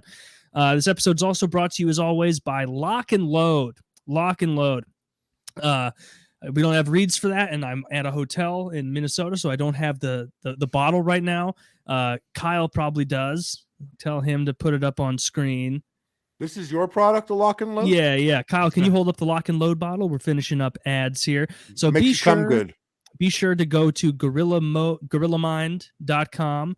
Use code PKA. You can get our Lock and Load cum pills, and you can buy anything else that you want on his site. He has the tippity top. Lots of people talking about it. The best products, the most high quality, and it's fantastic. The best. Lots of people Go say there, that. code PKA, 20% off, and be sure to buy our cum pills. Everyone's raving about it. Women the world over have learned to enjoy a huge load. They didn't know they wanted it, but now they all do. So don't be the last guy without cum pills on your block. So go buy those. Thank you. Don't take more than 9 a day. Seriously. Don't take more than 9 a day. Take 9 a day, just like it says. Follow the bottle for true results. And it's not 9 at the same time. It's a reasonable, normal 5 in the morning, 4 And for at the night, last every time, day. we're not going to pay for that eye patch for your girlfriend. We're not liable. We said No. 9. We meant 9. You're follow the instructions. You got to I don't patch the care. ceiling yourself. Eye patches are kind of if it weren't for the depth perception thing, having an eye patch would look cool. Yeah, you know that guy that's like a Fox News correspondent or whatever they always bring on, who's got like the monocle eye patch. It just sits there with no strap.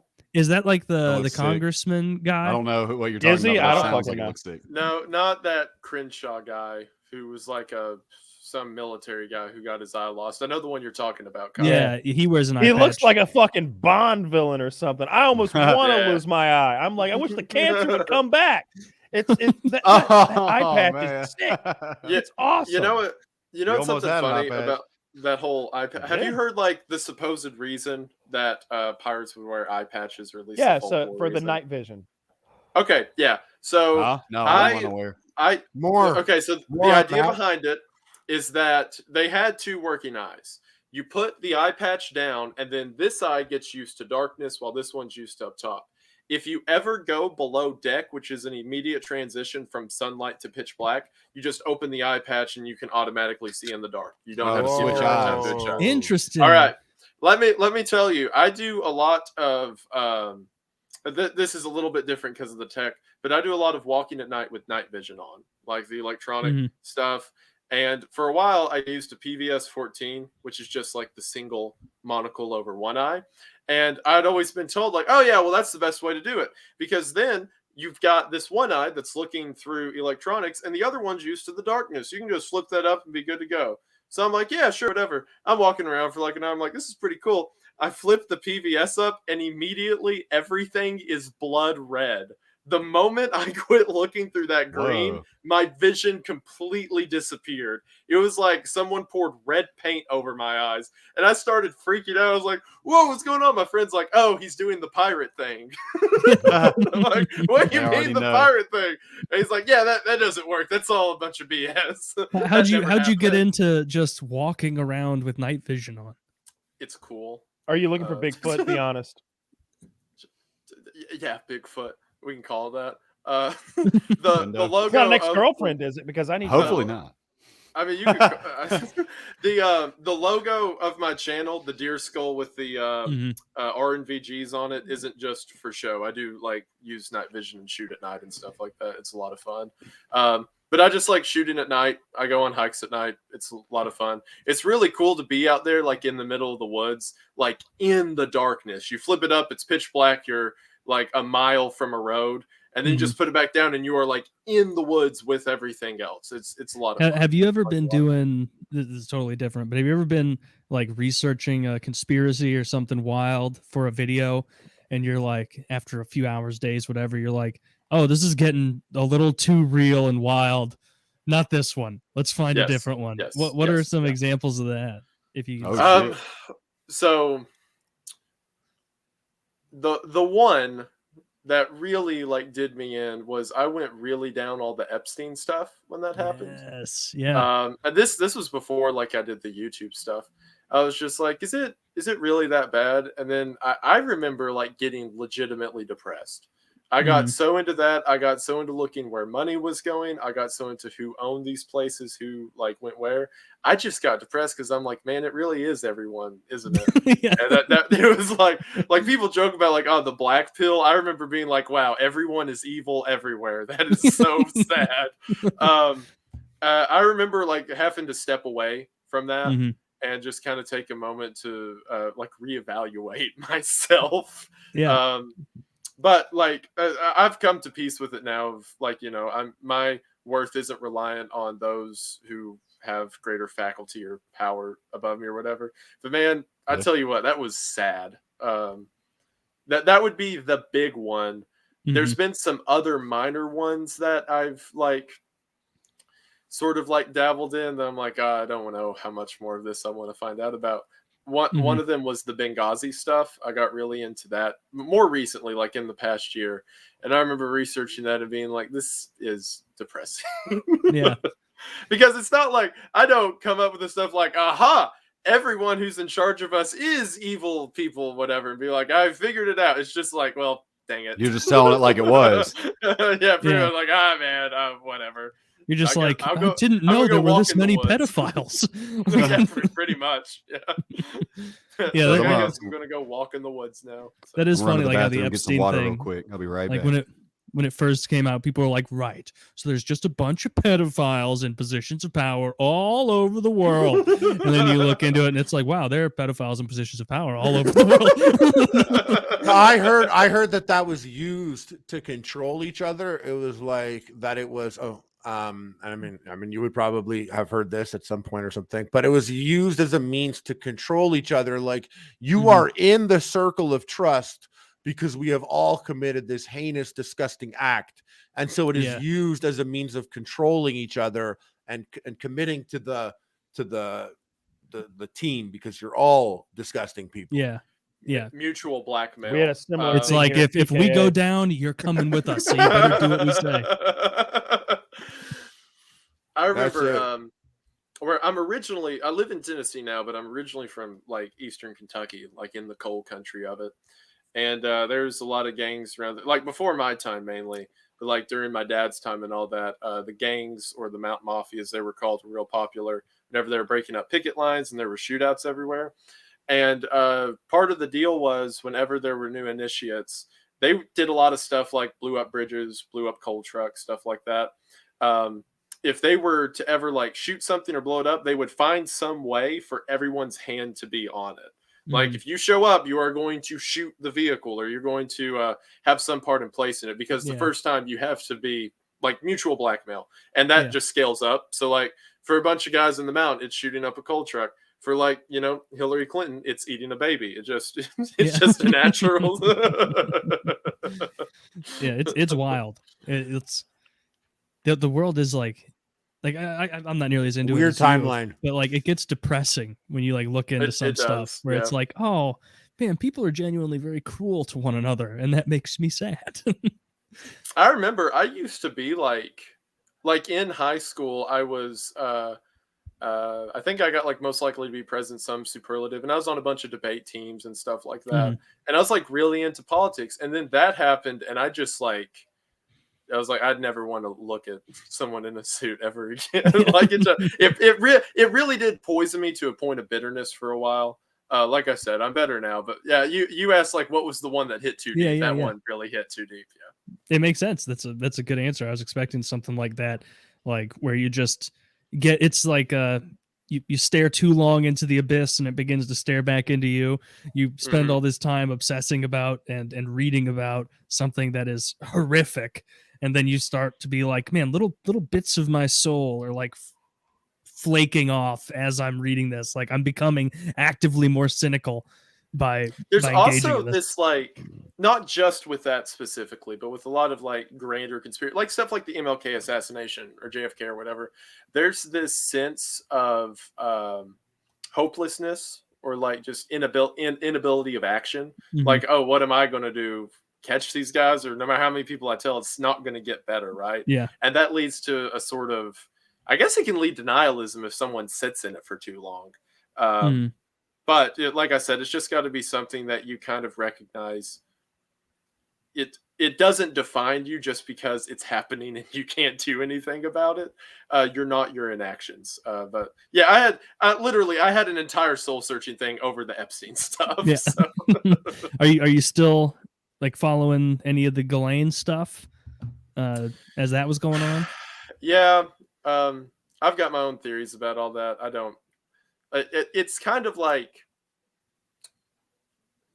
a train wreck, but the train wreck's halfway done.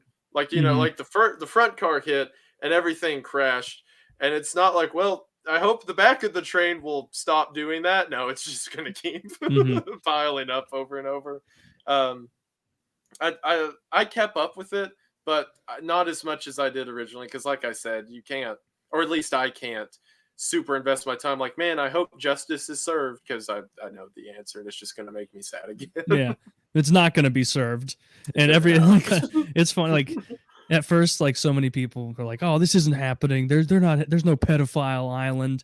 And then now, like some of those same people are like, "We got him. The two people on Earth who were doing this, we got them. Don't worry, guys. This was a one-off. It's never going to happen again. It's certainly not happening with other individuals as we speak right now. We got them, everyone. Mission accomplished." It's like, no, it's like I don't know. Yeah, it's literally like Bush on that fucking destroyer. Two people. Yeah. Well, that thing we said was a conspiracy lie for years was true. Thankfully, the only two individuals globally involved in this have been caught. One of them killing himself when a camera misfired and a bunch of people who didn't work there found their way into his fucking cell. What if that's the way they said he died? That the camera that was recording him exploded and killed him. That'd be a little bit more obvious. He was electrocuted by the camera. Oh, do we have that on film? Well, think about that one. Why are you asking tough questions? All right. The conspiracy would be a little more obvious. He was a terrible person at hanging himself. Hanging himself and bruising and breaking that many ribs. Like, I mean, what, had he never done it before? Well, the guy who ended up doing it, at least according to McAfee, before he also CO'd himself. Okay. That guy was a well, hold on. I got an okay from Kyle. Go ahead. What was that? Well, I mean, all right, McAfee was a he was on our show. No. He's a goof. I didn't know that he was on the show. That's interesting. No, I'm not saying that he was murdered. I do think that he did commit suicide. I wasn't being sarcastic on that one. I literally meant he did CO himself. Yeah. I'm talking about the guy that McAfee tweeted and was like, "This is the guy in the jail," which he was right. The dude who was a former cop in New York was the one who was. You remember how Epstein was like almost strangled a week before he died? Yeah. Mm-hmm. Yeah, so that guy did get like moved and separated and all that, but then they kept him in the same jail and like on the same cell block or whatever, and he was a couple cells down whenever the cameras went out. Mm-hmm. And like the room that Epstein died in was previously that guy's room, so it's like, oh, of course it's gonna have DNA and fingerprints and blood and whatever all over the place. Yeah, just I went down the rabbit hole, stuff like that. It really it hurt a lot. Yeah. It's interesting. Kyle, are you okay? You look. I don't know. The whole thing is a lot to take in. Like the Epstein thing in particular is weird. I don't know if it's as crazy as we think though. Like how old were those girls? Like that's always something. Like when I think of like the global cabal of pedophiles, I don't think about guys who are like sneaking away from their wives to meet a 15-year-old girl, which I think is like what the Epstein stuff was. Like there was a bunch of stuff. Like we don't know the extent of the Epstein stuff. I'm sure there was a gamut of underages. It really seems like they were like what Epstein was into and what like everything I've heard. Like it seems like they were all like kind of borderline, like 15, like because 16 is like the age. It's actually technically not pedophilia. That's called hebephilia, if I'm not mistaken, which is like an attraction to young teenagers. Yeah. We've clarified that before. There's no way to like bring up the term hebephilia without sounding like a pedophile. Yeah, literally, that's all I'm thinking right now. Is like this entire conversation goes down one path, and that path makes us all look like pedophiles. Actually, the N-word just means noob. We're taking it back. Yeah, We're yeah, taking it back. Oh my god. We're taking it back. I only know Yeah. it because of a history of incarceration. It's That's our it. word. And studying the law. We get to decide what it means, not you. That's so funny. What if you redefined horrific slurs in the dictionary and now you were able to use them willy-nilly? I think Tell them, that "Hey, check people the would dictionary." get mad at you. That's how I you think the actually people take would say words it's more back. about how it's perceived. They would probably say something to the effect of like "y'all" is not really a word, but we all know what it means. And They say that, but engineers talk about dykes all the time. You know, they don't take words away. that's a good All right? point. We That's can- a double we can- entendre in that We case. can take so. words back. I'm Yeah. gonna start work on this.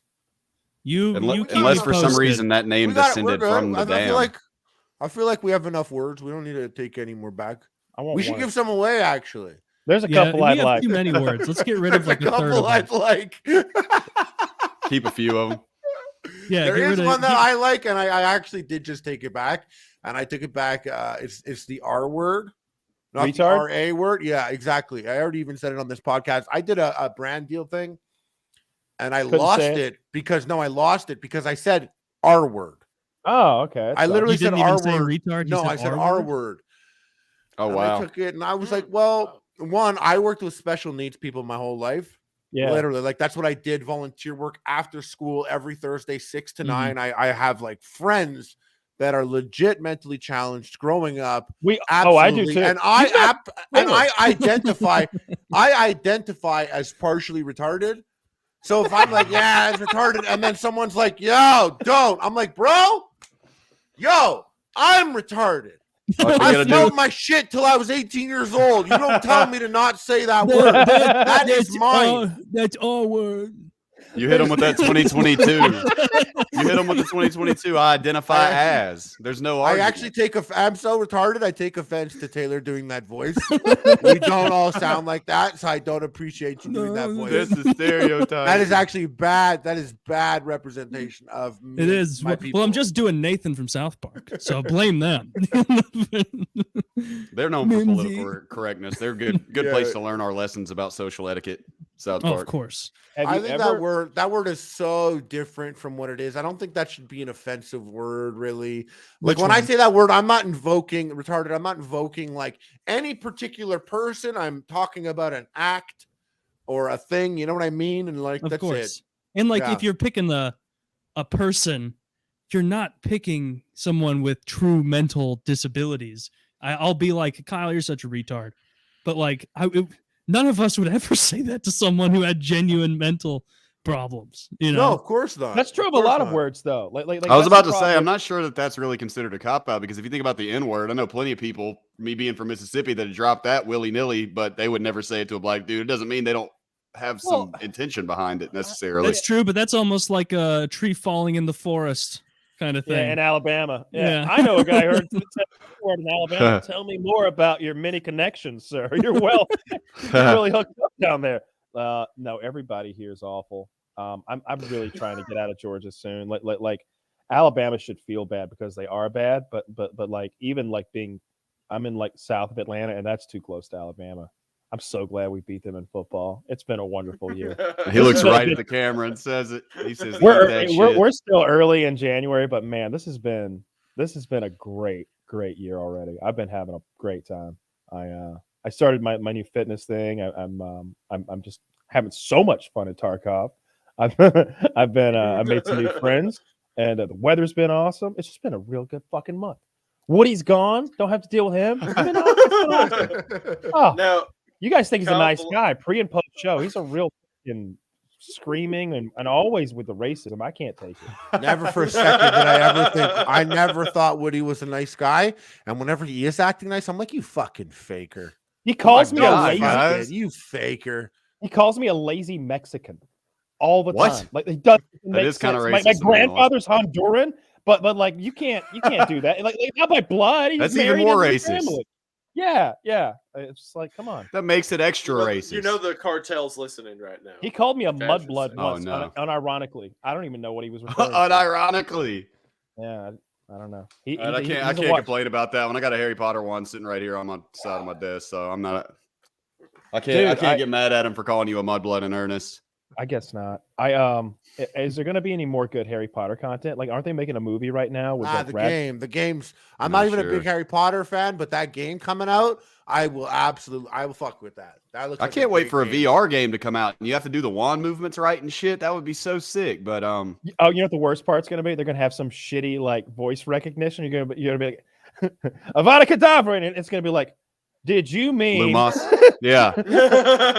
Calling mom. No, be fuck. fucking piece of shit? Yeah. It lights up like Lumos. Yeah. You go to do Aloha Mort on like a door and kill your homie. It's gonna be great. Although, Do you guys have VR headsets, by the way? Yeah. I don't. got but I like want a to in Quest the near 2? future. If I the real need a sweet new kids one. keep showing up in my streams, I'm gonna get one in like a month or two.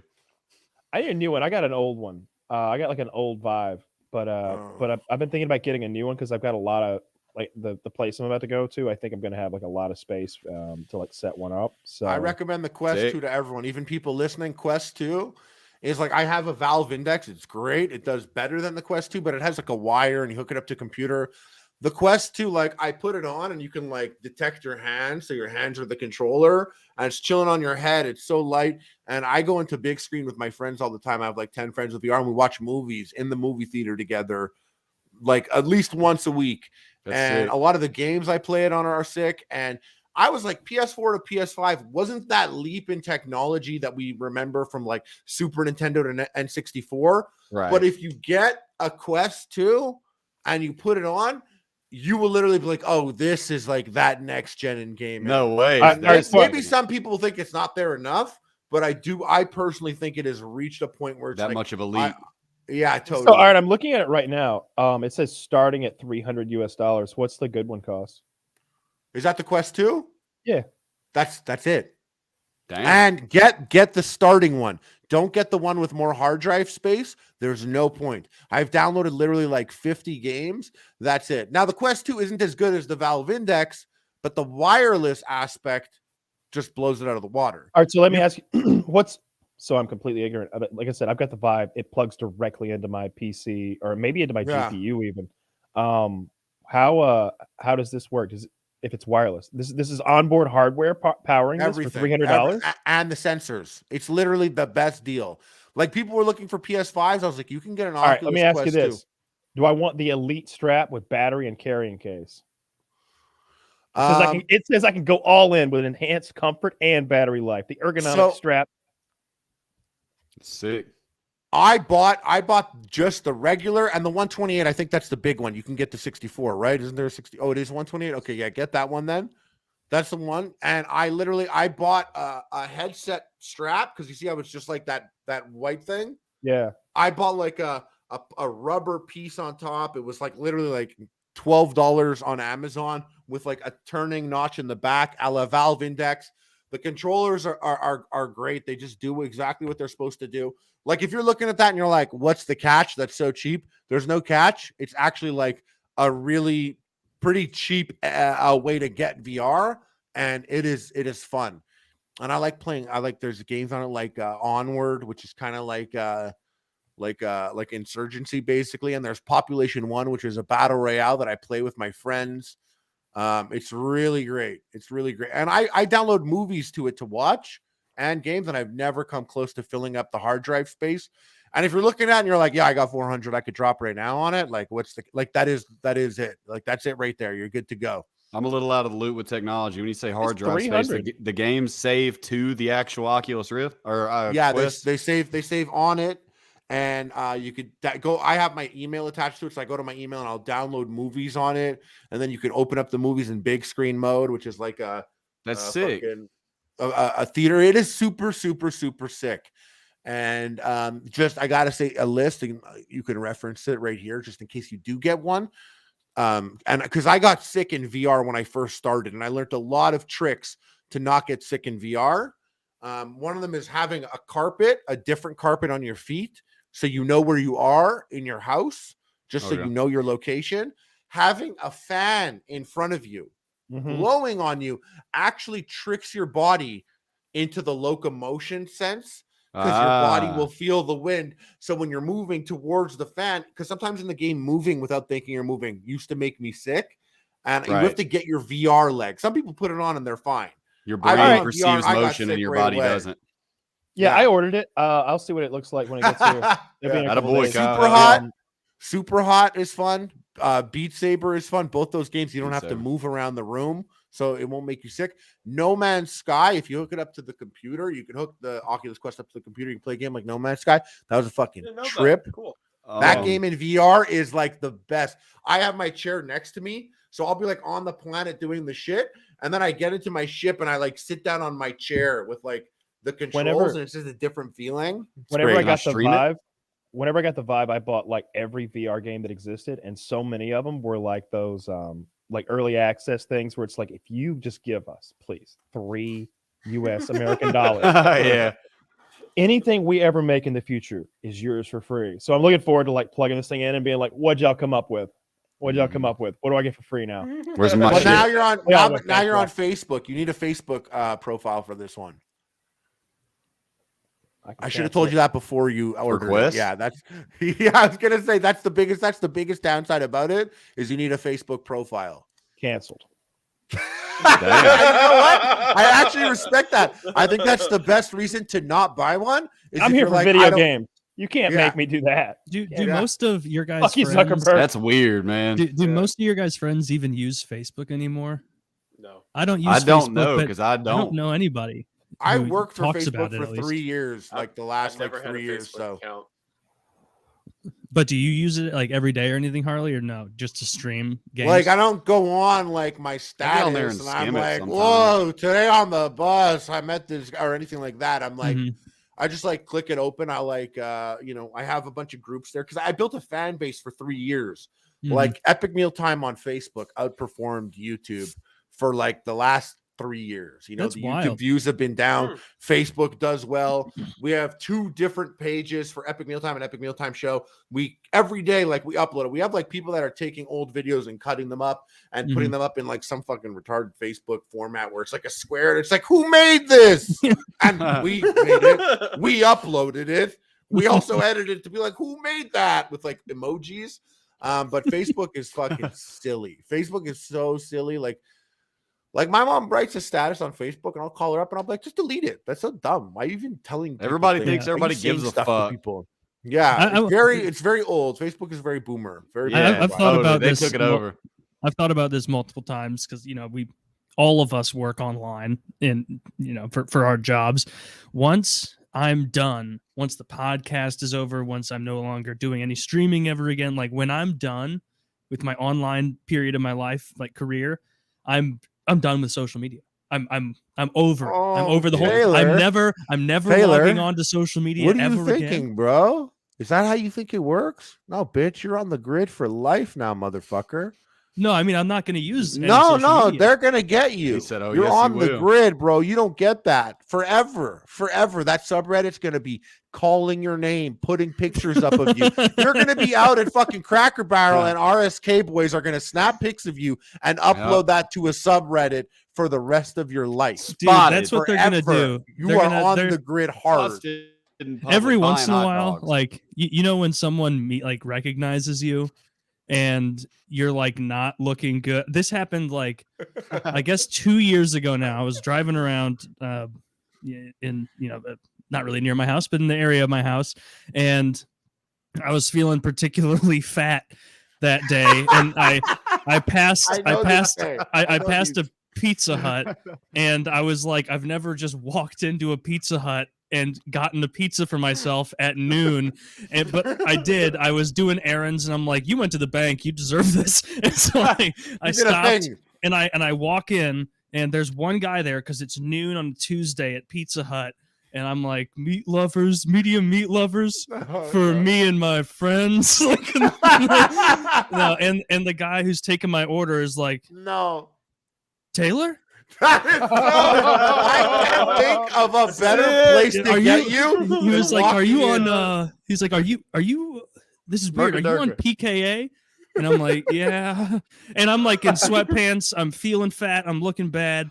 And he's like, "No, I love that show, man. It's such a good show. I knew you'd walk in here eventually. I knew it." What does that We got mean? these hot and readies, and you What are you trying to say? 5 miles away. How could you resist? I knew you'd come in here eventually. And that like, was shade. and there's no one else in there, and so like I ask, and I should have just said like medium pepperoni because they got those on lock. I could have just taken one and been out of there, but he's like, all right, give me like 15 minutes and I'll have your pizza. And then and then there's a little stool, and I just sit on the stool, and we're like looking at each other, and he's like, so like, what do you like? He's a friend of mine. We do the show together. What's Kyle like? You know, he used to like guns, and you can. He likes weed, and he did have some guns. Similar to being on the show. Obviously, we're all different versions of ourselves. We're joking around. Yeah, well, I like the show. Here's your meat lovers for you and your friend.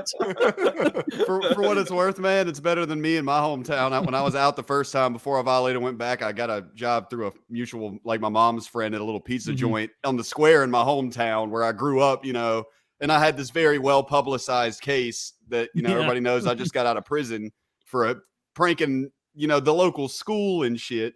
And I'm in there just, you know, making these pizzas and trying to catch up. And these girls are in here drunk as shit, breathing this alcohol in my face, being Ole Miss girls. And I don't know that many college towns. But bro, Ole Miss people suck. And there's these drunk dudes and girls in there, and they're like, she's in here. Do you guys have any of that extra cheese, like the white kind and like the shakers? And I'm over here like trying to balance 4 of these fucking pizzas coming out.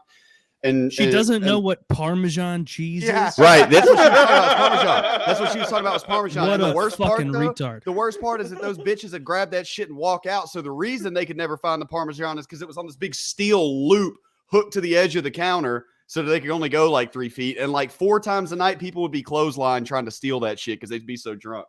But anyways, I'm in there, you know, with this line going out the door, walking out because it's on the square, the hip party spot in the college town and shit, you know. And all of a sudden somebody's like, oh, hey, Josh. And I'm like, oh, this is going to be good. I was dreading this part. And I turn around and it's the dude that I grew up with, a dude that I got in a fight with his brother in middle school was pretty much the main reason I even know this guy is because me and his brother got into it. His brother's actually like a gold medalist, I think, in the Olympics now. He's an Olympian. But anyways, he punched me in the face when we were in middle school. You did that. You drove him to do that, by the way. Apparently so, man. I guess I gave him that drive. But I turned around, man, and he's this dude that I went to school with, standing with a girl, you know, and he's smiling all big. And I didn't really recognize him because he's got a beard, and I can't grow a fucking beard. So everybody that I went to middle and high school with all has beards now and shit, and I'm not with the program. And I was just like, hey. And he said his name, and I'm like, of course I should know this dude. I literally have known him since like 2nd grade, you know, and we're shooting the shit and all that. He's like, yeah, what have you been up to, man? And there was just this awkward silence. And I was like, yeah, you know, I went away for a little while. And he was like, oh, yeah, I forgot about that. And that's kind of what I was always expecting when I went home. Like if some motherfucker was going to pretend they don't know, I was going to be like, don't do that. Bro, don't do that. You know what the fuck happened, man. You don't have to do that. I went to prison, bro. We can talk about it, man. I can see. I definitely everyone you knew wasn't that clued into it. So I could definitely see one of your friends being like, it's been years. What's new? And it's like, prison. See, you know? That's the main thing is the people that didn't write me and shit. Like people that were my best friends, quote unquote, you know, I was like, oh yeah, they're going to be totally like, what happened, bro? You just disappeared one day. And I was just, dude, don't even bother with that. Am I the only one that doesn't know Josh's prison story? I didn't know it, but I read it like as soon as I got in here. All right. I'll do my own research. Gotcha. Josh has been on the show, and it has many very enthralling tales. Kyle. Every time I start thinking me and Kyle are friends, bro. Did you hear what he said? I said you're a terrorist. I read the article. Only. I mean, he's right, but damn, he's only a terrorist if we want to get technical. On paper, I'm a terrorist. I'm not really. I'm not actually. There are guys in Guantanamo Bay who aren't as much of a terrorist as you were.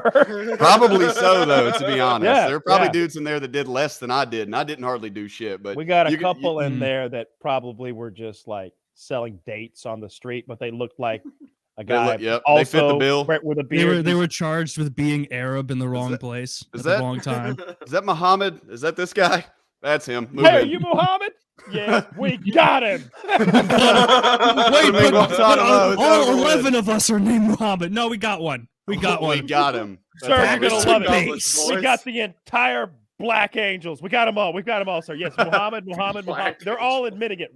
They're lining up. So they all confessed. They all gave us a thumbs up.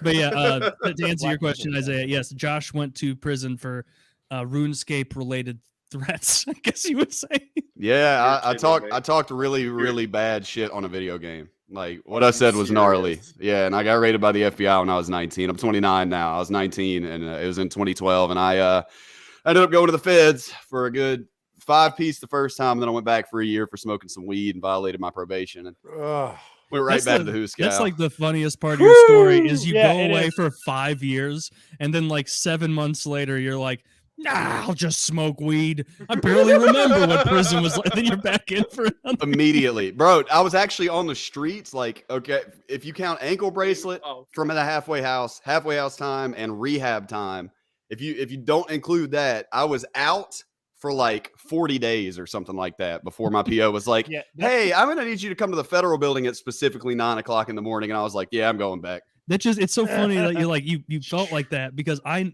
know from being a good friend of Kyle's and hearing about that whole process, when Kyle was on probation, he was like, what? Well, yeah, I guess I could technically have a couple beers, but I'm not touching that shit. I'm not touching alcohol. Are you going to sneak some weed? No. What are you, crazy? No, I'm going to stay sober for 2 straight years. I'm never going back to jail. And so, like, seeing Kyle's resolute, like, not once wavering, and then you, like, 5 years, 10 times as much time, even more than that, is that he spent in there, and you're like, yeah, I want to get stoned. I yeeted it, bro. And I have to Dude. say that I'm not trying to make excuses or anything, man, but that's probably a part of it, because I came out fucking confused, dude. People were speaking differently, and it was way different than I thought. You can't get it through a TV or a magazine.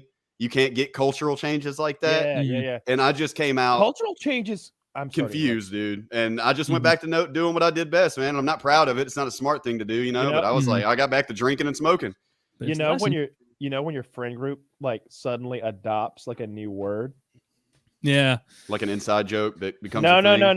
like a new like phrase in the lexicon. Like they come with a new thing. Like instead of saying things are cool, things are Far radical. out. Now things are lit. Yeah. Now things are lit. And then things used to hit the spot, but that was too much. So now they just slap. Yeah, Too you're many right. syllables. Saying that something slaps is way stupider than saying something hits the spot. Does anybody else No, say shit ironically and then I start disagree. saying it? You disagree? You're absolutely wrong on this, because when you say something hits the spot, what I think is like maybe if like somebody's like rubbing your back or something, like yeah, you got it, you hit the spot. Like that's like getting things just right. So you wouldn't like if someone's rubbing your back, you wouldn't be like, yeah, bitch, that shit claps. My dad would say that. Like No, we'd be like, Your dad would say, yeah, bitch, that shit claps. yeah, all the time. No, I think hits the spot. Yeah, Isn't he And- 71? I agree. I think there's a subtle difference. he's 70 years old, and he's always saying that shit slaps, Holmes. It's weird. Yo, dog. No, shit he would slaps. say that hits the spot. Like we would like get done working, or it'd be a hot day, and like we'd get into the shop or the kitchen and open the fridge. He'd get a cold drink, and he'd drink it. And that hits the spot.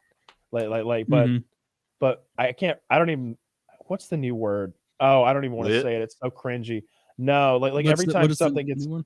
no, my friends are always talking about their characters drip. Oh and- God. Oh, That just drip, means like style, right? Yeah, like you're very yeah. fashionable. Fashion. Yeah, they're always talking about their characters drip, and I'm just like, So I like y'all, but that's real lame. When But you- that's too much. But here's the thing: I would That is never like. embarrassing. I'll use drip if someone really cares about how they dress. Like, I'll never ever say like my drip or his drip Right. or whatever. Use No, it you for wouldn't want to sound compliment. When stupid. referring to I don't know if you guys know that guy Hassan who hosts the show Hassan with Abi. Ethan. That guy is a drippy guy. That is a drippy person. That is drip. Drippy meaning What's like effort when you, into have, it? when you have like rings and pearls and nails painted, like that's drip to me. That's what encapsulates the word. So then when I'm gaming, or if you're playing like Tarkov and you're like full Ninja Turtle gear, I could understand the irony and being like, yeah, we're dripped out right now. Right. But I wouldn't be like, Yo, Keep it ironic, bro, though. Peep the drip. Right. Yeah. Putting on- the drip. You know, Keep the drip, I don't fam. like Drip. I don't like the look or the drip, I guess, of the look of a lot of rings. Time out. I know. From now on, we're going to use. Oh, this is perfect because Woody's not here. All right. Brainstorming session. We have formed a whole lot of new words we use when Woody comes back. Yay! there's a whole new lexicon. We have a new way of talking about things. He's gonna be fucking. Dude, We we need to don't learn how to smile. talk like Zoomers. But we don't smile and we don't laugh. We're Just natural, bro. Yeah, that runs. You got to do a lot of let's goes. You got to be like, let's fucking go. Fucking dude. go, boys. Let's Yeah. go. Oh man, I watch shirt? gamers. I respect game that drip. I like that. I watch drip, Kyle. gamers game. They get like a killer, a double kill. They're like, let's go. And I'm always like, bro, we're here. We're already sitting, going. bro. Everyone's going. We're not going We've been- anywhere. I'm too been afraid to going. use Zoomer language because I'm gonna sound like a boomer. No cap. So I will No say, cap. No hat, bro. That was a good one. For real, for real. FR. That's My man another thing I chose to said speak confuses facts. me. That's another thing I said confuses me about this day and age is you have to say for real twice. No, they don't believe you. You have to say like FR. You have to repeat it, not just for real. Yeah. I'm for real. No cap, No Yeah. cap. fam. No I'm lie. unsalted. No cap. Yeah, I was have just you fucking ever- confused coming Have out. you ever had someone speak to you like that in a professional context, like in an email or something? It was like wildly. It was way too unprofessional, the language they use. Have you ever had anything like Taylor, that? I'm gonna need that Q2 marketing spend for real. No cap. You On can't be bragging God. on me. On I don't care. God. I don't care. We on need that the by drip. tomorrow, the latest. And that's on period. And that's like the closest to that I've ever experienced. and that's on God. Or on God, this whatever is it is. making my bones hurt. Just Oh, hearing dude, all it is. that. We're like we're making everybody like grind their teeth right now That's what I'm going cringe. for. because it's so That's what I'm going uncomfortable. for. No, this it makes is- me this is uncomfortable like, every time. Like I this- refuse to do that. Kyle, you said you had an example.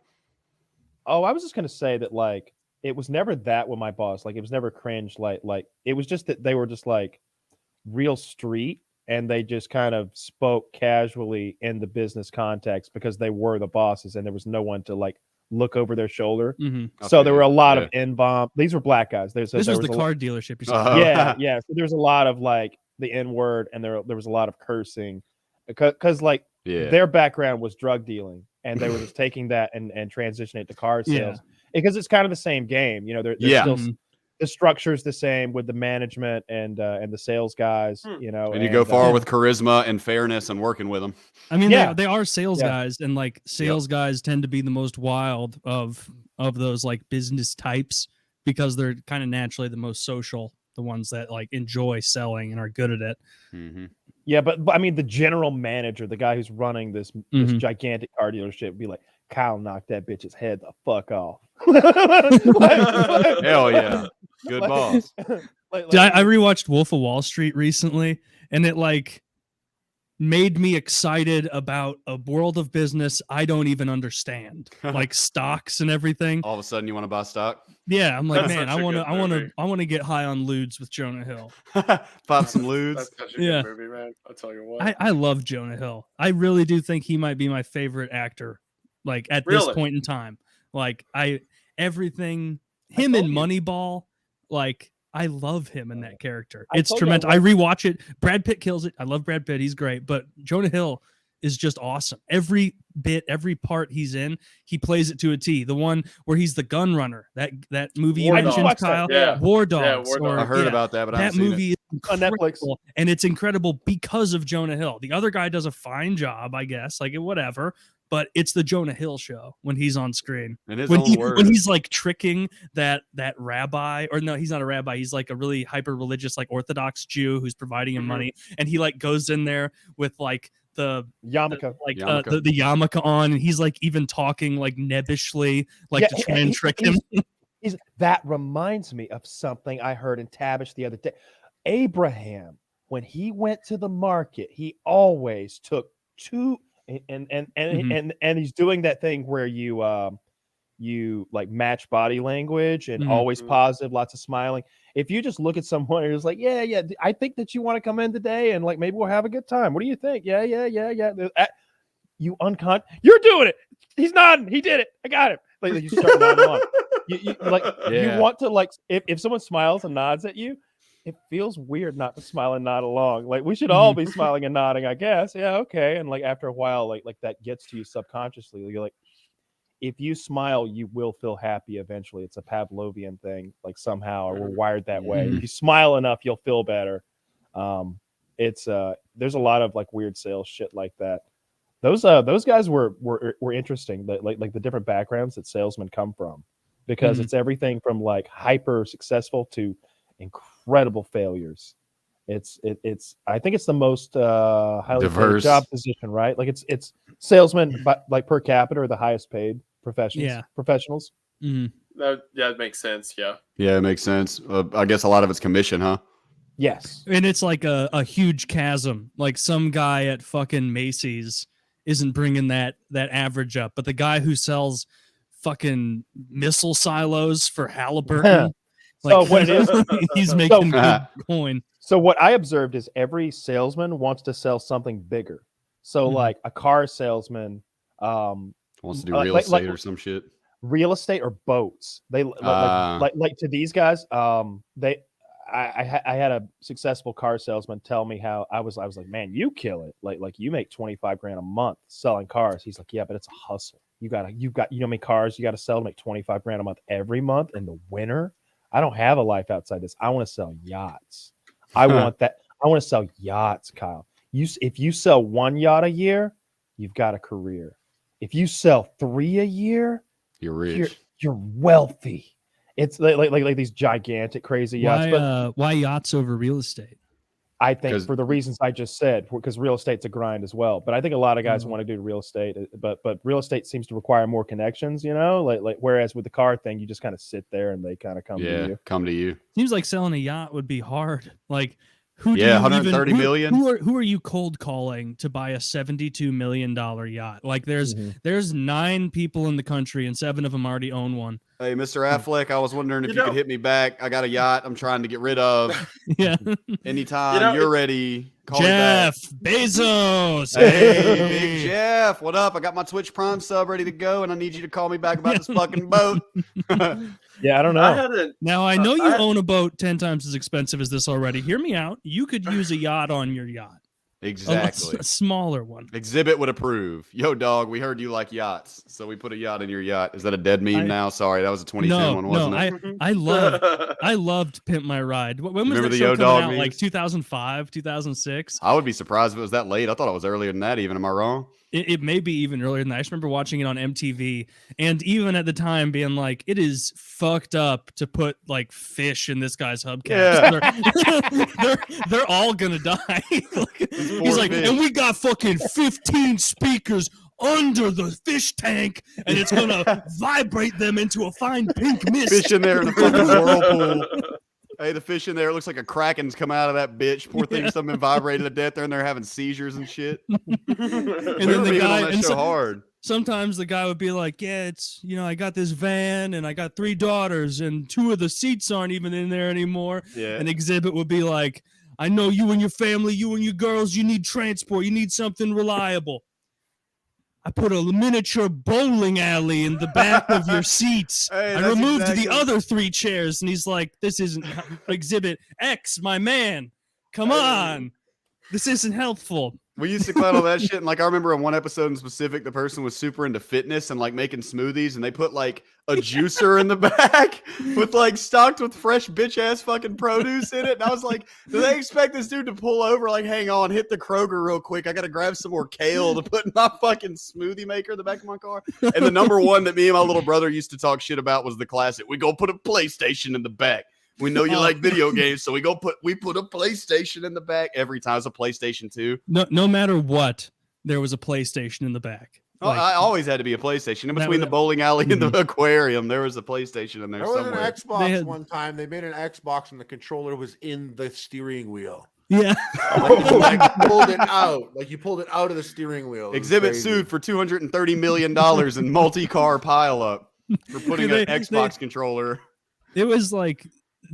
These cars had no resale value after he destroyed. Like it'd be like, we know you like fast food, so we got a hot drawer where your registration would be. We lost your registration when we were doing this, but but now you've got a heat warming drawer for your burgers. Your glove box is a deep fryer.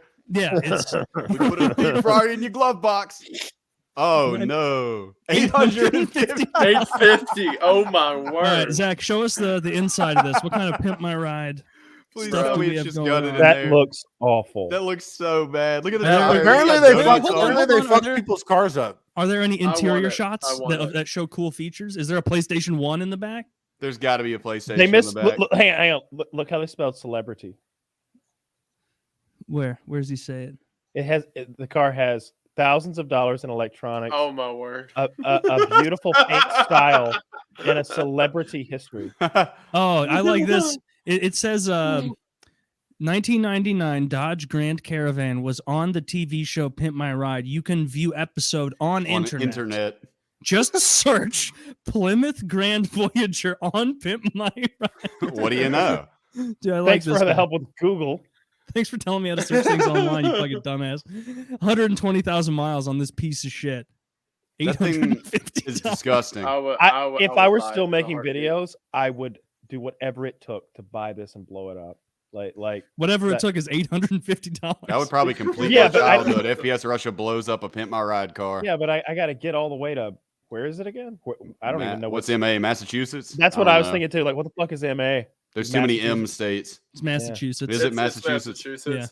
Kyle, You I only will know go bec- get that if you will do the honor of blowing it up for Yeah, me. You can do that. Oh, it's Yeah, got yeah. a speaker in the back by the aquarium. It does. Blow Look it up at it. if you do the honors Dude, of getting out of the country. if someone for Fair enough. free put that in my trunk, I would be livid. Yeah, you would beat the shit out of them. You Like get there's that out nothing right now. There is no more space in your trunk. This car is useless now. This car is completely useless for anything other than We the driver to turned your get family somewhere. vehicle into a boombox. Ice, Hey, baby. we know you love your deaf son, which is why we made it louder than ever. You can really feel the beat. Oh no! We put a visual on the PlayStation screen so we can see piece the of shit. music. Bro, Yeah. for $850, that car's worth the post, Oh, I the agree. show. I agree. I bet it smells though. I can Oh, smell that it. car just looking at it. It smells Do like you- cigarettes and shame. Yeah, do you think they Menthol. smoked in it? Menthol. Definitely smoked in there. Menthol. Menthol for sure. Yes.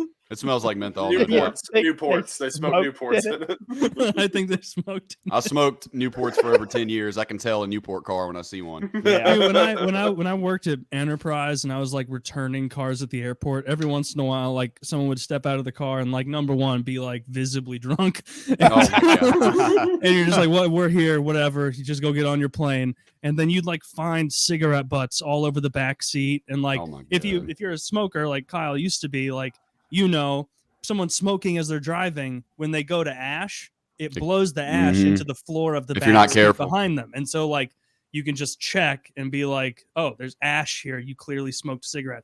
This person had like it was a what's that car where the hamsters are in it? The Kia? Juke?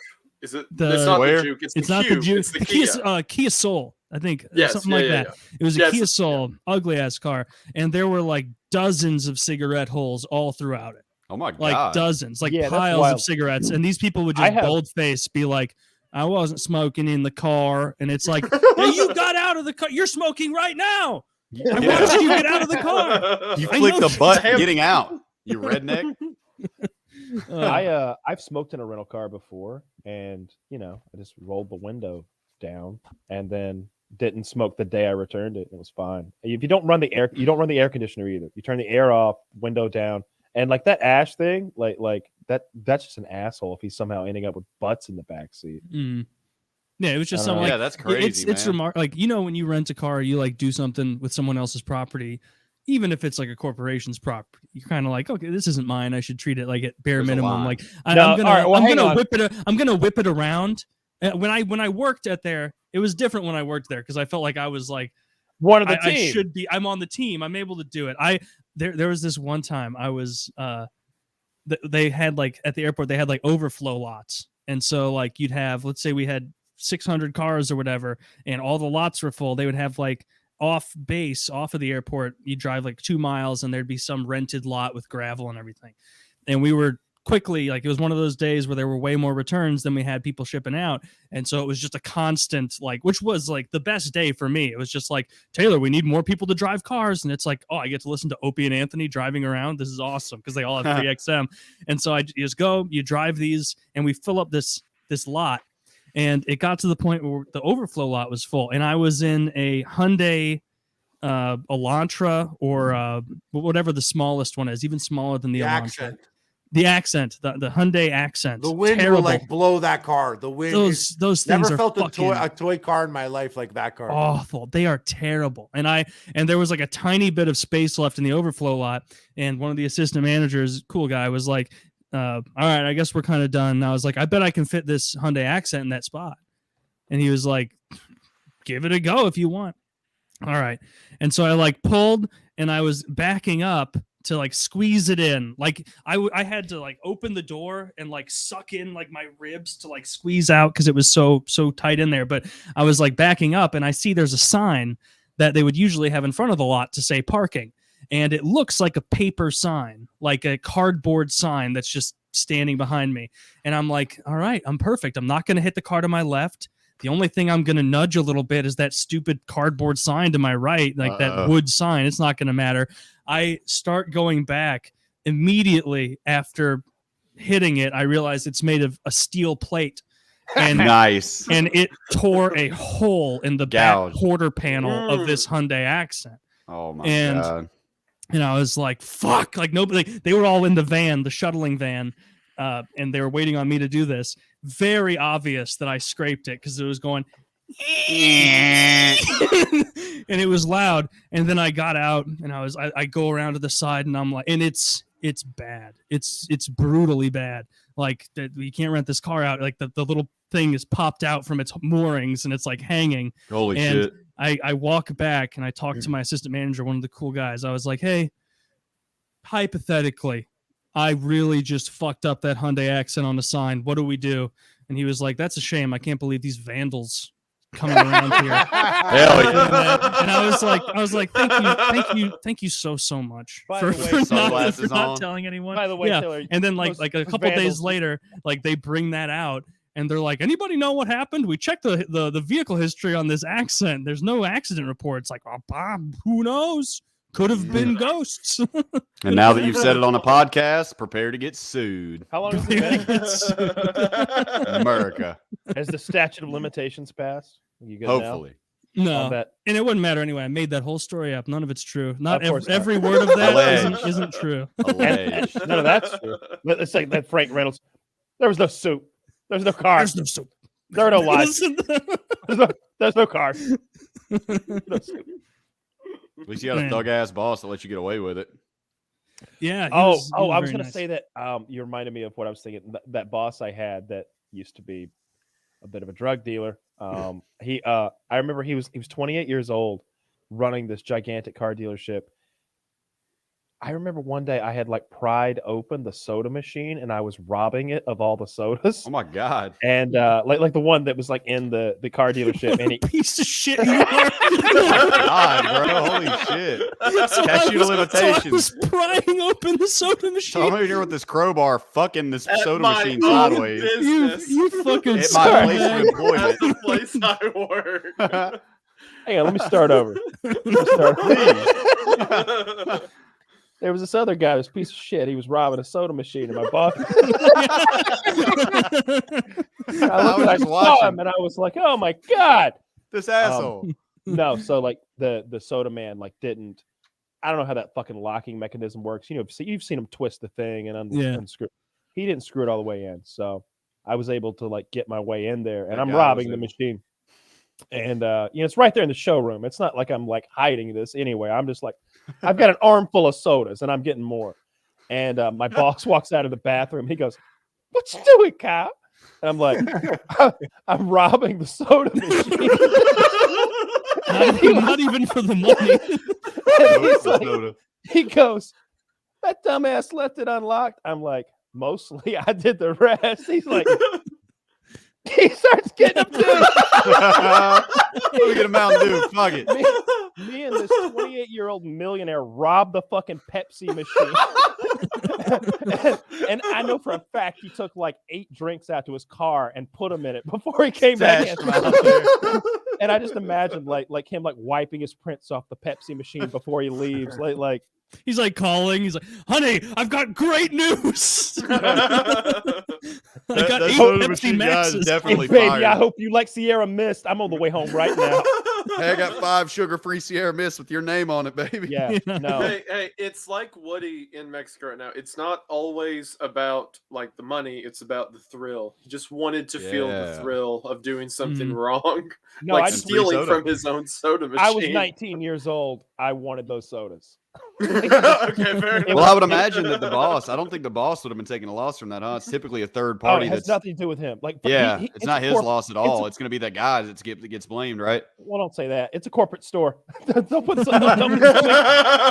make it seem like we fucked over a little man or something like that. I'm sure someone else made it right. You know, no, we didn't. Yeah, steal let's sodas just from hope. from a private entrepreneurial. Was citizen. it a good soda machine? Like, were you getting Sprite, Coke, Dr. Pepper, or was it like Or was it Sierra Pib? Mist, Mr. Yellow Pibb? Mellow, you and Pib?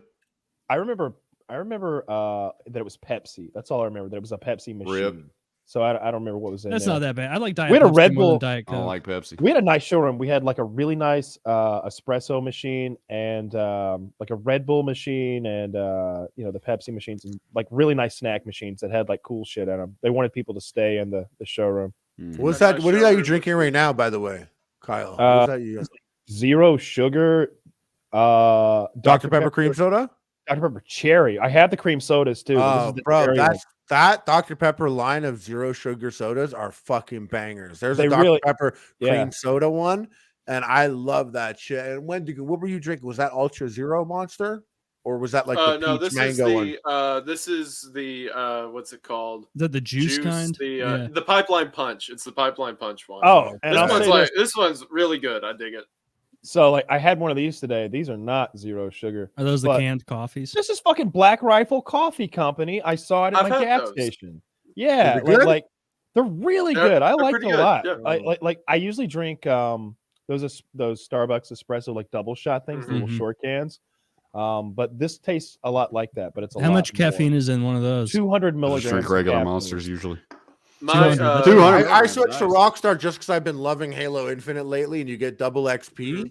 Oh. Trash, bro. Not You a know fan. Not a fan. Not Monster Ultra Zero is like the best energy. The white Monster Zero Ultra tastes the wife loves best, those. and then like right behind the white You know one what is the orange one. You know what I did that I do feel guilty about? Back when I think it was when Call of Duty Blackout came out, like this is like 2.5-3 years ago.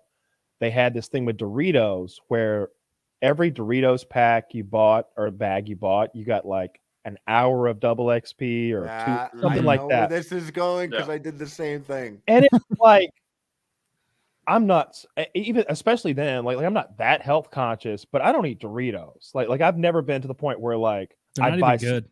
I've never bought Love snack Doritos. foods. Like when I overeat, it's because I like cook a big fancy meal, like 3 meals a day. It's really rare that I'm just like eating bags of chips. Like I've never done that. But fuck, I lost my train of thought. This shit's so strong. The double XP double XP. on Doritos. I was Thank in you, the fucking, Harley. I was in the fucking gas. I was in the Dollar General or something, and I saw the Doritos, and I was like, fuck, double XP for every bag, 280 calories a bag. I'm gonna get fat as fuck ranking this COD character up. This ain't gonna work. I'm gonna have to just snap. I did that for Halo 3. I did that Dude. for Blackout. I did that for What a so many marketing things. I hole. took pictures You know and look the what they worst do part now. is? Look what Dude, they you do now, by the you way. did a You have bunch to- of look at people this. dirty. Look at this. Look at this. Yeah. That's where it is. Use this code, folks. Use this code. I already used it, Quick. motherfuckers. Shit, you already used it. That's No, pretty that's clever. like of you them literally put it have to under do the it. pop tab. And then Yeah. So that Pringles. people I'm like not- Kyle can't. and me, do I'll it. also take blame on that. And Pringles, I got one And thing of Pringles, which have totally fallen off. By the way, they're not like they used to be. They're Pringles are trash. terrible. It tastes weird. They leave some They're film on so your tongue. weird. They cut corners at their factory. I don't know what the fuck they did, but they made it into cardboard. They're not as salty, and they leave this like weird soybean like oily thing on my tongue. Yeah, there's like a Film. residue. You know what you Greasy do for the film. double XP for that is you have to buy the Pringles and then you take a picture of your bill and like upload it to Pringles.com, What and then the in 2 fuck? days later they email you the code. I'm like, bro, Nah. Dude, fuck y'all. I got a job. Fuck and y'all shit. for that. I don't have time to be fucking emailing Pringles corporate to get It was crazy. Uploading Like, shit and to this- websites. This gives you 2 XP and 2 challenge swaps. Pringles just gives you 1 double XP. And I'm like, bro, I fucking uploaded a picture and made an account. You guys owe me cash. Yeah. Yeah. I want cash. No, Want I the was, next one free. but like that double XP was really strong. I want to say it was Blackout, whatever it was. It doesn't matter. I but think it it's was, Black Ops, right? No Black Ops? Blackout was like the battle royale version of. Oh, Black yeah, Ops Blackout. 4. They had it in Perfect. they had it in Modern Warfare 2 or Modern Warfare 3 with Mm. the original just green monster cans. That's Remember? right. I did it way, way They back. had it I on the remember that, green. the good days. Yeah, the green monsters and the blue low carb monsters. This is before the Ultra Zero was even a thing, and it had the little COD guy with the rifle. And I remember like drinking so many of those low carb monsters, like being what was I like at the time, like fucking 20, and Yeah. feeling like I was gonna have a true blue heart attack in the middle. I of don't. because Like like, an you American. drink like 5 of those. I remember doing this and like having like 5 over the course of a day, and you think like this is kind of like drinking a Pepsi or a soda. Like you don't really think like caffeine is like a real drug or chemical, and then like Right. you get 4 or 5 of those in, and you're like, what is wrong with me today? I can't sit still, motherfucker. Hey. Why am I shaking? Why am I Yeah. so clammy and sweaty? Anxious. Those were such good times though. Yeah. I Pop knew into those the gas monsters. station, buying a low carb monster, and then just playing COD all day high as shit. I knew monsters hit hard when I had a downer Taylor, like 20 Taylor. minutes after a can. That was 2 years ago. The only reason it's not tonight is because Tarkov doesn't have double XP from Doritos. I swear to God, if like Nikita tweeted like, "Go get your like Mountain Dew double XP for Tarkov tonight," I'd be at the gas station right now. Fucking Click, click, do- click, click. You know how you can do that panorama thing? Like I just I just have my fucking phone inside the cooler, fucking recording everything. I don't care. I do feel a little bit. That's so I know. rude. I know. I feel shitty about it a little bit, but at the same time, why don't they put that code on the inside of the packaging? Why does it? Why do they have to put it right there where it's so easy to steal? And you know It's what not the your fault. embarrassing part of it is? When I was in the dollar store, I remember now it was a dollar store, stealing Doritos double XP codes. I did it sneakily At the as if- dollar store? I did it sneakily, as if the dollar store clerk Knew was what the gonna fuck was look up. over, see me photographing a bag of nacho cheese Doritos. Hey, and quit go, taking hey, pictures of them Doritos, bro. hey, are you stealing double XP? Hang on. Lock the door, Tony. Yeah. Code Adam. I'm calling Activision. 911. Yeah, we've got another one. We've got it. Well, we got him locked down. Don't EA worry. Sports, Don't worry. it's in the game. Yeah, he's clawing at the door. I mean, the only person more likely than you to be taking pictures of those codes is the guy working at Dollar General. Probably. He'd be the one who'd get pissed. That's true. He'd be like, man, I was going to do that when I got off work. Yeah. Am I Look at this stupid to idiot. I think- heard he got all those. Yeah. Am I stupid to think, am I stupid to think that there was some guy like 8 years ago that was like, honey, I'm starting a company.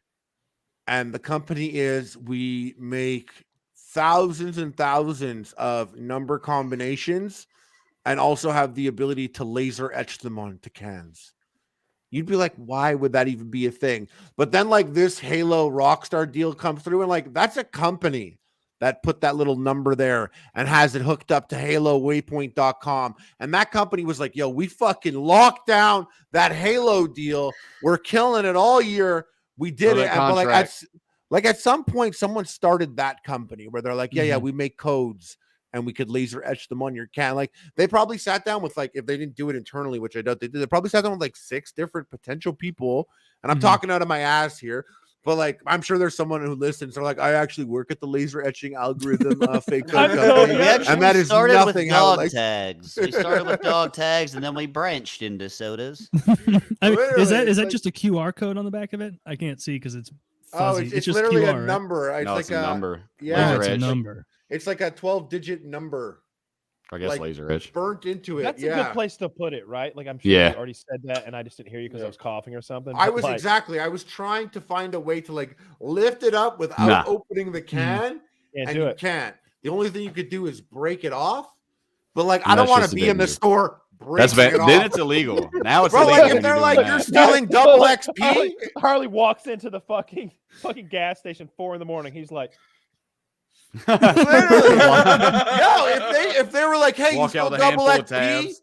I could absolutely be like, bro, if I walk into your store with my camera, I could take a picture of whatever the fuck I want. And if there just so happens to be a double XP code in the pictures I took, that's on you. If I happen to turn around all the cans. Next time you go to the grocery store, they got all the Doritos with like brown paper bags over them, like pornos in gas stations. Yeah, have them blocked out. Do you guys Would remember? that not be the funniest YouTuber controversy if like Harley got in trouble for breaking off the pop tabs? Oh, it's like, he stole an entire $22 worth from the local gas People would be like, station. damn, how Epic Meal Time's really falling off. He said he's down bad. I took the code off the can. Yeah, your mugshot.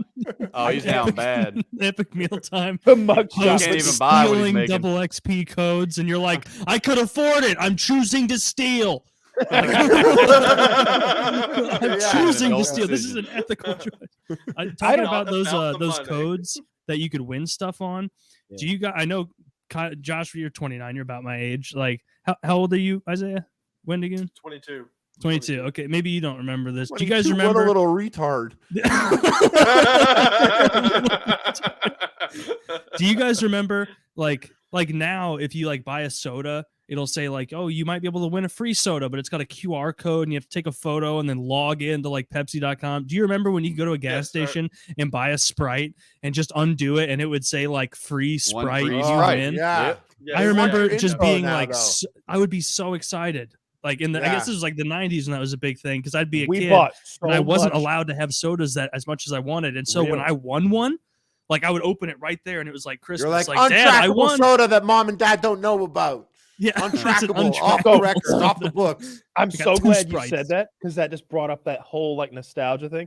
Mm-hmm. I remember that summer. I remember for some reason I'm getting a bunch of memories about like the soda campaign. So one of them was Star Wars episode 1, you know, when they did the Clone Wars. Yeah, I remember that. Pepsi had a whole thing where the cans had all the characters on them. Like all the characters. Oh, I think I remember that actually. And I think on the cans they did the characters and maybe the bottles they did the free like you twist it off and it's like you've won a free like Mountain Dew or whatever. And I was drinking a ton of soda then because like that's when I was homeschooled, I think, for like 2 years. So like we would be working, I'd be working and hanging out with my dad all day. And there's like a general store, like a country store, like 2 miles away from where we live. So if we like wanted to take a break, we just like drive there real quick. I'd always buy another Pepsi or Mountain Dew. And I was saving I remember they were orange. I think the caps were orange. Mm-hmm. It was like the highlight of my year was playing that fucking game as a kid. I was just like, that was my little gambling addiction. I always wanted more Pepsi. It's probably why I was a chunky kid. Probably. And then on the flip, chunky? For like a year and a half when I was homeschooled, because like there was no PE anymore, and I was just like hanging around with my dad all day, like eating honey buns. What ages were you homeschooled? 6th and 7th grade, I think. I was homeschooled 5th and 6th grade. So okay. So did you like it? Did you like being homeschooled, Isaiah? At first, I did. Because I was like, I never have to do anything. I can just sit here, play Xbox all day, lie about getting schoolwork done to my parents. It's great. But then, like, as I started to make friends and wasn't hanging out with them as much as they were hanging out with each other, I did get kind of sad, which is the reason I was like, I really want to go to school for my 7th grade year, and I did. But yeah, I was homeschooled then. I wasn't the hottest on it. But while you're bringing up like the Coke can campaigns, you were probably a little bit older, you guys. But for me, the most intense childhood nostalgia with that stuff is when Dr. Pepper put the original Sam Raimi Spider-Man characters on the Dr. Pepper cans. I don't even think there was a promotion for it, but I remember one time there was like Spider-Man everywhere, and I saw a Green Goblin Dr. Pepper can. I think I wanted it so bad I cried, like in a 7-Eleven. Like that like I saw a picture of one the other day and it was like euphoria. I love that stuff. You get so excited you just cry. Just start screaming and throwing up in the Dude, I remember the gas station. I don't know why this like talking about like having a tantrum about something in a store. It made me think. I remember when I was like maybe 3-4 years old, my mom used to like put me in that part of the cart at the grocery store where like the kid sits in, you know, up at the top. You know what I'm talking about, in the grocery cart. And the kid sits there. And I remember like getting mad at my mom at one point because like I said I wanted animal crackers because I liked to, you know, eat them, like bite their limbs off and stuff. And then she was like, no, you're not getting those. And so like for the rest of the shopping trip, when she would leave me like near items, I would take little items off of the rack that I knew she didn't want, and I would fill the cart with them, like under stuff that she did purchase. And so like we got up to the front and like maybe a dozen items, like fucking pipe cleaners and cupcake tins and like fucking goldfish. Like she'd be like, where did all that, Taylor, did you put all this in here? And I'd be like, I all I wanted was the animal crackers. If you'd have just given me the fucking animal crackers, we wouldn't have had this problem. What a little hellion. That's like little that's hellion. Nefariously evil. Like I was not I want what I want. It's like I'm gonna hurt you now. I'm going waste your time. They Maybe your money. They had to keep Macy's open for like an extra 30 minutes once because I was hiding so well. They couldn't find me. Can I guess where you were? Yeah. Because where I like to go as a kid, and I loved it, was they had those racks of clothes that were like a circle, and you could just go in, and there's this little free area in there. Yep. You got a Game Boy or something? That's what I said. I said you were in the and pants. You know what you can do is you can hear them when you're like the employees and your parents or grandma, as my mom and my grandma there, and like they would get close, and I would hear them like. Grandma's like, Taylor, come on, let's go. Where are you? And I would wait until, because they were looking under every single one, and I would wait until they were about to do it, and then I'd like lift. Yeah, you could pull up. Feet up. You could lift your feet and put them on the metal thing. Yeah, on the racks. Yeah. Oh man, you don't realize when you're 3 how horrible that is to do. It's 9:55. The mall's been closed for an hour. Oh, I did this like he did it when he was like 17. Yeah, I was 28. This was 2 years ago. Yep. I was just a kid. I was about 24. Dude, they hate it when they catch you. They are not expecting a grown man. Stop loitering here. And I'm just like a 30-year-old man, like, sir, follow the restraining order. Taylor, you're not allowed to be here. I loved hiding in there. Yeah, it was fun. It was all you could do there. It was all I could do because, like, I hated shopping as a kid. Like, my mom would drag me on those like trips to the mall, and like I'd never get to go in the arcade. It was always just being drug around like from place to place. And you like walk right by KB Toys like 3 times. You don't get to go in. And like as a kid, you don't fucking care about clothes. You don't want new clothes. You don't give a shit. You're just it's like it must be how like a horse feels when you're like figuring out what kind of saddle you want to throw on it. He's just like sitting there like he's like, this really doesn't have that much to do with it. You like that one, do you? Yeah, okay. All right. Yeah, get it in there tight. Yep. Fits well, doesn't it? Cool. When are we done? When did I fucking get out of here and eat some hay? That's gotta it was awful as a kid. You're I don't know. Those clothes aren't for you. They're so your parents don't look like they're bad parents for not dressing you. I like have so many memories of how horrible it was to have to go like shopping with my mom at the mall for clothes.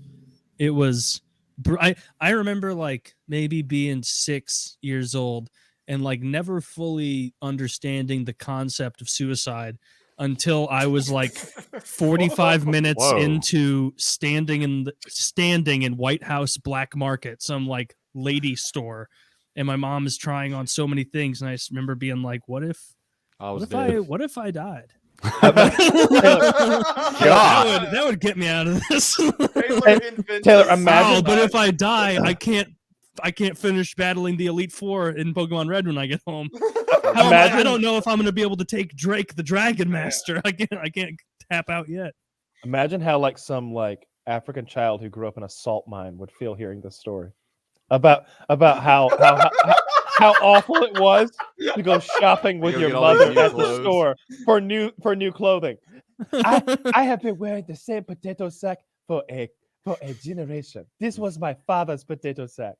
No, they would look at my story and they would be like, I thought I understood where people were coming from with suicide because I had a hand chopped off because I did not collect enough rubber for the fucking Belgian government. But the this rubber poor man. American boy Belgium. standing in White House black market for 45 minutes. I would Dude, not your wish accent that on my started worst like enemy. African and then went Indian and then you said No, it's Belgium. just going. No, well, Belgium was the one that like fucked You up the bring Africans' hands. You Yeah, bring with your the rubber. one-handed Ah, rubber yeah, farmer. You should have character. stayed more African. Would have been easier. Go ahead, Josh. Beat him on the accent. Go ahead. I challenge. want to hear your look at one-handed you. African rubber farmer. Where do you get off coming at me like this? My name is Kind Hermes of fucker. Conrad. If you ever come at me, I will crack your head open and find the gold inside. Oh my God. I will It's give not new fu- definition to blood diamond. Hey, First of all, little you know more it's- Jamaican there. That's You why I said sound like a Hermes lad from Conrad. Trinidad. I said Hermes Conrad the first time I said. Oh, My name is Hermes Hermes Conrad. The a very Imagine. underrated cartoon show, Futurama. Futurama Okay. does not get the credit it deserves. Was it gold that they think was in the heads, or was it the cure for AIDS? No, it was gold. There was some like belief in some like weird area of Africa In because like white some people's bald heads? people were getting killed because they thought gold was in their bald heads. Oh, it's the bald people heads because they're shiny. Yeah. No, it's the Wow. Isn't it the who is it that has the AIDS? Oh, it's the albinos. Yeah, that's the ones that you have to rape to get rid of your AIDS. Oh, dude, like Oh my God. albinos in Africa, tough go. yeah, we've because, got an like- albino in the Discord. So like, look out, Don't buddy. ever. If I ever catch the HIV, I'm coming at you. You're gonna be found. Man, are there any other like albinism like that's or albinism or however you say it No, like you that's had it right the first time. oh albinism. Albinism. Yeah. It's just a pigmentation thing. They don't have like other problems, right? No, Other it's- than like I guess like they Well, would have problems like No, oh, they're they called have out. skin cancer at they're 10 ca- times the rate or something. They're Albanians. Yeah, That's stuff what like it that. is. Oh, Albanians. Oh, Albanians. Oh, okay. Yeah. Okay. It's fucking Stop. Albanians. It is. Albanians. He's trying to make us Google it. I know. No, he is. I know what he's doing. I know his lies. don't- I've walked these streets a few times. That would have got Or- Woody. That would've got He Woody. would have got Woody. He immediately would've bought goes, it. No, it's Albania. At least Look it one up. of you was like, oh, he's fucking with me. I had you for that. You did that. But Woody would have been like, Albania, they are pale. Albino, Albania. They're pale in Albania. What do I know about Albania? I like this. It makes sense. Albanians it is. This Wait, gels. fucking This up. makes this vibes with me. Oh man. They are pale. The Albanians are pale in general. It is European. They are white. This checks out. I love Kyle going from like, I can't wait for that cartel to kill Woody, to be like, Woody would have found it funny. Woody would have worked off that joke. Oh, We're not saying that we hope Woody dies in a cartel issue. We're saying that the cartel couldn't take him if they tried. We're just daring them to, is all. I dare. You know what? As a matter of fact, I'll pay you to kill him just to prove that you can't do it. Good night, everybody. We'll see you next time. Blue team go, blue team go. I've got a history here. The feds are on the way. We're in fucking court 8 months from now. Yeah. It was a joke. We were kidding. My It was prosecutor comes out. satire. My prosecutor and my judge come out. We're like, oh yeah, we're fucked. Oh, good. Internet joke. We would all sell Josh down the river. Oh, it'd be the I easiest didn't sell say ever. anything. I'd be Yeah. doing life and y'all would all be free. It'd be easy as pie. You'd be like, He Josh was- told us to attack. He was a Look, bad I'm a influence on Sunday us. school teacher. This Josh kid is like has a history of violence. We Yep. have to get rid of him off. My the prosecutor gonna walk in there like, I'll take it from here. I got it from this point on. Give me 5 minutes. Hang on. I'm about to go write a Stephen King novel on this bitch. you're gonna step out and come back with some emo diary type shit. Mr. Pillault corrupted the minds of multiple individuals. Hundreds of thousands of people saw the podcast. Yes. You can And torpedo also, me easy. his African accent was much worse than the host of the show. And he even And tried I to would sound like like that Hermes on. Conrad. I would like that on the record. Objection, Your Honor. Or the defendant never tried to do one. He was prompted into it by other hosts on the show. It was not his original content. He just failed at it. Now it's a case about bad accents. Yeah. Objection will not be stricken from the record. The objection. Wendigoon, you mentioned like you came up super religious in your house. Was Yes, I went to a religious school. What was the kind of flavor of it? Like really intense, like Catholic, or more like Presbyterian? Like they had like chapels for you, I'm sure, and you had to take religious classes. So actually, there were. It's Baptist for one. Okay. I was raised Baptist, but not like Westboro Baptist breed. More like big conferences and youth groups. Kind of Baptist thing.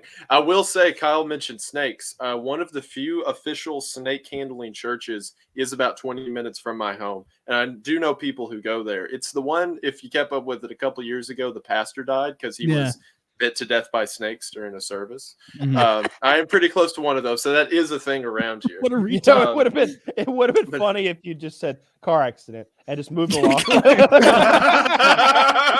Fucking moving. The pastor of that snake handling thing died. As soon Spider as you bite. said- Yeah. as soon as you said, it was, all you had to say was, it was the one that, and I was like, I bet it was Car the accident. one where someone died because they get bit by a goddamn fucking poisonous snake because they wave them around there. That's probably what happened. Those Yeah. people deserve it. I love when it happens. They should be refused treatment.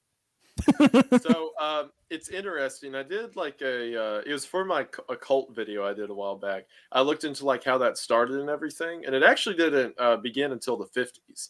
And there was this one evangelist that went around, and he was specifically quoting in the New Testament whenever Jesus is talking to the disciples, and he tells them, if you do work in my name, no harm will ever befall you. And he says, you will walk through fire and not be burnt, blah, blah, blah. You will pick up serpents and not be bit. Not be bitten. Yeah, you'll pick up. And what Jesus was saying there was like, if you're doing my will, then you're going to be protected. Don't worry about that. He was not saying that, yeah, well, if you believe in God, just like grab a bunch of snakes. You can and start slinging them literally- around. You can literally like pick that up Key and serpents. Peele Right. Kids, I'm talking about children 8 to 12 years old. Listen to me. You can literally fly. Jump off your roofs and fly into the night. Like Literally. Yeah, that whole thing. Yesterday's Yeah. announcement, I have realized and learned the definition of the word literally. No, that guy who started the whole thing died during a service in, I think it was Alabama, while he was handling snakes. Shocker. But that's where like that whole ideology comes from and everything. Yeah. I didn't know it was that recent. I knew that people, Yes, yeah, still do it. You know, Yeah. I thought that it had um, been around for forever. I mean, I knew that people still do it, but I just thought it was old. So Oh. it has been done in like old societies and cults, but not in the evangelical Southern Baptist Right. way until like post World War II. There's a lot of stuff about the evangelical movement that happened in the South post World War II, things like that. The older ideas of like colonial America, the idea of the penitent sinner who needs to like earn their holiness to stand before God, that started to make a big comeback around the same time. And a lot of stuff like that still exists in the South to some degree. But yeah, snake handling wasn't a thing in Christian churches until after World War II. 50s. Yeah, Interesting. 50s. I had no idea. I figured that was an old practice. Very interesting. Yeah, well, I mean, there's always been like cults and societies that have like carried snakes and stuff, but just not in that attitude. At least not to any degree that it was like a known practice. I believe the one nearby that does it is a Pentecostal church. I know there's holiness churches that do it. Things I don't think any Baptists. It's more so like the spiritual or with experience-based belief systems. Right. They're the ones who are primarily a thing with that.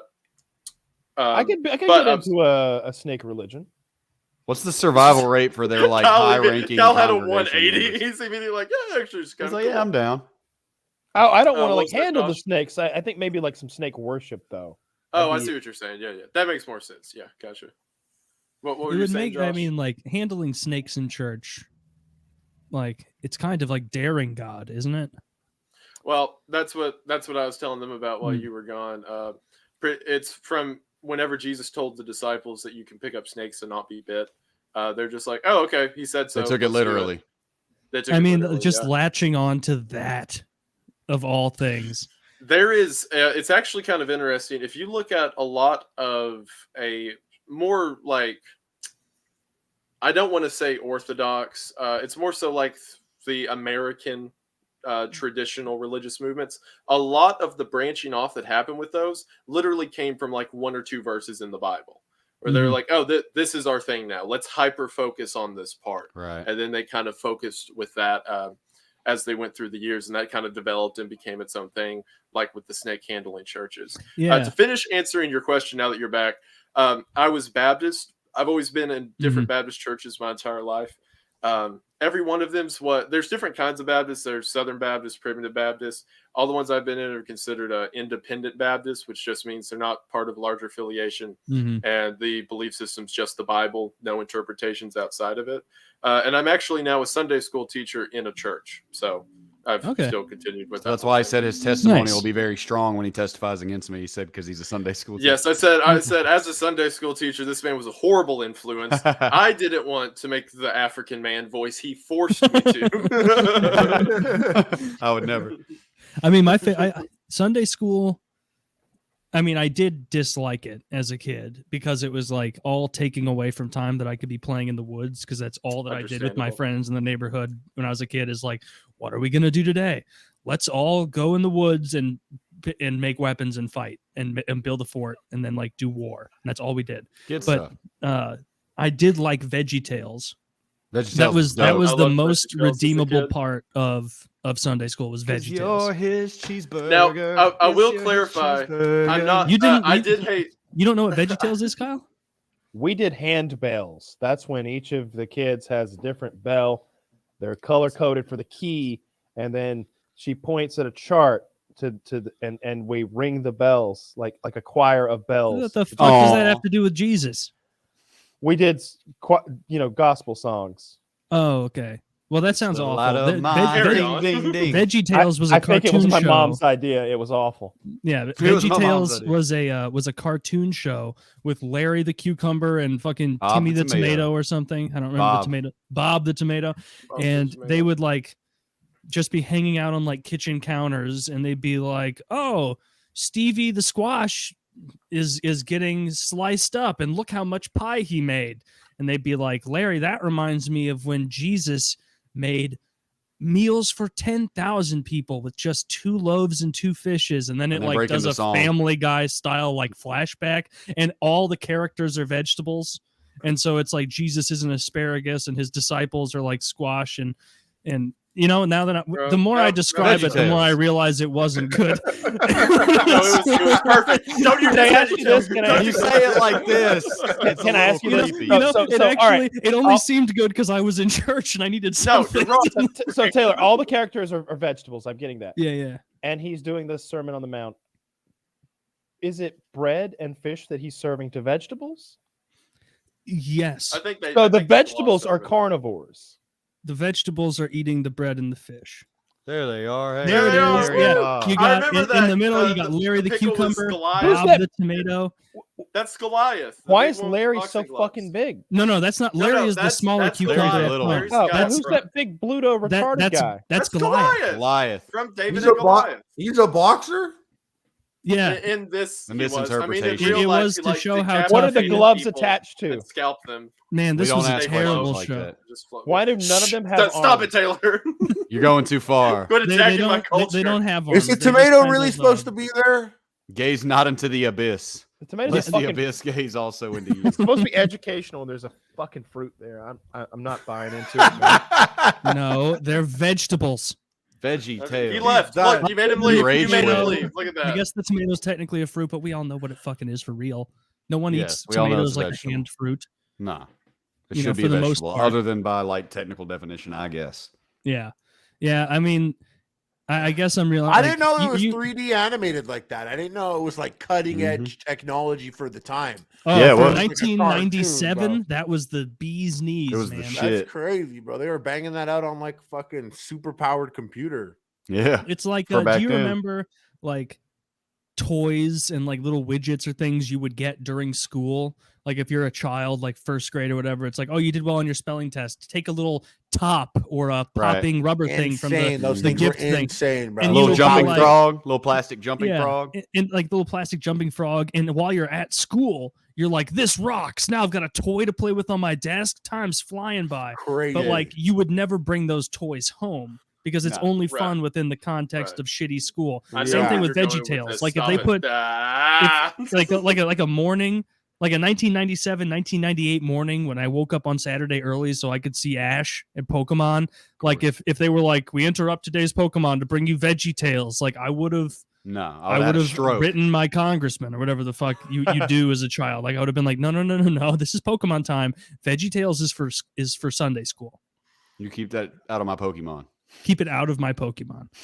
Yeah. So what we had not at Sunday school. It was just at school. It was so sick. It was called Télé Français, and learning French was not exciting. But Télé Français was like, it had like a good opening theme song and everyone knew the words. And it was like a silly fucking like picture of a pineapple. Like it was like, that's who spoke to you, anana, like which means pineapple. And when that show came on, we like actively knew it wasn't a good show. But Télé Français was on and the whole fucking class like got lit singing the theme song every time. And we would watch like 3 episodes in a row. So you'd sing it like 3 times. Everyone's like, we're looking at each other. We're like, Télé Français, Télé Français, Télé Français.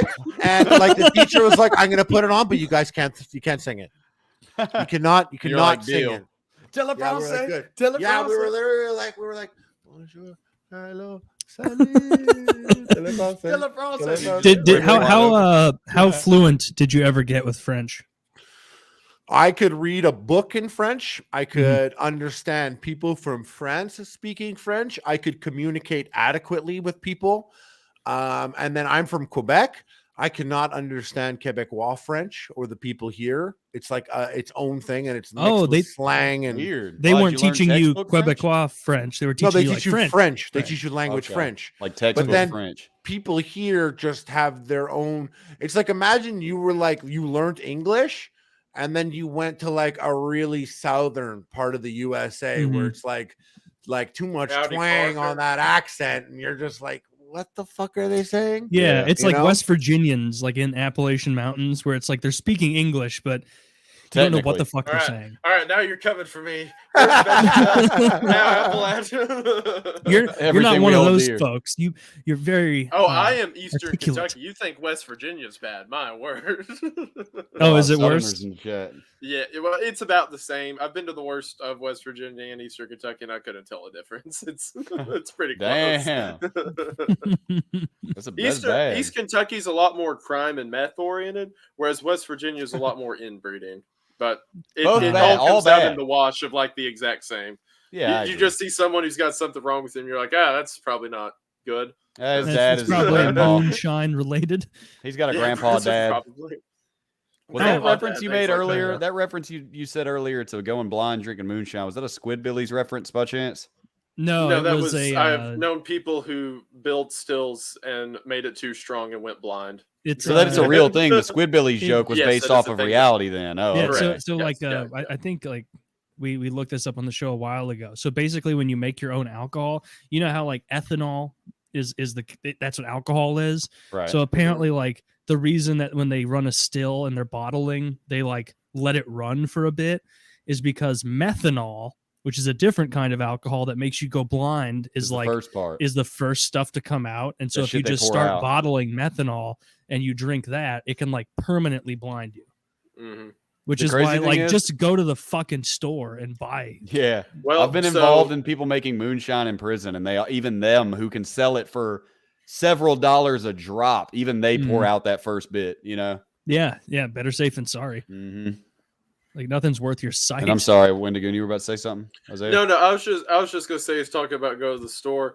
The main reason that it is a thing is because around Prohibition, there was a lot of people who died trying to traffic moonshine and everything. Mhm. So whenever the government was just like, okay, we won't bother you anymore. A lot of people didn't trust him and decided they were going to continue the tradition outside of the eye of the law. And then that was just a passed down practice for generations and generations to come. So a lot of people do it as a testament to self-reliance and anti-gov stuff. Like you're into the conspiracies and everything. Did you ever read about like how the Kennedy family like became influential and elite by bootlegging during Prohibition? I've heard about that. Yes. Yep. Yeah. It's so interesting. So a bunch of people did. Like everyone who started the big cities out west, like Las Vegas and stuff, that's how they got their start. Was interesting. I went on a vacation to Bar Harbor, Maine, which was... What's that sound? What is that sound? Oh my God, Taylor. Whoa. Your mic just exploded, bro. My mic is... Oh, wow. I don't know why that. I don't know why like a blown out audio is so funny to me. It's just memey as fuck. Hang on, Yeah. hang on. Let me see if I still hear the thing now that he's muted. Okay. Yeah. Nah. Just unplug it and Bro. replug it back in. It's You should Dude, always I thought- podcast like that. your gain got maxed out. Is what Yeah, your happened. gain was bad. It was clipping, dude. I don't think fine. Bro, was did getting you anybody. hear that? I thought that was the rapture, my Dude. Thomas, Am I still blown out? nah, sounds right normal. there. Perfect. Oh. Perfect. Yeah. No, that's weird. Okay. Oh, okay. Sorry- No, you're sorry good about now. that. Okay, that's good. Yeah. That was interesting. Anyway, I thought a train went was about to hit your that's what it sounded I thought like. you Like were it was like, getting "Bomb." closer. It's so frustrating because it's like, what do I do? I haven't touched anything all night. As soon as Taylor mentioned the Kennedys, a ship descended on his house. It descended on the Hilton and said, "You're fucked." I went to Bar Harbor, Maine, which is like a ritzy place in Maine that back at the turn of the century into like World War II, a bunch of big, fancy, rich people stayed at. So Edison had a house there. The Fords had a house there and all that. They didn't realize until the 1970s why all the houses were located so close when they started trying to renovate nearby and found all these underground tunnels. And it turned out bootleggers would come from Canada and they would go in these underground tunnels. And these tunnels led to like the cellar of every mansion around Bar Harbor. So all of these like rich, fancy people who didn't know each other, like Edison Ford and all that, shared all this underground bootlegging ring where they would all go during the summers and get hammered. So like people who did that and supplied for them quickly made their way up to the top. And people like the Kennedys, yeah. It's wild. Like all of those wealthy, like established families. It's like, well, how did they make their money? Oh, well, they exploited crime. millions of people and tens of thousands died because they hadn't invented child labor laws yet. And they were making kids like reach into fucking metal shard piles and like retrieve things. Like basically what Apple has like little African kids doing now in mines to get like the fucking manganese they need for chips or whatever. Yeah, pretty much. But Sounds good to me. I need my manganese. yeah, we need our manganese. By any means necessary. So I know you got to head out, Harley. We just hit 4 hours. I guess we'll call it a show.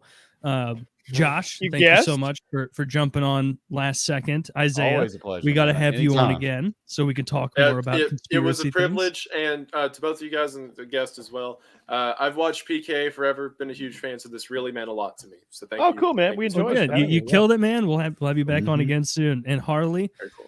I really like your Thanks for videos, having by the me, way. brother. Well, thank you, Kyle. I appreciate it. They're really good. As someone whose first job was working in a gun shop, FPS Russia was very inspirational to me. Oh, thanks. So that means a lot coming from you. So Thank you. This is Yeah, I wild as remember- fuck, Wendigoon, for me. Both of these two dudes were two of my first ever favorite YouTubers was FPS Russia and Epic Mealtime. So I Hell feel you, yeah. man. Aw. I loved Epic Mealtime as well. So this was very. I great actually for me. Thank I you all. saw a video of yours. It was a list of movies, and I wanted to see. This is ages ago. I don't know, maybe like feels like a year ago or something. It was. Oh, the disturbing movie iceberg. Yeah, I wanted to know where what's it called? Landed Serbian film landed on the iceberg, and it was pretty early. And It I was the like, third oh, tier damn. bait. Yeah. Yeah, I have a Dang, he list. remembered it off the top I of have his a head. list on my phone of the movies that I was like, these are ones that I should probably watch. But now I'm gonna go check out more videos. Very Yeah. cool. That's, Everybody, you know, please that's follow how me it on does mean social a lot. media. Thank you. Check out. And what check about out Josh? Josh. You It's got a great to meet Twitter? you. You got a Twitch? You got? You're on Twitch. Yeah. My Twitter, got? I am on Twitch. It's Pillault, but my Twitter is at Josh Pillault. I know it's kind of a bad spelling, but if either one of you guys follows me, I'm probably gonna have a heart attack. I'll follow you right I'll back. hit you with a follow on that. Well, all the links for Josh, Harley, and Isaiah are below, so sub to all their channels. Please. All right, PKA 579 by our company.